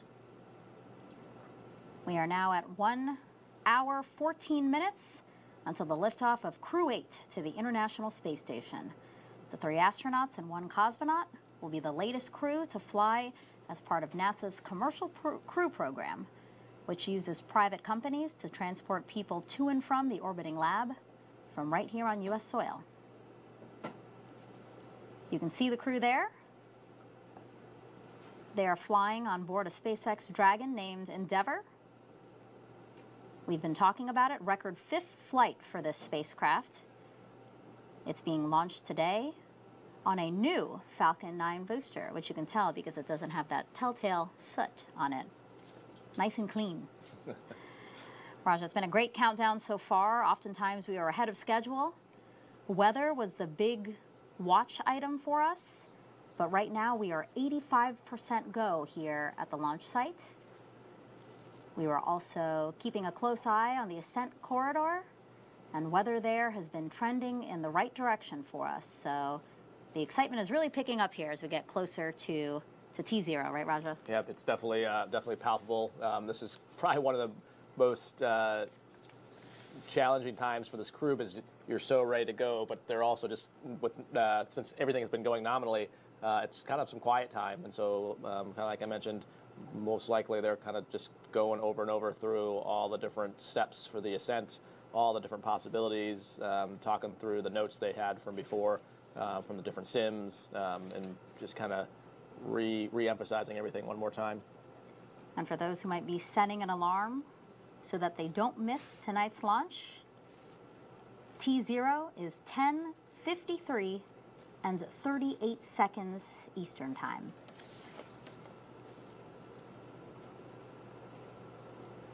We have time now for another Ask NASA question. Let's pull one up on the screen here, again for Raja, who's been doing a great job. And actually, somebody recorded a video for you. So, yeah, this will be cool. So this one is actually from a former NASA engineer turned STEM influencer on social media. His name is Mark Rober, and he was here visiting Kennedy Space Center recently, and he had a question that only an astronaut can answer. How's it going? Mark Rober here. I've got an Ask NASA question, and my question is, I remember the first time I looked through an actual telescope. and just like what that felt like to see stars with my own eyes in a way that I'd never seen them before. So my question is, as an astronaut, what was it like the first time you got to space and you kind of looked out the windows, and not only did you get to look out and see space and the stars with no light pollution for the first time ever, but also looking back on Earth? Like, what was that moment like? What did that feel like? Yeah, for me, it was pretty surreal. I don't even know how to put it totally into words. In fact, Tom Marshburn, who was the person on our flight who had flown, his whole goal on the ascent after we'd unstrapped was to actually just to watch us looking out the window to see our reaction, and just the joy that we had and the joy that brings to another person, seeing a human have that much joy. I think you're absolutely correct. The stars look a little different, but I think for me at least, what was even more powerful is the Earth, seeing the Earth from that vantage point, and seeing really the layers of the atmosphere of the Earth is a pretty powerful thing. And the idea too of what's a really neat thing that you can only do in microgravity is you can rotate your body so that you see it in different orientations. So often we're used to seeing the horizon as a flat horizontal surface, but in space you can just rotate your body 9 degrees and see it vertically, and it makes the Earth, which should be very familiar and which where we obviously all live, but it gives it the sense of it. You're looking at like a completely different planet just because you're not used at all to seeing in that orientation. It's such a powerful visual experience. And for me, just emphasized how important it is to take care of the planet we live on. Wow, that was a beautiful shot. Timed with your beautiful answer, again, of the experience it is to be in space. Thank you for that question. And a quick note, if you're in Brevard County here on Florida's Space Coast, you can listen along to tonight's launch on local amateur radio frequencies that you see on your screen. I think I would mess those up if I were to say them out loud, so just take the time that you need here to write those down. Again, only available if you're here in Brevard County, Florida. Great view of the rocket there.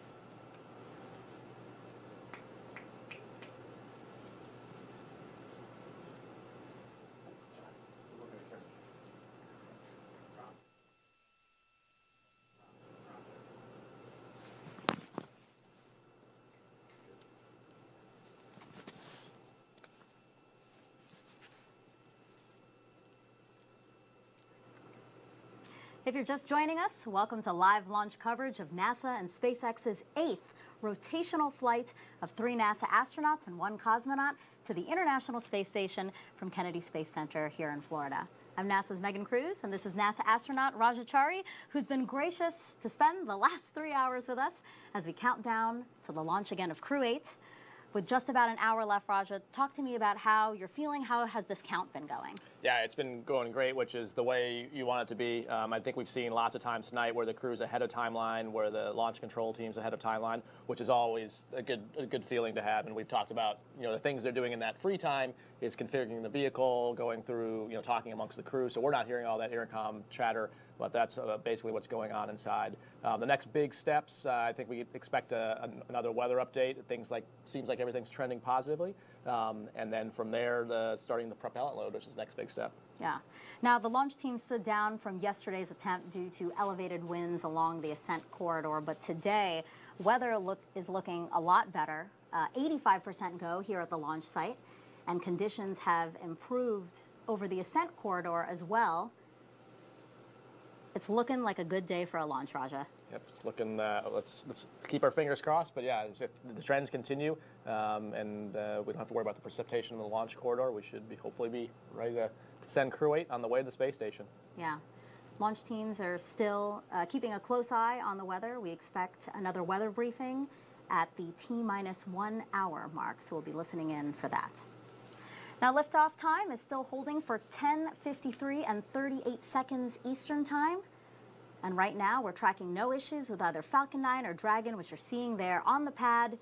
A beautiful reveal from behind the vehicle assembly building there.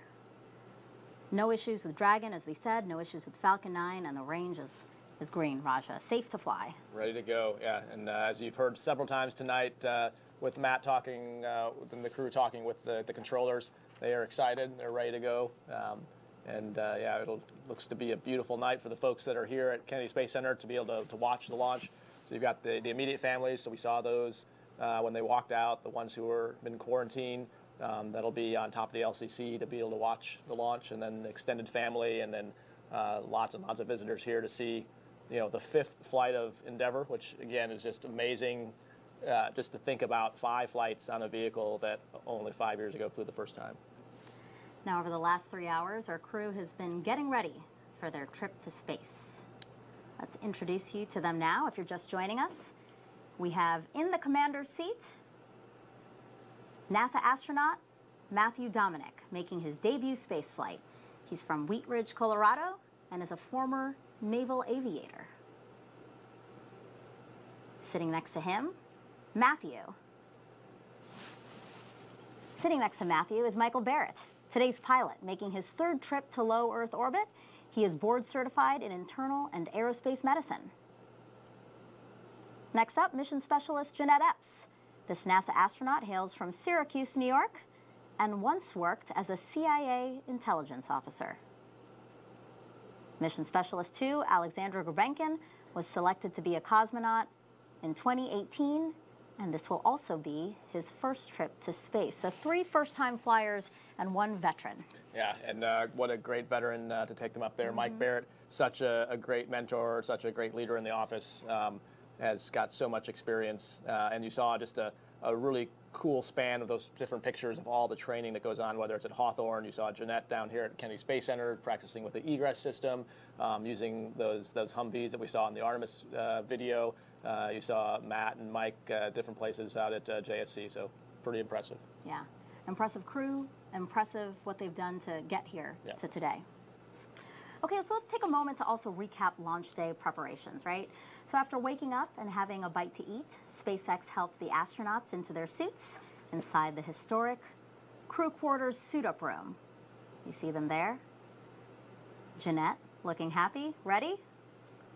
They also played a card game, which is a tradition. It's to beat the commander to use up all of his or her bad luck before the flight. Then the crew followed in the same footsteps as every NASA astronaut since Apollo 7 in 1968, walking out to greet a crowd of family and friends. After getting into their Teslas, the astronauts joined a security-escorted caravan for about a 15-20-minute ride to Launch Complex 39A. Following their arrival, they got to take a look at their rocket, their ride to space. Then in pairs, they walked across the crew access arm and into their spacecraft. And now we are watching them live while they await the next big milestones, fueling of the Falcon 9 rocket and arming the launch escape system. Yeah, and kind of the reason they're using all this time now is once the launch escape system is armed, you'll see the crew will be pretty much still. They're going to keep their arms, their hands, their legs all pretty much inside the restraint and motionless, and because that's, if there was a launch escape, it's, as we talked about earlier, pretty forceful and happens really fast, and so you wouldn't want to have your hand out or doing something like that. So this is the time to get all the little movements out or get yourself comfortable, make sure everything's fine, you've got everything configured the way you want, and it's also the time they'll do all their scrolling on the displays to go through the procedures, because again, once the launch escape system is armed, they will try and minimize the amount they're moving around other than going through those displays. So it's good when they're ahead like this, because you don't want to be rushed to going into that, and so having the chance to review and talk through that as a crew on the intercom is super helpful. And Raj, as we take these beautiful aerials again from a helicopter that we have orbiting the pad, I have an update on the weather. They had another weather briefing, and we are now 90% go. Great news. Trending great better. News. Yep. So my guess is with a small percentage change, when they do the next update for the crew, they'll probably pass that on to them, but that's good to hear. Now at this time, we are expanding our coverage and would like to welcome SpaceX and NASA commentators joining us live from Hawthorne, California. That's where the SpaceX mission team is located. So we want to welcome now Sandra and Jesse. Thanks, Megan, and hello to each and every one of you joining us today. I'm Sandra Jones with NASA Communications. And I'm Jesse Anderson, a manufacturing engineering manager here at SpaceX. Sandra and I are joining you today from SpaceX headquarters in Hawthorne, California, as we count down to liftoff of Crew 8 just about an hour from now. Of course, Crew 8 is our 8th operational mission with SpaceX flying astronauts for long-duration missions to the International Space Station. Crew 8 will have 3 first-time flyers on board, as well as a veteran NASA astronaut. Today's crew will fly aboard the Dragon spacecraft named Endeavour, which previously flew NASA's SpaceX Demo 2, Crew 2, and Crew 6 missions, in addition to AX-1, the first commercial astronaut mission to the space station. For those of you following along, Endeavour will be the first Dragon spacecraft to fly 5 times. It's also been 5 years since the Demo 1 mission, which was the first demonstration mission of NASA's commercial crew program to the space station. And Dragon, we saw good feedback from all the valves there. And at this time, your go for Section 5. When ready, report go for launch. Copy, Section 5, we'll go.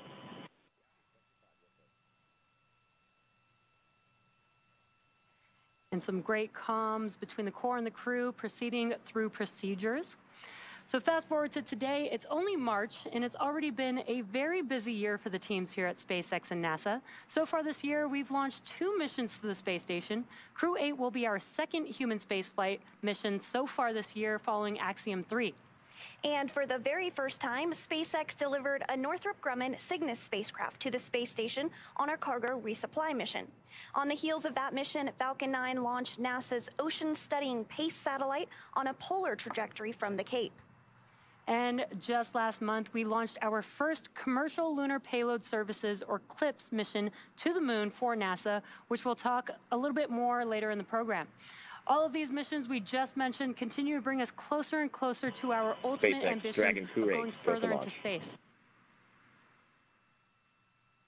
Copy, Crew 8, go for launch. Let's do it. And great news there, we are go for launch. It's such an exciting time for all things space. History is being made every single day. It continues to be a smooth countdown, and we're looking good for an on-time launch, as we just heard. Coming up at T-minus 45 minutes, the team will report their readiness for propellant load with a final go, no-go poll. So in the meantime, NASA's Rebecca Turkington is going to help us take a closer look at where the crew is headed tonight. Rebecca? Thanks, Jesse and Sandra. We are back in the International Space Station Flight Control Room in Mission Control, Houston. The crew will be making their journey today to low Earth orbit, which you may hear us refer to as LEO. This is classified as orbits around Earth that are 1,200 miles or lower. There are a lot of satellites in this orbit, including the Hubble telescope, and of course, today's destination, the International Space Station. The space station's orbit averages at 250 miles above Earth, but varies based on its apogee or perigee, which stands for the highest and lowest points of its orbit. As we discussed earlier, the orbiting laboratory was recently home to the 3rd private astronaut mission called AX-3, with a crew representing 4 nations. NASA is enabling these private astronaut missions to lay the framework for a commercial low Earth orbit economy where NASA will become just one of many customers. The AX-3 crew spent about 2 weeks on board the station, completing important research experiments and conducting outreach activities. They also took some beautiful shots of the Earth, like this one. AX-3 mission commander Michael Lopez Alegria took this photo of the moon peeking out from one of the space station's solar arrays. NASA's Crew 7 is currently on board the station and has also captured some amazing shots recently. NASA astronaut Jasmine Mogbelli took this photo of rare noctilucent clouds, which form in the Earth's mesosphere about 30 to 50 miles above the Earth. These are the highest clouds in the atmosphere and are made up of ice crystals, whereas other clouds are made up primarily of water droplets. We cannot wait to see what Crew 8 captures. As we get closer to launch, let's take a look to see what's in store for Crew 8 while on board the International Space Station.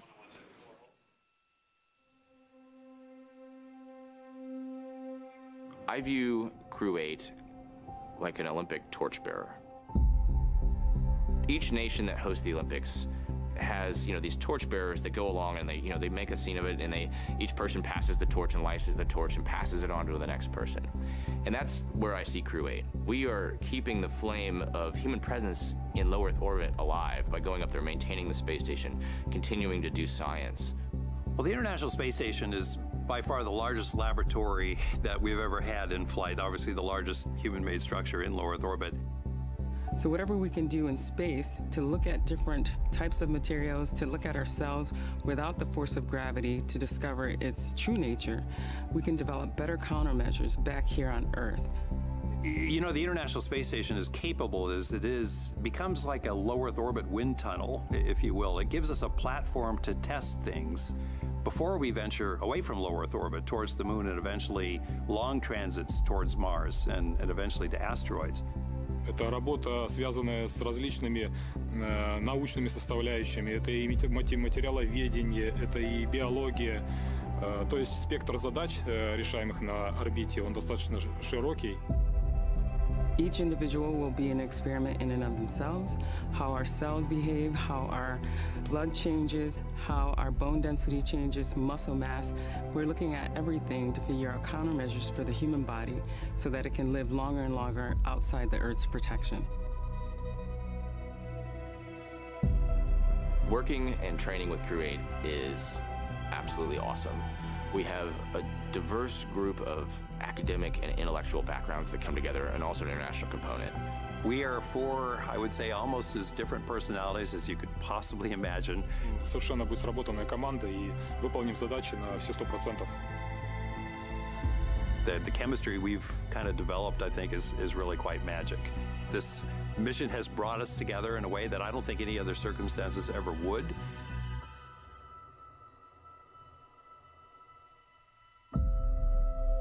The ISS is, I would say, a very critical stepping stone in human exploration beyond low Earth orbit. Every time we launch 4 more people to space, we're building our sample size and our understanding of the human body and the things that happen to it in a zero-gravity environment. That sets us up to go to the moon. It sets us up to go to Mars. So for us, we are just carrying that torch to go increase that sample size and be a part of the team that moves human knowledge of space travel further.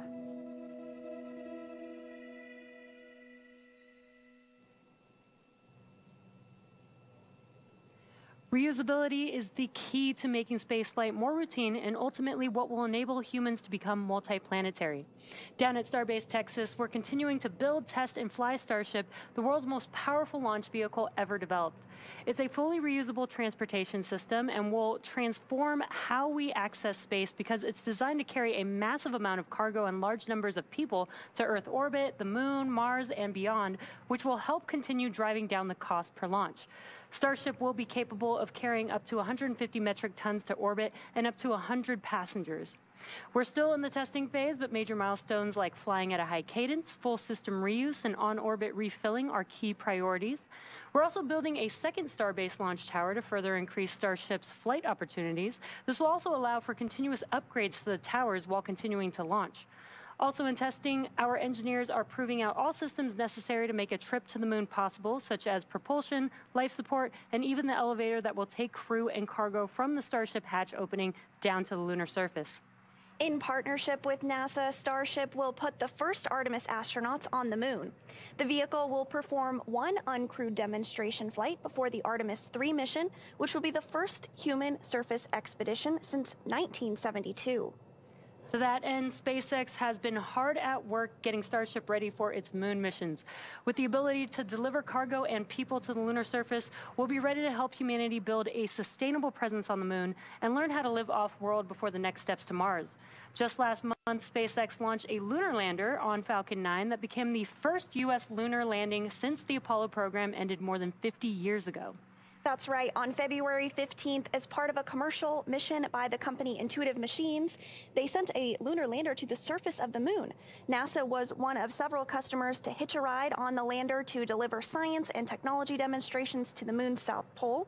And it's part of the agency's commercial lunar payload services initiative to learn more about the moon before returning humans there under the Artemis campaign. Shortly after separation, Intuitive Machines captured this picture of its lander named Odysseus as it flew away from Earth. And then it took another photo 6 days later as Odysseus entered lunar orbit with NASA's 6 science instruments. And on February 22nd, Odysseus soft landed on the moon. NASA worked with Intuitive Machines to gather as much data as possible from its 6 payloads until the lander's solar panels were no longer exposed to light. When the time comes for humans to explore the moon and beyond, they'll have to take everything with them for a surface mission. Building bases or even cities will require huge amounts of cargo and eventually crew, and that's where Starship comes in. This year is shaping up to be a busy one for Starship. Right now, we're getting ready for the 3rd test flight down at Starbase, Texas. Every launch and mission yields critical data for continuing to improve and pave the way for our future in space.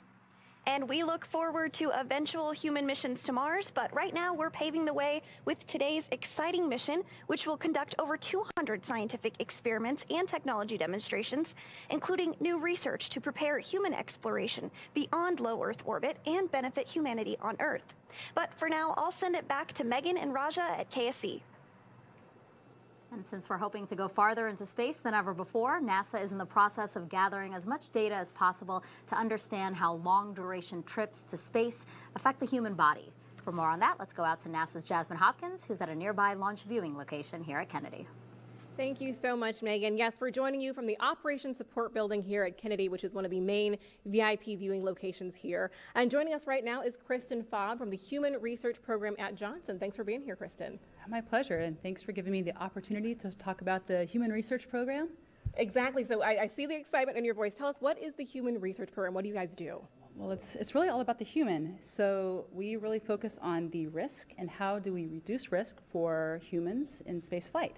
So that can be things like behavioral health, so stress or sleep, physiological changes like bone, muscle, how does exercise impact that, nutrition, food, medical capabilities. It's really about how do we understand those risks, how do we counter those risks, we call those countermeasures. It's all about optimizing crew health and performance. Right, and there's a lot that goes into that, of course, the human body. And right now, one of the Human Research Program's long-standing experiments is called CIPHER. There's like 14 different experiments over a year. Tell us about that and how is Crew 8 contributing to CIPHER? It doesn't seem like that long ago that I was standing here talking to you about starting CIPHER. We're really excited. Crew 8 is going to have our 3rd CIPHER subject. And just to kind of emphasize what you were just talking about earlier, 14 studies in 1 research complement. So that's addressing a lot of the risks that I was just talking about earlier about behavioral health and physiological changes.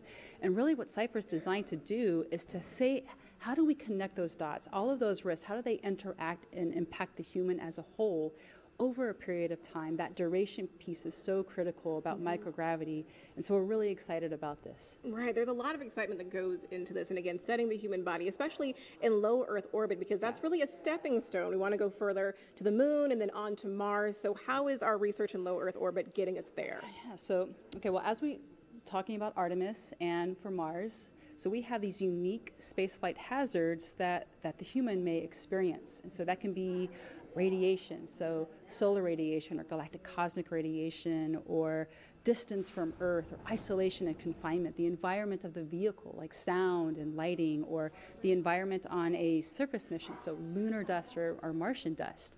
And so all of these hazards can impact spaceflight, but there's also extended time in microgravity, and the International Space Station is such a wonderful lab for us to understand microgravity, the changes in the vestibular or sensory motor function, that motion sickness. CIPHER is really helping us to understand a lot more about all of the changes to microgravity, so we can start actually using station to really help us get ready for those exploration missions and really help reduce those risks. Yeah, there's a lot that's going into this and a lot that the Human Research Program is doing. Thank you so much for being here to represent them, Kristen. Really appreciate it. It's my pleasure. Of course. All right. We're going to toss it back to SpaceX at Hawthorne, California. Thanks so much. I'm Ronnie Foreman, a commercial sales manager here at SpaceX. We are coming up on just about 47.5 minutes to launch, and our teams are carefully moving through the process to liftoff. A lot of preparations have brought us to this point, including a dry dress rehearsal and static fire earlier this week. Now, as Megan noted at the top of our webcast, we did stand down from a launch attempt yesterday due to weather. But for now, everything looks great for launch tonight at 10:53 p.m. Eastern. Now, next up, in just about 2 minutes, our launch director will check in with the team for readiness, both for prop load and for launch. The 7 SpaceX responsible engineers, often called REs, indicate that they're go by voting electronically. The launch director will also check in with the Dragon mission director and NASA launch manager to make sure they're ready to move forward as well. And as Jesse mentioned earlier today, the Dragon launch team, as well as key NASA launch members, are in the Launch and Landing Control Center at Hangar X in Florida. On your screen right now, you have that beautiful nighttime view of the Dragon spacecraft with the white crew access arm still in the service position. Right now, Crew 8 is on board Dragon, waiting to get the green light to stow that arm for launch and arm the launch escape system. Once the launch director gives the go-ahead, we should get a good view of that access arm moving away from the spacecraft. The range also continues to be go for launch tonight, monitoring the clearance area surrounding our launch pad, as well as the air and sea space along the flight corridor. At Kennedy Space Center, weather is looking good for launch, although we are continuing to monitor some potential inland storms that could trigger our Anvil cloud rule. And if you're joining us on the Space Coast, you know it's about 64 degrees outside with light ground winds. So overall, we're looking good for launch in just about 45 minutes, with again, less than a 10% chance of weather violation. Downrange landing zones, if needed in the event of an escape, are also go. Our teams will be staffed around the clock in mission control to monitor Dragon, not just today, but throughout the entire mission, from liftoff to Crew 8's arrival at the space station, all the way through splashdown when the astronauts come back home. On console and mission control, which you have a view of on your screen right now, there are 6 key positions. The mission director is in charge of the room and tasked with making real-time decisions to ensure mission success. The person that you may hear talking to the astronauts is the crew operations and resources engineer, who you'll hear us refer to as the core. And the 4 additional team members are focused on vehicle systems, including avionics, navigation and control, software, propulsion, life support, and communication with ground support teams. Now, apart from mission control, our Falcon 9 team is also currently located in the Launch and Landing Control Center at Hangar X. Now, with less than an hour until T0, all teams are settling in for final checkouts, propellant loading, and liftoff.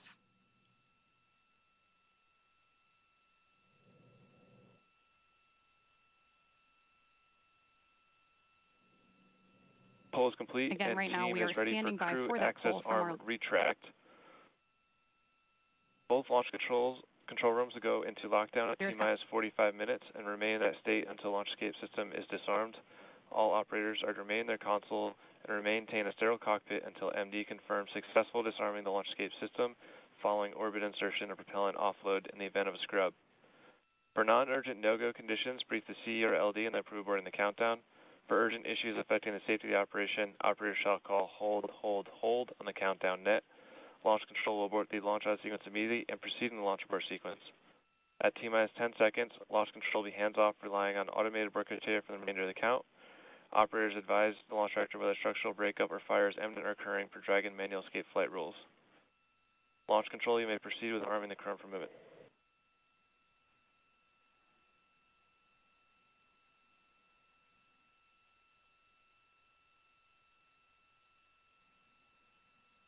Crew arm status has started. And with that, we are moving forward toward launch. Propellant loading will begin in about 10 minutes and crew access arm retraction has begun. So in the meantime, let's check back in with Megan and Raja.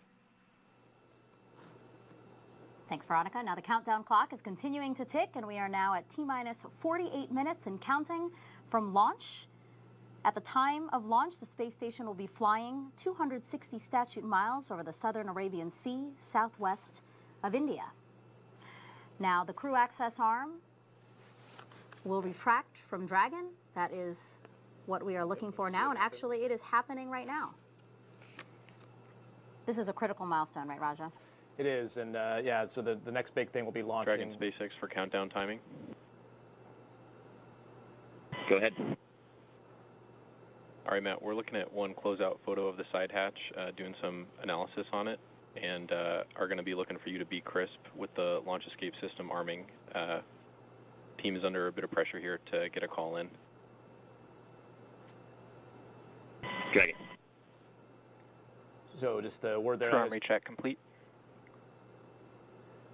So now that the arm is out of the way, the next big step is to arm the launch escape system. You heard the MD asking that they keep it crisp, just because they're working some time constraints on the analysis from the side hatch photos. Yeah, a pretty key thing here, the launching the arm, the launch escape system.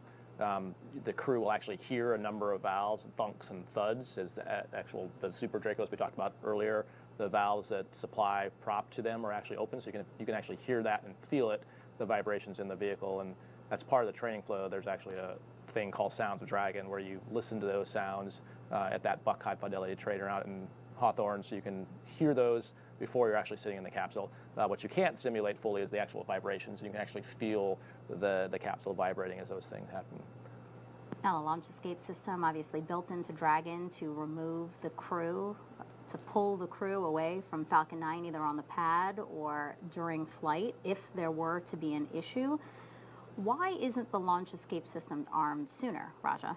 So you want to wait until you don't really have any other alternative, and that we wait until we start loading prop. Because once there's prop on the vehicle, it's essentially alive in terms of there's fuel and oxidizer, which is what generates the thrust for the rocket, but also essentially could cause a hazard. And so at that point, you want that ability to immediately clear. There still always is the possibility of defueling the rocket if there's some problem. And in fact, if there was a decision later to scrub, that's what they would do, is to defuel it and then swing the arm back out. But once there's prop on board, you want the ability to get off quickly if you have to. And like we talked about, it can be an automated system. It can also, the crew can initiate that. And before they arm the system, they're actually going to pull up a screen, and Matt and Mike will be able to see the parameters that trigger an automated escape, and they'll make sure that everything is within limits before they activate the system. Is what you wouldn't want to do is activate it and have it immediately trigger. And so right now, the only way off the capsule is the launch escape system, right? At this point, they can still, there's two ways, back. exactly. So there's a command called emergency egress that initiates the crew access arm to swing back, and then you would unstrap normally and get out. There's also the launch escape, but you always retain the ability to hit the emergency egress, because there could be a case. Dragon SpaceX, expected decision at T-minus 37 minutes. At this time, you're go for viewing Section 6 of the procedure. You are not go for arming the command. How copy? Dragon copies. Can we preemptively close visors? Yes, sir. Go for that. Can you walk us through that call out? Right. So closing visors. We talked about there's steps and procedures. They said you can review but don't execute. So he's looking at the steps to arm the launch escape system, but what they've told him is to hold off until another few minutes here to actually get the call to do that. And you heard him talking about the photos they were looking at from the closeout of the hatch, and we talked about the analysis that goes into looking at everything and saying, was it new, old? So there's probably something they're looking at in those photos. We saw them spending some more time with the lights and the pictures and wiping it down just to make sure they're happy with what they saw. So making sure that the side hatch and the seal are all good before proceeding with launch. And the reason this is where they want to pause and think about that now is because, like we've talked about, once you arm the launch escape system, then now you're sitting on a armed set of prop in that Dragon. The Super Dracos are active, and so right now the closeout crew is gone. No one's around there. So before you take that next step, you want to make sure that you have a clear path forward towards launch. And so again, we're expecting that decision on whether or not to go forward with arming the launch escape system, which obviously needs to happen before we can proceed to launch. Yep. We're expecting that in about a minute. That is the time that the launch team briefed Matt and the crew.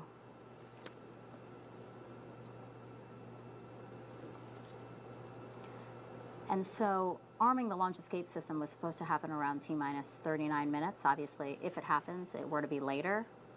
Still okay if absolutely, yeah. The so driving factor, so yeah, as I mentioned, as we get closer and closer to launch, the margin of pads they build in just gets a little tighter. But yeah, the driving factor is how long does it take to get the fuel and the oxidizer into the Falcon 9 before launch time. And as long as the launch escape system is armed, which is a pretty quick command and pretty instantaneous for those valves to change, it's more that they have to back out how much time does it take to fuel the rocket and make sure they preserve that amount of time. Again, we're going to stand by for what we expect to be a decision. Dragon SpaceX, At this time, your go for 6.4 arm launch escape system.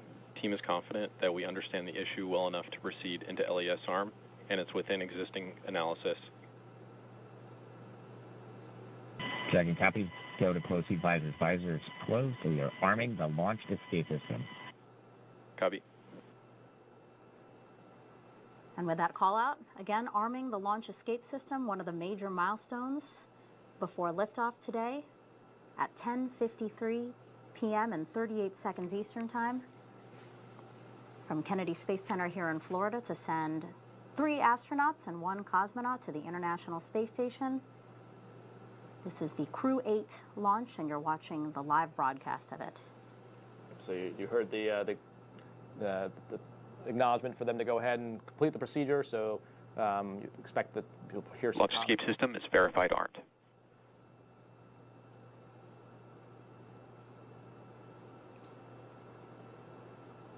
Now, needing to use the launch escape system, it's just a possibility we have to plan for. No one wants to think about it, but it is something we have to plan for. Yeah, actually, it makes the overall launch safer because you have an alternative if there's something wrong with the F9 rocket. So yeah, you're absolutely correct. You wouldn't want to have to use it, but the fact that we built that into these commercial crew vehicles is a huge safety improvement over the past. And it looks like they're starting loading prop now, which is the next major step. And so now that the launch escape system is armed, they can start putting the prop onto the vehicle. You'll start to hear calls. And again, the crew can actually feel some of these things. They don't actually have direct insight into the actual fuel levels inside the Falcon 9, but they have a timeline inside the Dragon that gives them a sense of propellant load has started. There's a call out confirming that propellant load has started on schedule at T-minus 35 minutes from liftoff. And so at this point, the crew, like I mentioned, with the launch escape system armed, is pretty much in flight mode. So they're watching the timeline and will be monitoring the calls they get from the ground as that kind of layout if the prop loading is happening according to timeline. And then for us watching on TV, the super easy way to see how full it is just as the condensation comes off the rocket. That gives you a sense of how far up the fuel has filled inside the tanks as the cooled fuel and oxidizer go into the tank and then evaporate. Yeah, right now we have RP1 or rocket grade kerosene going in, and also liquid oxygen loading on the first stage. And again, the reason, just like with the LES arming or the launch escape system arming, as well as the prop loading, they make those calls to the crew so that when you hear these clunks and thuds and kind of ringing of the vehicle, that you know that was supposed to happen, as opposed to, without a call or without the timeline they have. If you just hear a very loud thud, it's kind of just like in your house. You're like, what was that? So this just kind of keeps everyone in sync as to the things they're seeing, feeling, and hearing are normal. So inside Dragon Endeavour right now, we have Commander Matt Dominic, born and raised in Wheat Ridge, Colorado, married to Faith Dominic, and they have 2 daughters. He has a Master of Science degree in Systems Engineering from the Naval Postgraduate School, designated a Naval Aviator in 2007, made 2 deployments to the North Arabian Sea. He has more than 1,600 hours of flight time in 28 different aircraft. Go ahead. Yeah, hey, want to get back with you and chat about that LES arming time pressure. Summary, we saw a small crack on the side hatch seal at the top of the hatch. Main concern is re-entry heating soaking through a damaged seal. We do believe the crack is small enough to be bounded with margin by existing analysis, but the team is still working it and double checking. How copy? Checking copy.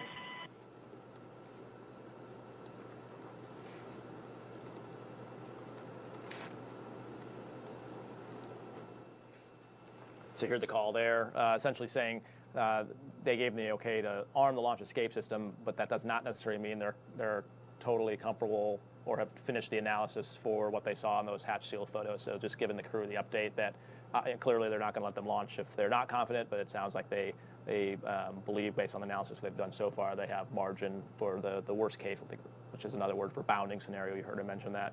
But basically what they're doing now is prop loading in parallel with that.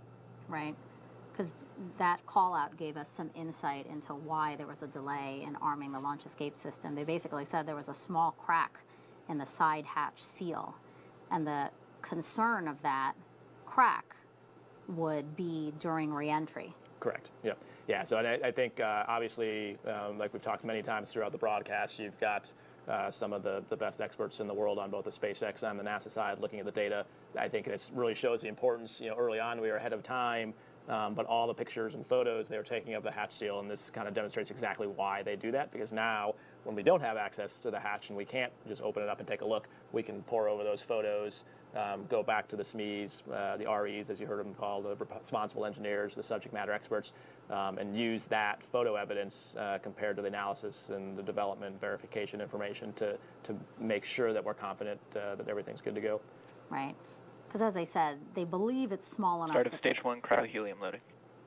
Stage 1 cryo loading, as you said? Cryo-helium.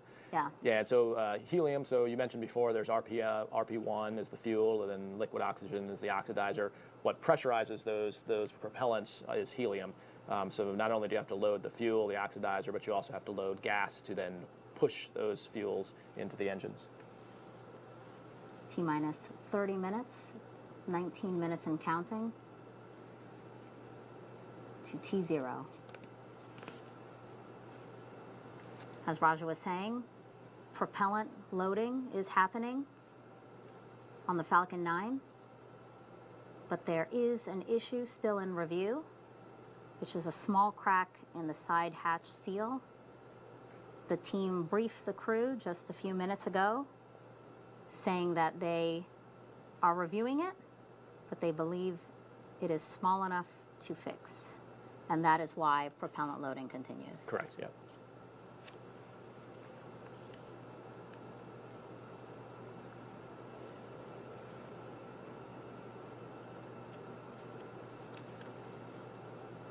Yeah, so at this point, the crew is kind of just going through procedures and talking through the ascent. Again, the next big point for them will be at about T-minus 10 minutes where they'll start, again, talking back and forth with the ground. Sounds like maybe they might get an update as well, as my guess. They'll probably get an update about that point from the ground control team. And as we wait for updates, we recently got to ask the Crew 8 astronauts why they believe human spaceflight is so important. And here's what they had to say.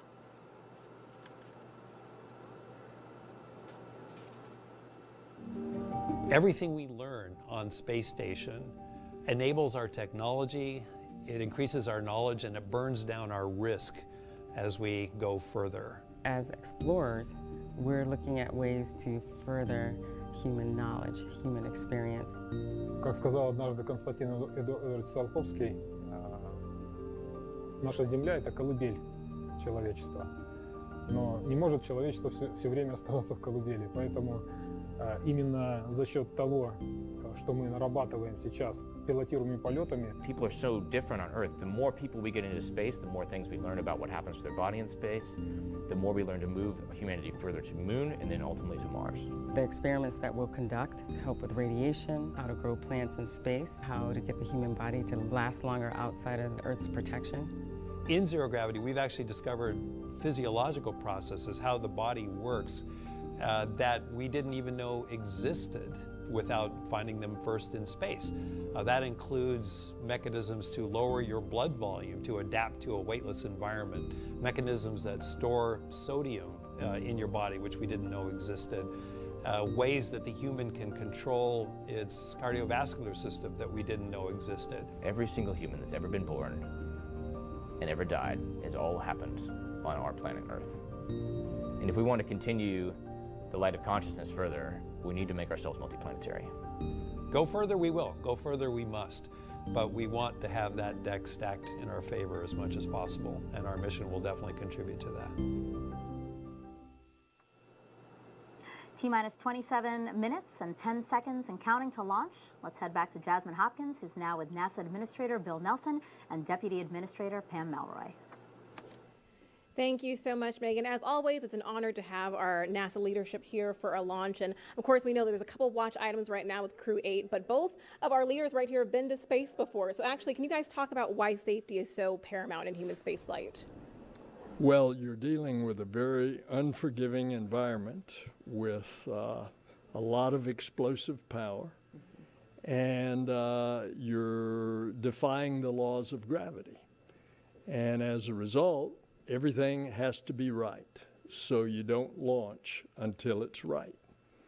Now, Pam is an astronaut space shuttle commander. She's flown 3 times in space. I've flown once. And you've been through this many times. You didn't have as many scrubs as we had on ours. We got in, strapped in, ready to go, and scrubbed 4 times over the better part of a month. But that pretty well tells you you don't launch until it's right. Mm-hmm. Yeah, that's right, Bill. I had several scrubs of my own, delayed 6 days for my first flight, 3 days for my second, had a couple of strap-ins. You're right, not as many as you. But I think, you know, it's important to remember that the crew is very focused on their mission on the space station, and it's not like they're saying, hey, I've got to get home for something. They're going to wait until they're safe, and that's Stage the way 2 we cryo feel helium too. loading has As started. Bill said, a lot of things have to go right, and we're going to keep safety number 1. Right. Thank you so much for mentioning that. And of course, we're on our 8th rotational flight with SpaceX. You know, it feels like just yesterday, Demo 2 launched. So can Bill Nelson, can you speak to the progress of the commercial crew program? Well, it's unbelievable. Just think how much the cost of launching has come down as a fact of reusing the rockets. And just the Falcon 9 has been such a proven workhorse. This past year, they launched Falcon 9s, if you can believe it, 96 times. This year, they're going to launch 146 times. And next year, 200 times. Wow, it's a workhorse. Oh yeah, it definitely is. And you know, we've had a lot of success with SpaceX already this year with the launch of PACE to help study our climate. We also had a successful landing on the moon for the first time in over 50 years. So Pam, can you speak to what's next for SpaceX and NASA together? Well, Jasmine, it's amazing what's coming up. First of all, the crew is going to have a very exciting increment. They have over 200 science experiments that they'll be running, including several medical experiments that will benefit all humanity. But while they're there, they're going to have some very exciting visitors. We're really looking forward to seeing Sonny Williams and Butch Wilmore launch on the Boeing Starliner on the first crewed flight test of that brand new human spaceflight vehicle. They'll be visiting the station. And then, if we stay on schedule, this increment will also see a new cargo vehicle going up with Sierra Space's Dream Chaser. And then you look at the rest of what we're doing in science. We have an eclipse coming up. It'll be the last eclipse visible in North America for almost 2 decades. And then we'll be launching NISAR, which is our partnership with India, to look at the Earth. And we also have the X-59, our new X-plane, quiet supersonic boom coming up. And then, of course, the Artemis 2 crew, you're going to be seeing a lot of them down here in Florida as they're training for their mission next year. This is a pretty thrilling year. We got a lot going on. It really is. There's so much going on. But, of course, we still want to keep our eyes right now on Crew 8. So thank you so much, Bill and Pam, for joining us tonight. We really appreciate it. Thanks. All right, our friends at SpaceX, back to you.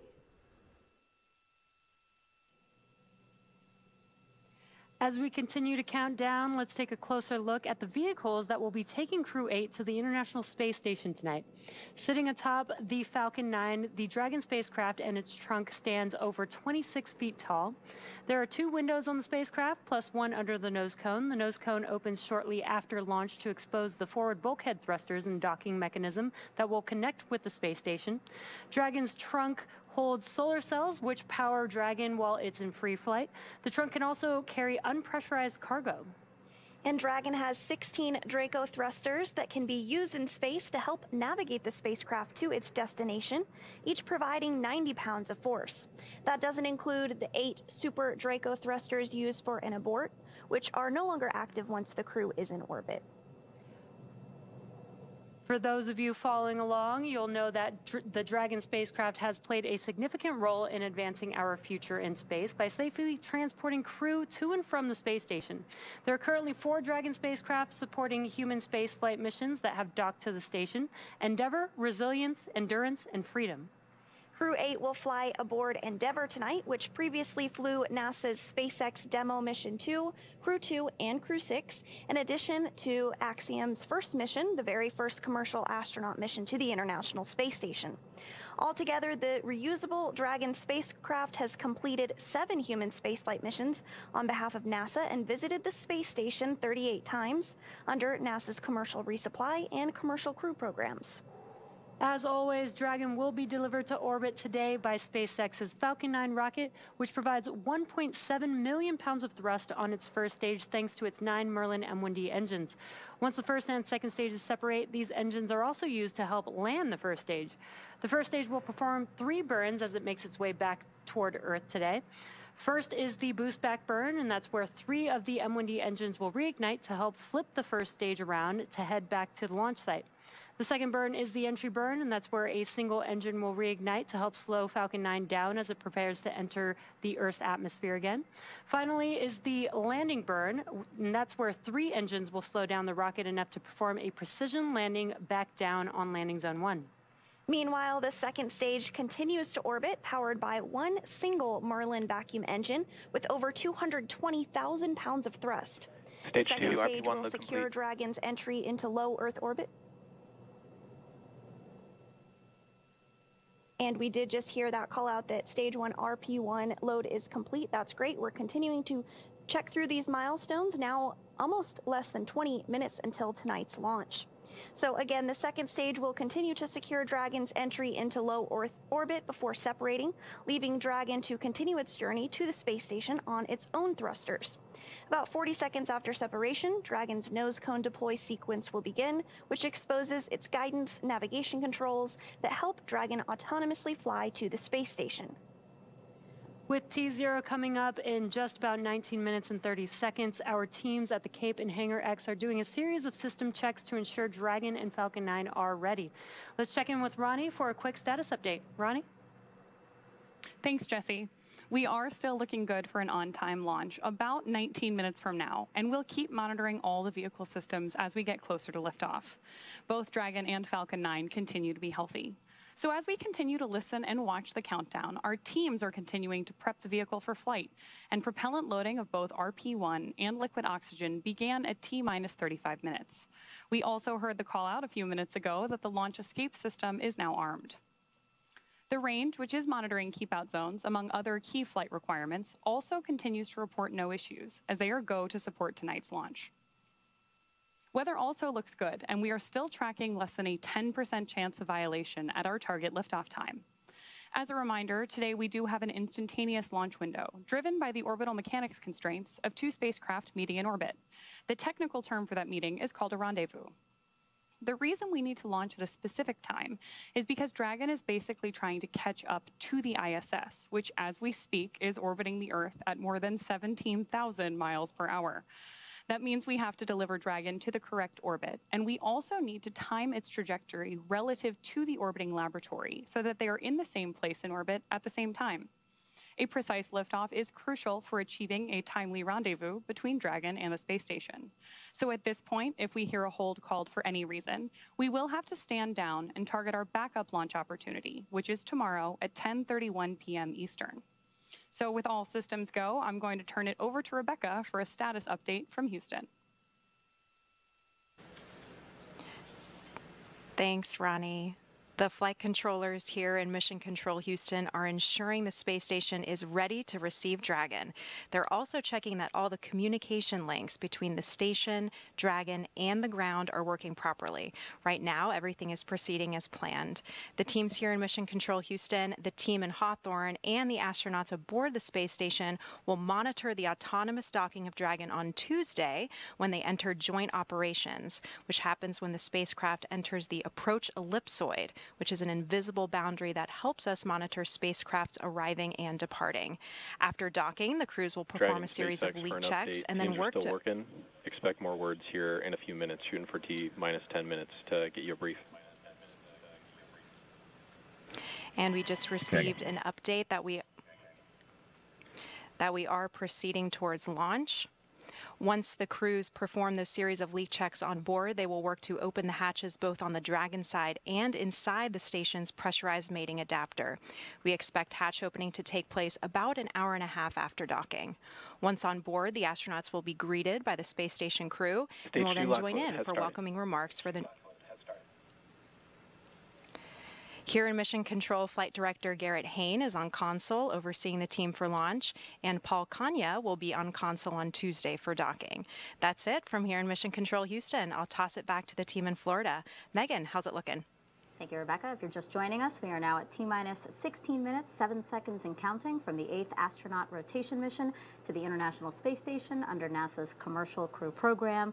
Rajachari, commander of the SpaceX, NASA SpaceX Crew 3 mission here with me. And Raja, we just heard a call out saying to expect another crew brief at T-minus 10 minutes about the crack that that teams are currently monitoring in the side hatch seal. Yep, and that's a pretty standard at T-minus 10 is usually when they've kind of done all the final polling and usually give an update to the crew and for the crew to make sure that they're all ready to go inside the capsule as well. And since we know of at least that one open issue, that's also kind of the logical time for them to update Crew 8 on the status of that before they go into the final terminal count. Not to say that they can't continue working it during that 10 minutes, but that's sort of I think the checkpoint they gave the crew of when they'll give them some information about it. Mm-hmm. And so, yeah, it's always exciting, and I think the administrator said exactly what we would expect and exactly why we do what we do, that of course safety will be paramount. Of course we want to see them launch. Obviously the families want to see them launch. Crew 8 wants to get there, and the expedition on the space station wants to see them, but clearly we want everyone to be safe, so yeah. I know the team will do what they need to do. So we're taking the steps towards launch, but we're waiting for that T-minus 10 brief to really give us the final resolution. Right, so we'll continue doing stuff in parallel to be ready to go, sure. But obviously the analysis still has to get completed. So when Crew 8 arrives at the International Space Station, they will be greeted by 7 other crew members, including NASA astronaut Laurel O'Hara. She's been on board since last September and delivered this personal message to her soon-to-be new crewmates. Hey, Crew 8. I'm so stoked for your launch and to welcome you on board the International Space Station. I very vividly remember my first few days on Space Station, so I'm looking forward to getting to relive those days through your eyes, and I'll try not to laugh too much. Matt, it's been an amazing 7 years so far. It's going to be really special to get to fly with you, such a good friend, and I know this is going to be one of our craziest adventures together yet. Mike, can't wait to share this boat with you.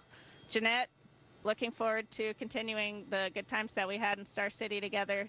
Sasha, there's no ice rink on board, but we have some other games planned up here. I hope you guys have a beautiful launch. I hope you enjoy the special time that you're going to get to have in Dragon together orbiting Earth. And we'll be on board waiting with a big meal prepared with all the foods that we don't like. So with that, safe travels, and I'll see you on the other side of the hatch on Space Station.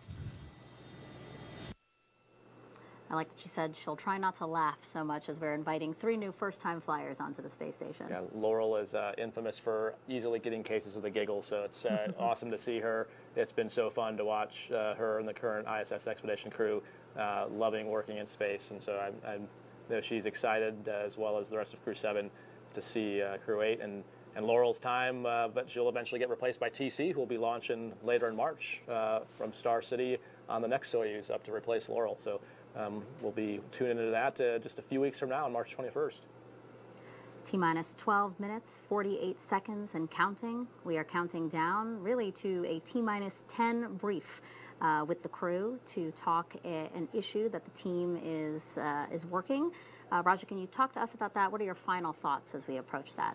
Yeah, so I mean, we got to see, I think we kind of had an inkling just watching, you even brought it up as we were watching the hatch close out, just a lot more time taking pictures. And as we talked about at the time, the reason we do that, and they mentioned even back then, they said they maybe saw a hair. And so as they go through and analyze those pictures, it sounds like, at least from what we could hear on the loops we can hear, and there's probably a whole bunch more going on in the background, that they're doing some analysis to see that a crack they saw in one of the photos, it sounds like.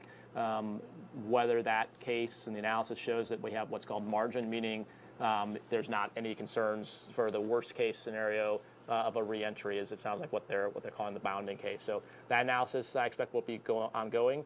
It would not be unusual for them to tell the crew, even at T-minus 10, like, hey, we're still working it. We'll get you an update prior to launch. Because again, the more time you buy the team to do the analysis, the more conclusive of a recommendation they can come to. So I would expect them to be poring over that data, and like we talked about earlier in the show, that's why that's why we have all these teams here looking at the data. Sure. There's no more important thing than the human and human space flight, and so we want to be absolutely sure that they are good to go on their way to the space station. And when we take that wide shot of Falcon 9 on the pad, we see a lot of venting happening. Again, propellant loading continues. Dragon SpaceX for a follow-up. Go ahead. All right. We are confident that we understand the issue and we can still fly the whole mission safely. We're comfortable proceeding because the condition is bounding by existing analysis, as already mentioned. Additionally, we expect the gap created by this crack in the seal to close as the material will swell with reentry heating. And finally, it's on the lower heating side of the vehicle during reentry. The engineering team here is comfortable proceeding. How copy? Dragon copy. Okay, Okay. so with that. With that, Crew 8, confirmed displays are configured for launch. All right, so with that, it seems like we are go for launch. The team telling the crew they are confident. SpaceX Dragon, displays are configured for launch. Crew 7, this is Crew 8, we're coming for you. It's time for Crew 8 to relieve you of the watch onto the International Space Station. SpaceX Dragon, we are ready for you to cast off the strongback and launch Dragon Endeavour on its 5th voyage. There you have it, the team confident that they can fly this mission end to end. So now, in this final stretch of the countdown, we're going to turn it over to Sandra and Ronnie at SpaceX headquarters in Hawthorne, California, to take us through launch and ascent. We copied all. Godspeed, Crew 8.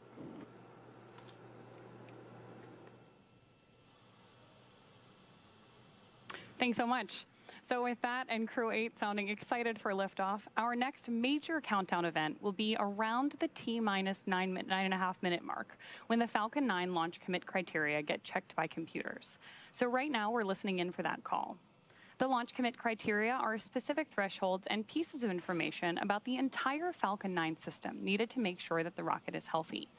Of course, we have many systems in place to ensure that the rocket and crew are both safe leading up to liftoff and during flight, now that we're approaching terminal count. Our teams are performing all those final checks before launch.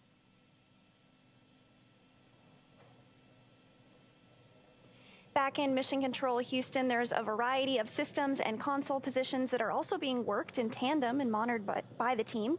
These include cameras aboard space station, reboost capabilities, as well as a console that monitors trajectory to ensure everything is looking good. It'll be about a 9-minute ride to orbit today, and that's about the time that we'll see second stage cut off. A few minutes after that is when we'll see Crew Dragon separate from the second stage. And along the way leading up to this, you'll be hearing some performance calls as we get into the final countdown, and then after liftoff as well. These are SpaceX flight controllers reporting on trajectory, speed, booster performance, and key milestones. But there are some other calls you'll hear the crew make as well after liftoff. The crew will report out number and letter combinations, which mark different abort zones throughout the flight up the eastern seaboard. The first two, 1A and 1B, have that name because they're in the first stage, and that will last until they're up to the very north of North Carolina. The next are 2A through 2E.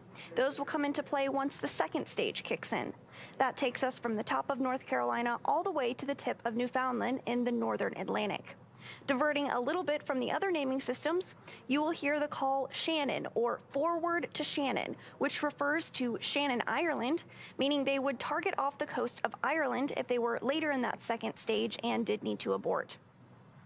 So again, you'll hear these different callouts throughout the flight uphill, along with key performance callouts from guidance, navigation, and control officers, and you can expect to hear from them on calls on trajectory and propulsion as well.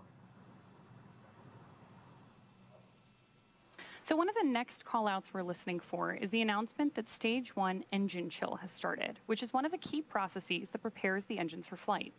Right now, propellant in the tanks is isolated from the engines, but at T-minus 7 minutes, we'll open the engine pre-valves and start passing just a trickle of liquid oxygen through the Merlin engine pumps, Engine chill has chilling the started. engines for the start sequence. There we go, right on time. Now we do this because the super chilled and densified liquid oxygen is really, really cold, and we use this process to bring the engine hardware down to a cooler temperature before flowing all of the LOX and propellant into it during flight. At liftoff, Falcon 9 is consuming 700 gallons of fuel per second, so engine chill helps us to prevent thermal shock and ensures nominal engine performance. So again, now that we've got that good engine chill call out, shortly after that, we should be looking for that Stage 1 RP1 load complete call.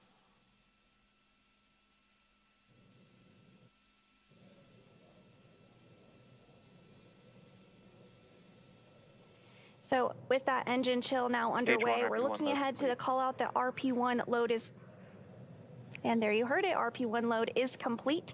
RP1 is densified kerosene or rocket fuel that will propel the crew into orbit. All of that RP1 is now loaded into the first stage, and we did hear that the second stage was completed a short time ago as well. We're still loading liquid oxygen on the first and second stages. This is the oxidizer needed to combine with the densified kerosene that just finished up loading. Coming up, we'll hear the call for Dragon to configure for terminal count and then transition over to internal power. Then we'll hear the propellant tanks on Falcon 9 are getting ready to pressurize, adding some additional rigidity and structural support as we get ready for the strong back to retract.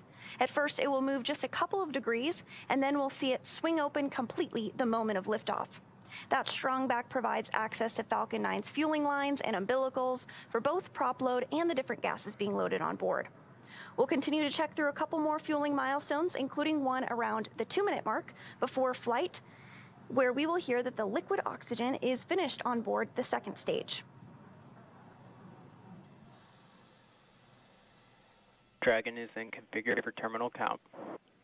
Falcon 9 tanks pressurizing for strong back retract. And we did just hear that call out. Dragon is in terminal count. The onboard computers now are taking control of the spacecraft. The first stage will finish liquid oxygen loading in about 3 minutes, followed by completion of second stage LOX loading 1 minute later. Strong back retract has started.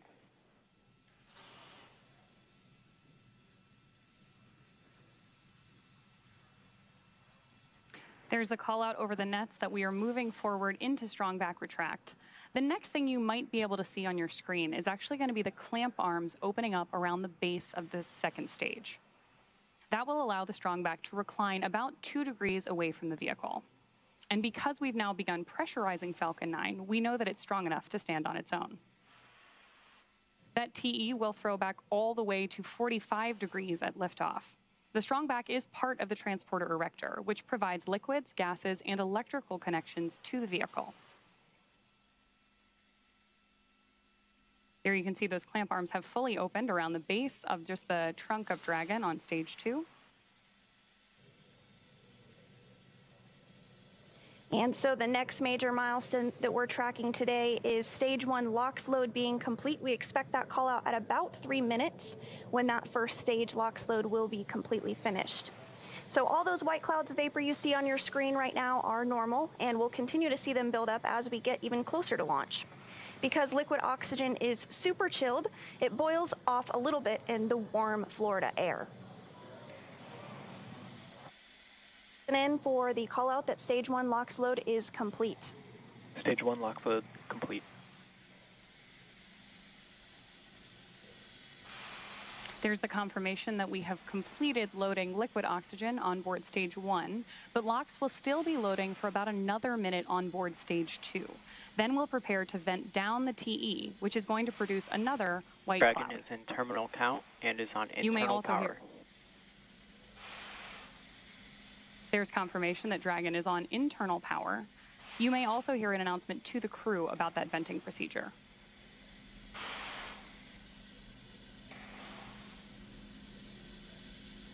So everything continuing to go as planned this evening. We are now 2 minutes and 20 seconds away from the launch of Crew 8. Standing by in about 15 seconds, we should hear the call out that the second stage LOX load is complete and that Dragon is in auto idle.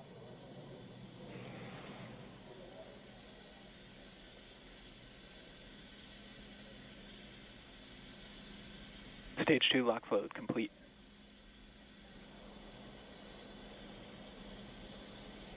And with that, you did hear that LOX load is complete.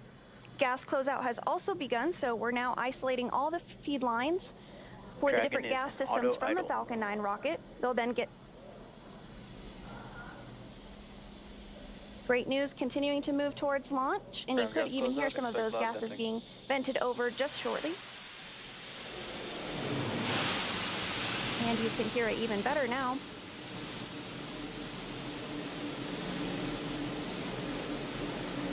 Something else you might see here in a few moments is water being poured onto the pad. Because rockets are super loud, the sound can impart loads back on the rocket itself, so that water helps absorb and prevent the sound from hitting the structure and reverberating back onto the rocket.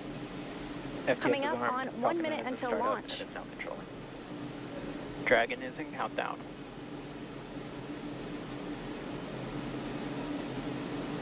The flight termination system is armed, and we are in Dragon, countdown. SpaceX, go for 45 launch. seconds.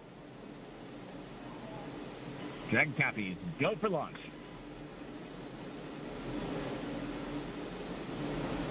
Reports go. Crew reports go. Now T-minus 30 seconds. about 30 seconds away from liftoff.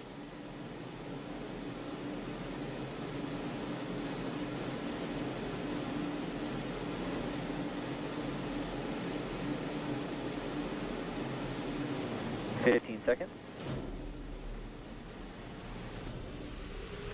T-minus 10, 9, 8, 7, 6, 5, 4, 3, 2, 1. Ignition. Engines full power. And liftoff of NASA Crew 8. Go Falcon, go SpaceX, and go NASA. One Alpha. Endeavour ascends, a beacon of human ambition. 1.7 million pounds of thrust now propelling Falcon 9 and Crew 8. Vehicle is pitching down range.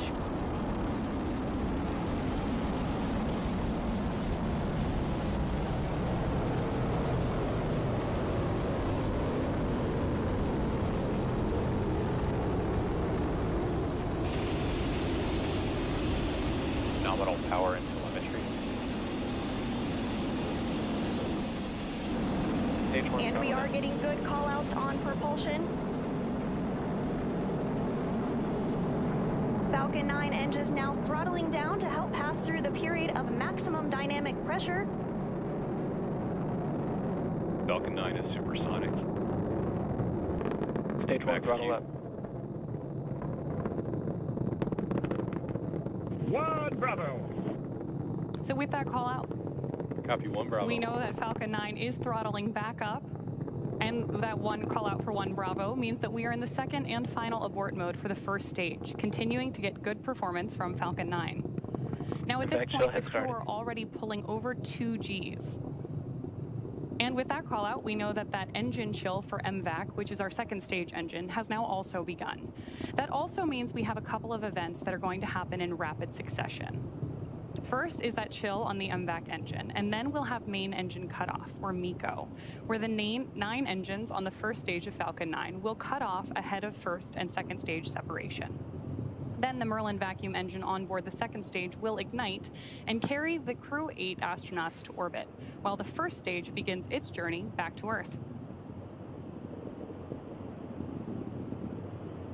At this point in the flight, the 9 Merlin Stage 1 engines are starting to throttle down, and we're standing.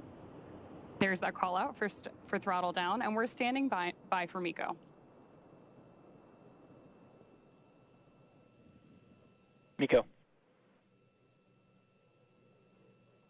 Stage separation confirmed. And back in there. 2 Alpha. Copy 2 Alpha.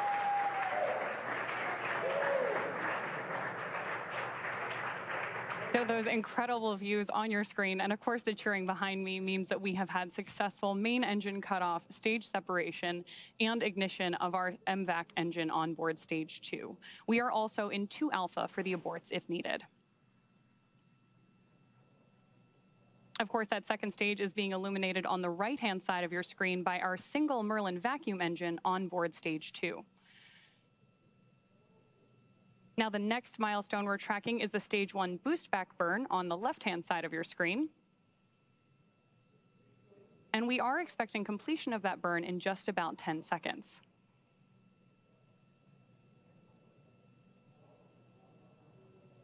And so Crew 8 is now traveling at over 4,000 miles per hour. We're continuing to get good call outs, everything going really smoothly today. That second stage will continue firing until we reach about 8 minutes into the flight. Dragon SpaceX, trajectory nominal. Dragon. Good performance on the lone Merlin vacuum engine on the second stage. The crew's G-load dips right when we hit the separation event, and it's going to continue to build up now. Again, we just heard another call out for nominal trajectory. That was the guidance, navigation, and control officer stating nominal trajectory, or everything is looking good. Dragon is pointed in the right direction, continuing its flight uphill. This second stage will continue to fire until a little over 8 minutes into the flight, accelerating Dragon to more than 17,000 miles per hour and placing the crew in orbit. Right now, the crew is traveling at 4,500 miles per hour and is over 93 miles in altitude. That single Merlin vacuum engine can produce over 220,000 pounds of thrust in the vacuum of space, and you really see it doing the heavy lifting right now. So while Crew 8 continues on its way to the International Space Station, the first stage booster is on its way back to landing zone 1. SpaceX, trajectory nominal. Confirmation there that the trajectory for both vehicles is looking good. Now, the first stage has a couple of events itself in order to land. At T plus 6 minutes and 16 seconds, stage 1 will begin its entry burn, which will be the first of 2 burns prior to landing.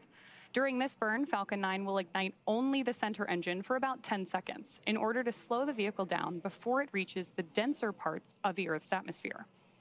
That will be followed by the landing burn at T plus 7 minutes and 21 seconds. This time we'll light 3 engines, and the burn will last for about 20 seconds, ending just about a minute before we expect Dragon to be inserted into orbit.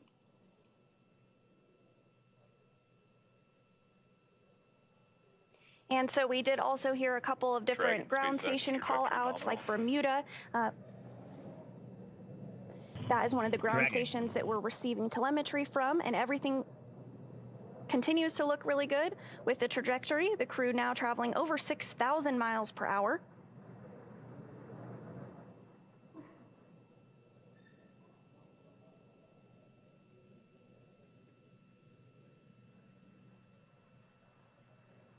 Again, this second stage will continue to light for a couple more minutes before second engine cutoff. At that point, the vehicle will coast for a few minutes before separation.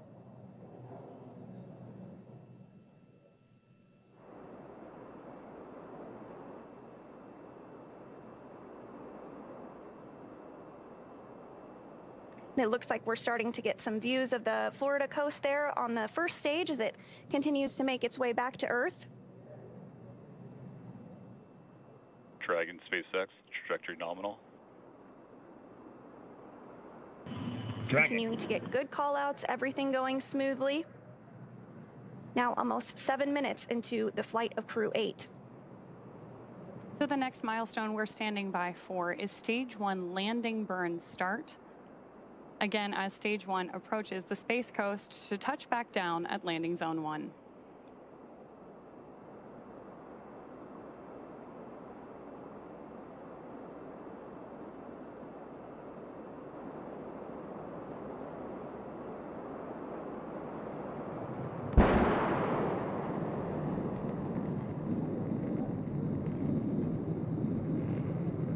Stage 2 FTS is safed.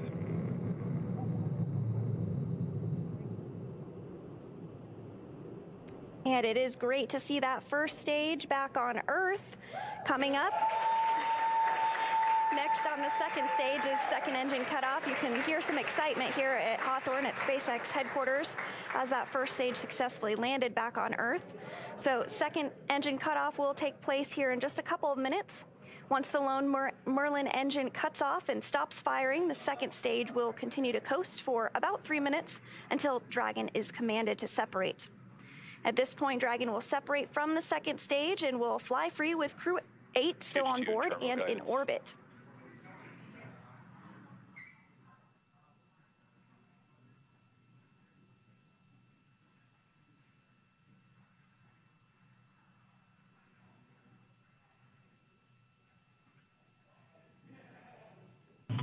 Shannon!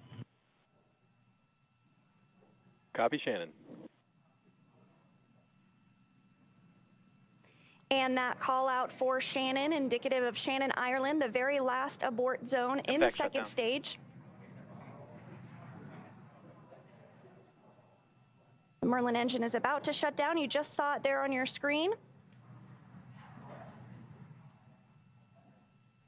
Dragon SpaceX, nominal orbit insertion. Hearing good call-outs following second stage cutoff. The crew is in a nominal or as expected orbit. That is great news. That launch escape system, and we are getting our first view of Crew 8 inside Endeavour, 3 of them in space for the very first time.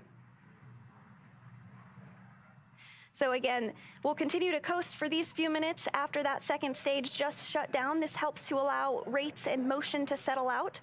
There are actually small reaction thrusters on the upper part of the second stage that can be used to counteract any residual motion, basically making sure that we're in a stable coast before Dragon separates from Falcon. We expect that separation here to occur at about the 12-minute mark into the flight. So again, we did hear that the crew has been successfully inserted into a good orbit. This is the crew in microgravity, 3 of them for the very first time, all good call-outs.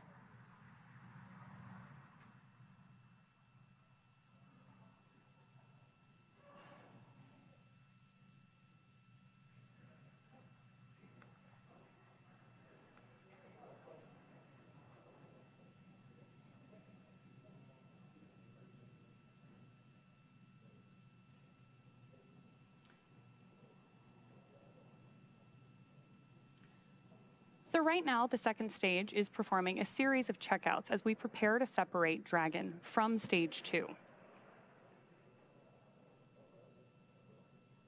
And so we will see that separation coming up in just a couple of minutes, after which a number of activation checkouts occur automatically. First, we'll be checking out 12 of the Draco maneuvering thrusters all around the service section of the Dragon spacecraft. And then we'll also begin to get ready for nose cone opening. Nose cone stays closed for the flight uphill to help protect all of those guidance, navigation, and control sensors. It also covers 4 of the Draco thrusters that will be used for the majority of the different phase burns, requiring Dragon to catch up to the International Space Station. So we are standing by for Dragon separation to occur here in just about 30 seconds from now. Of course, the view you have right now on your screen. Oh, actually, now that our view has transitioned, you're getting a great view of Dragon's heat shield. This camera is on top of stage 2 and looking up into Dragon's trunk.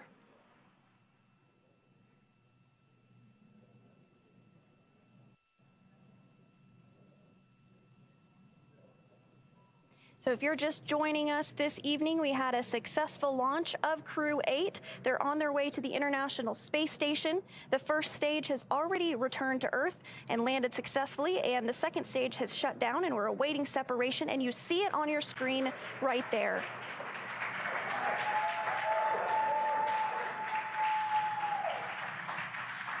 Dragon and Endeavour now flying free.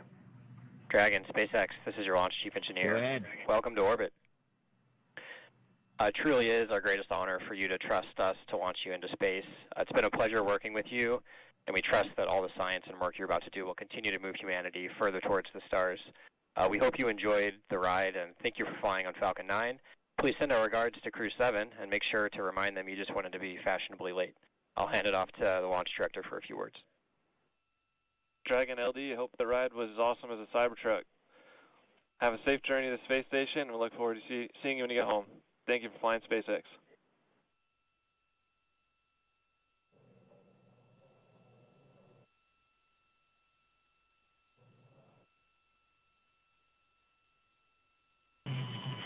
SpaceX, oh my goodness, what an incredible ride to orbit. I'm both glad and not glad that you don't have a copy of our ICS. The cheers the whole way up are incredible. A big thank you to SpaceX for incredible instructors. Tyler, I'm talking to you and your team right now. Incredible instructors, engineers, and operators.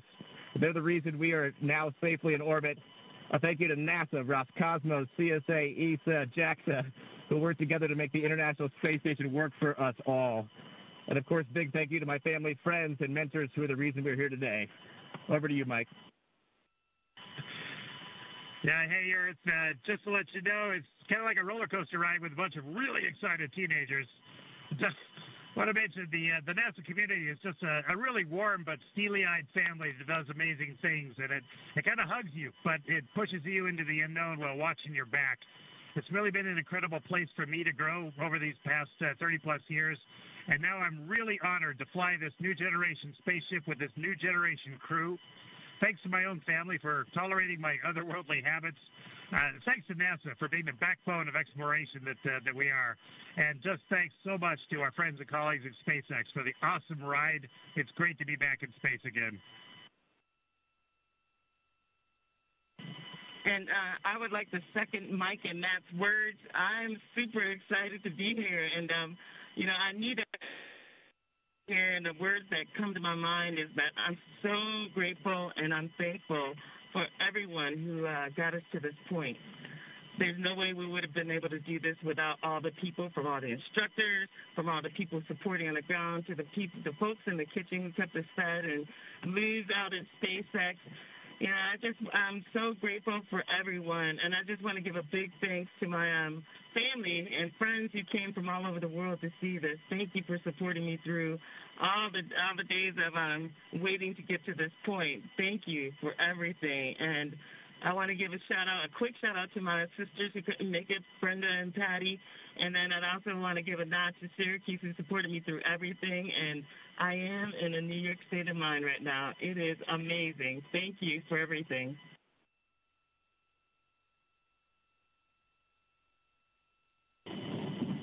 Warm greetings to everyone from the orbit. I would like to express huge gratitude to Roscosmos, NASA, ESA, JAXA teams, and all who took part in preparation and implementation. A separate shout out to my family and friends. Thank you for your support. My sons, Serежа, Vlad, Sasha, be good. Кузбасс от Москвы. See you soon. Всех тепло приветствую с орбиты. Выражаю огромную благодарность коллективу Роскосмоса, НАСА и САДЖАКСа и всем без исключения причастным к подготовке и реализации нашего полета.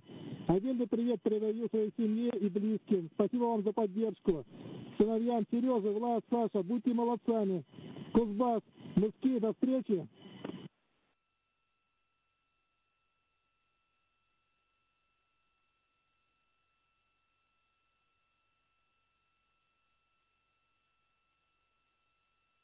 Dragon, we copied all, and we see the vehicle chasing down the International Space Station on orbit. Nose cone opening is in progress. We saw nominal dehumidifier activation and service section Draco checkouts. With that, your go to raise visors. And I've got one final note. We have a tradition on board this spacecraft for its travelers to bring a small token, a zero-G indicator, if you will, to clearly demonstrate the free-floating nature of objects traveling in orbit around the Earth. And I wonder if you've brought anything fitting that description.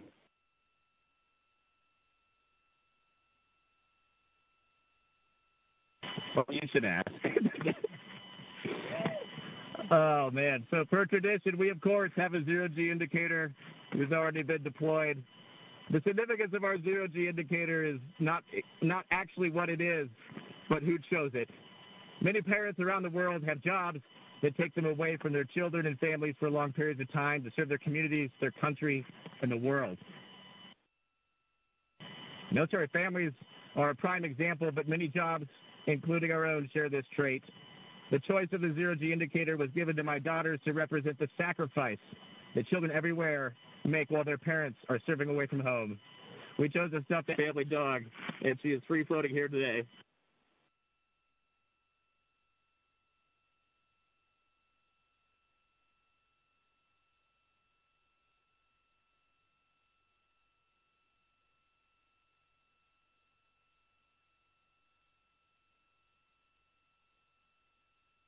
Matt, we copied all good words. I think we don't have video inside the capsule. We'll have to come back with you in a minute for a video of that stuffed dog. No worries, Big.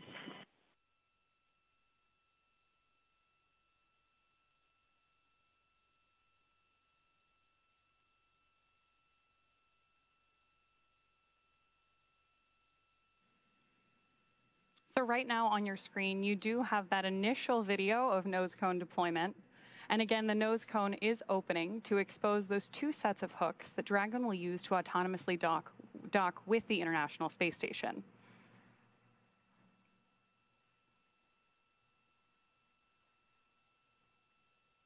Of course, loved hearing that crew's description of their zero-G indicator, and we're standing by for those views.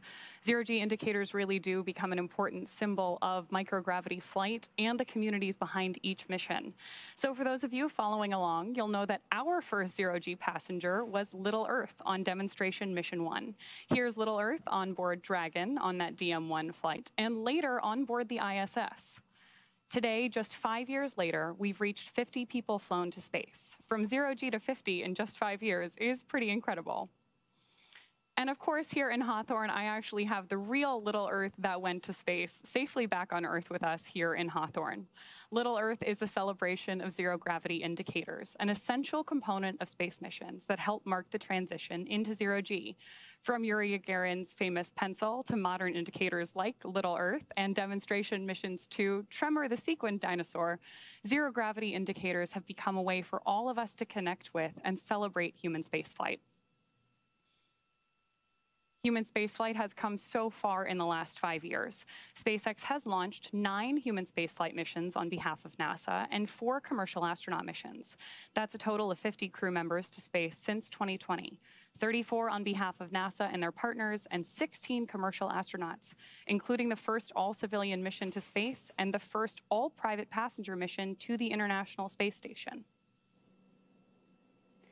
In addition to flying people, SpaceX also enables researchers the opportunity to fly critical science to orbit.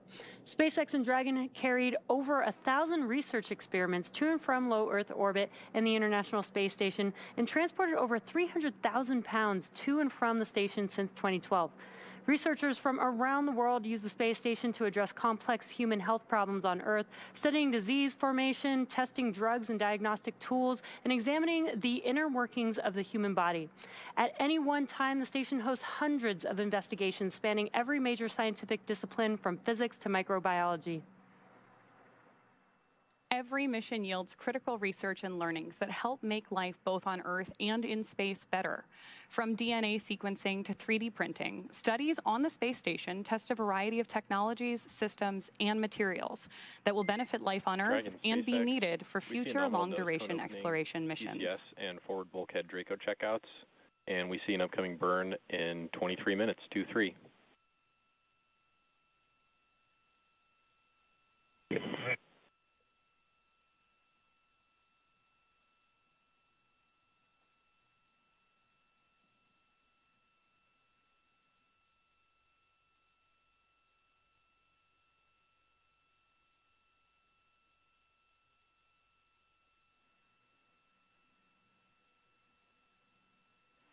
getting great views of Crew 8 on board their capsule there and standing by hoping we might get a shot. There is their zero-G indicator. Loved hearing the crew's description of who chose this animal and why, and everything that it means to them, to their mission, and obviously the community standing behind each of these 4 astronauts.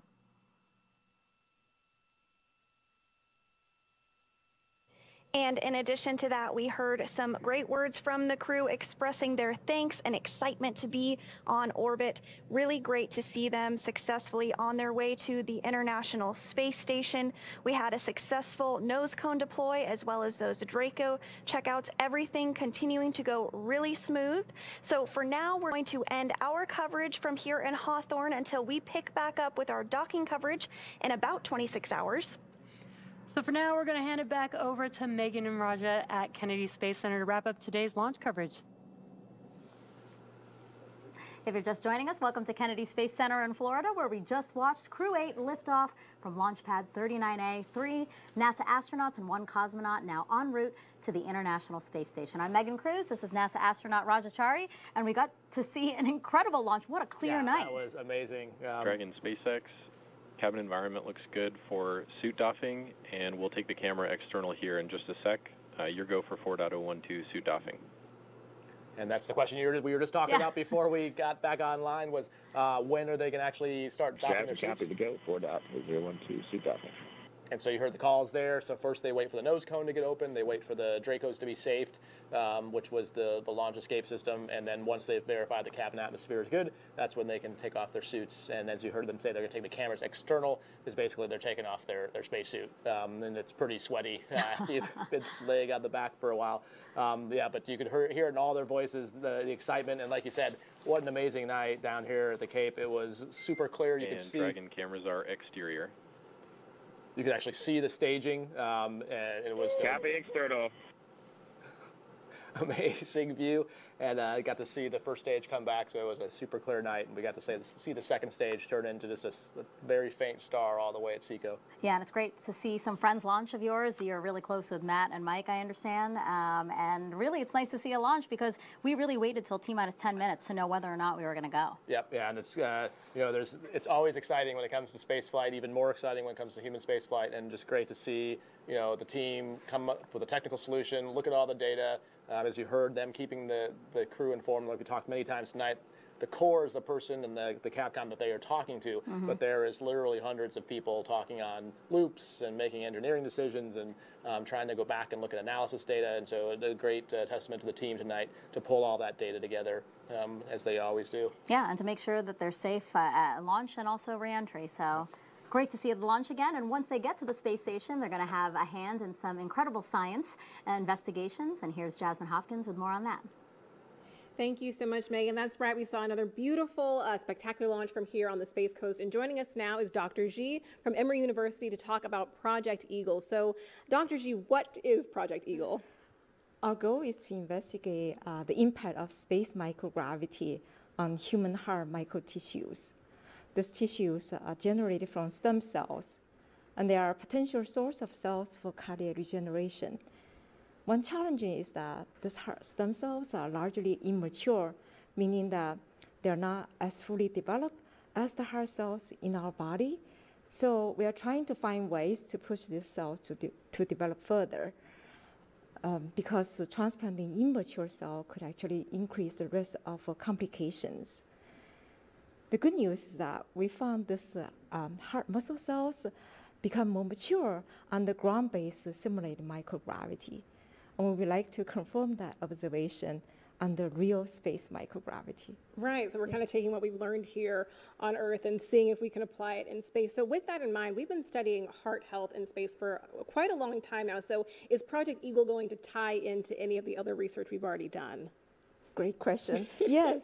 Actually, our experiment is built up on several interesting studies on the space station, including our own. For example, on the space station, heart stem cells or precursor cells grow faster than under standard gravity.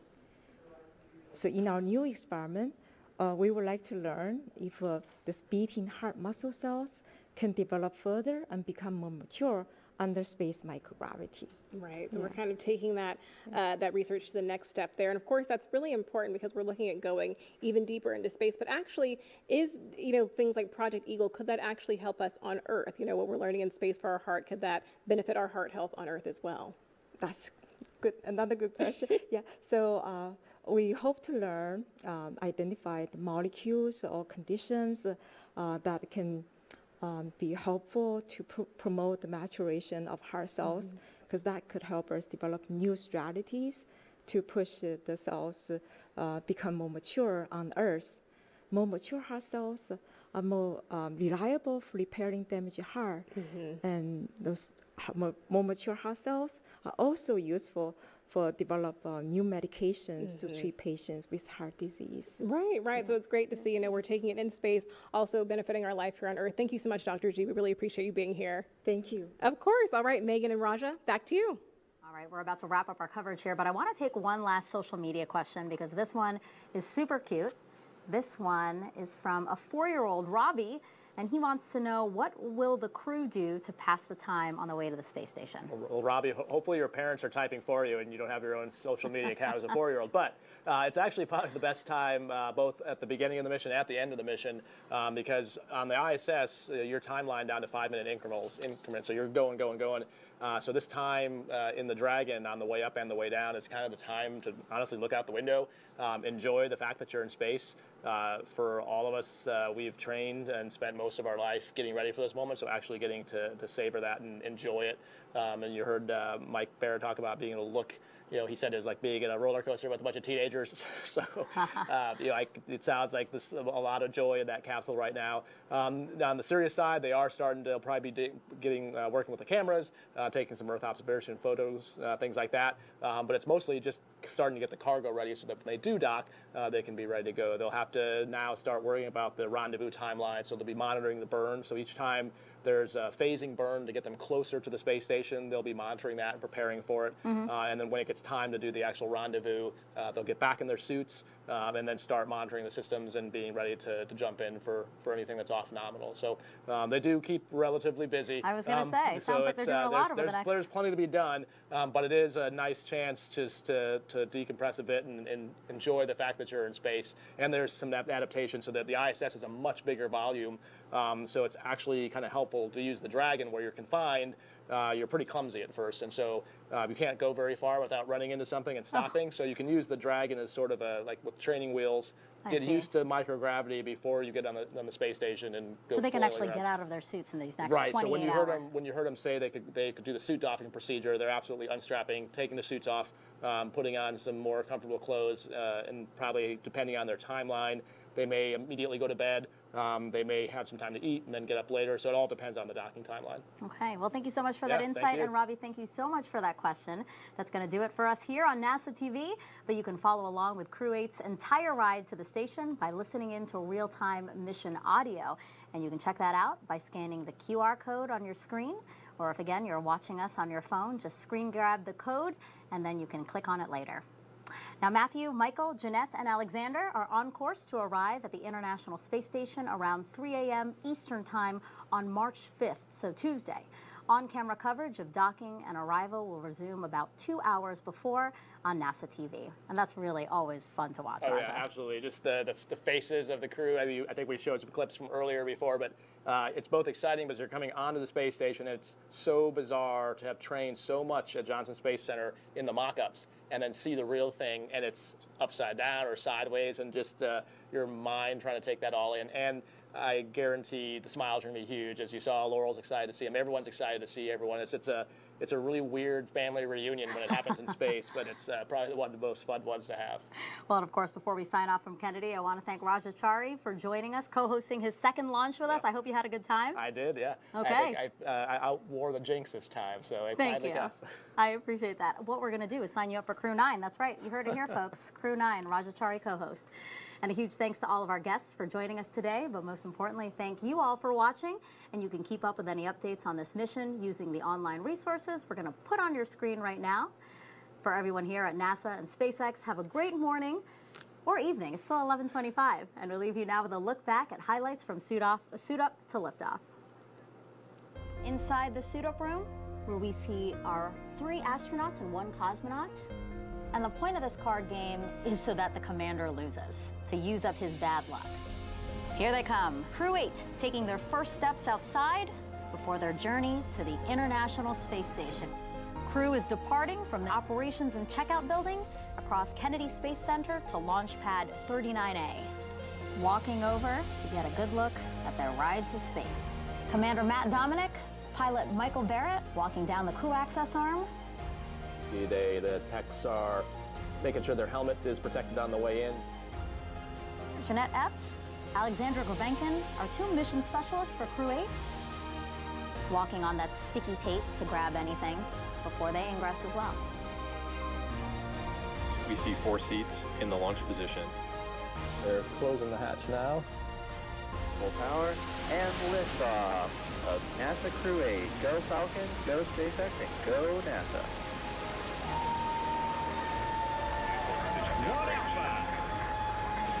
Endeavour ascends, a beacon of human mission. 1.7 million pounds of thrust now propelling Falcon 9 and Crew 8.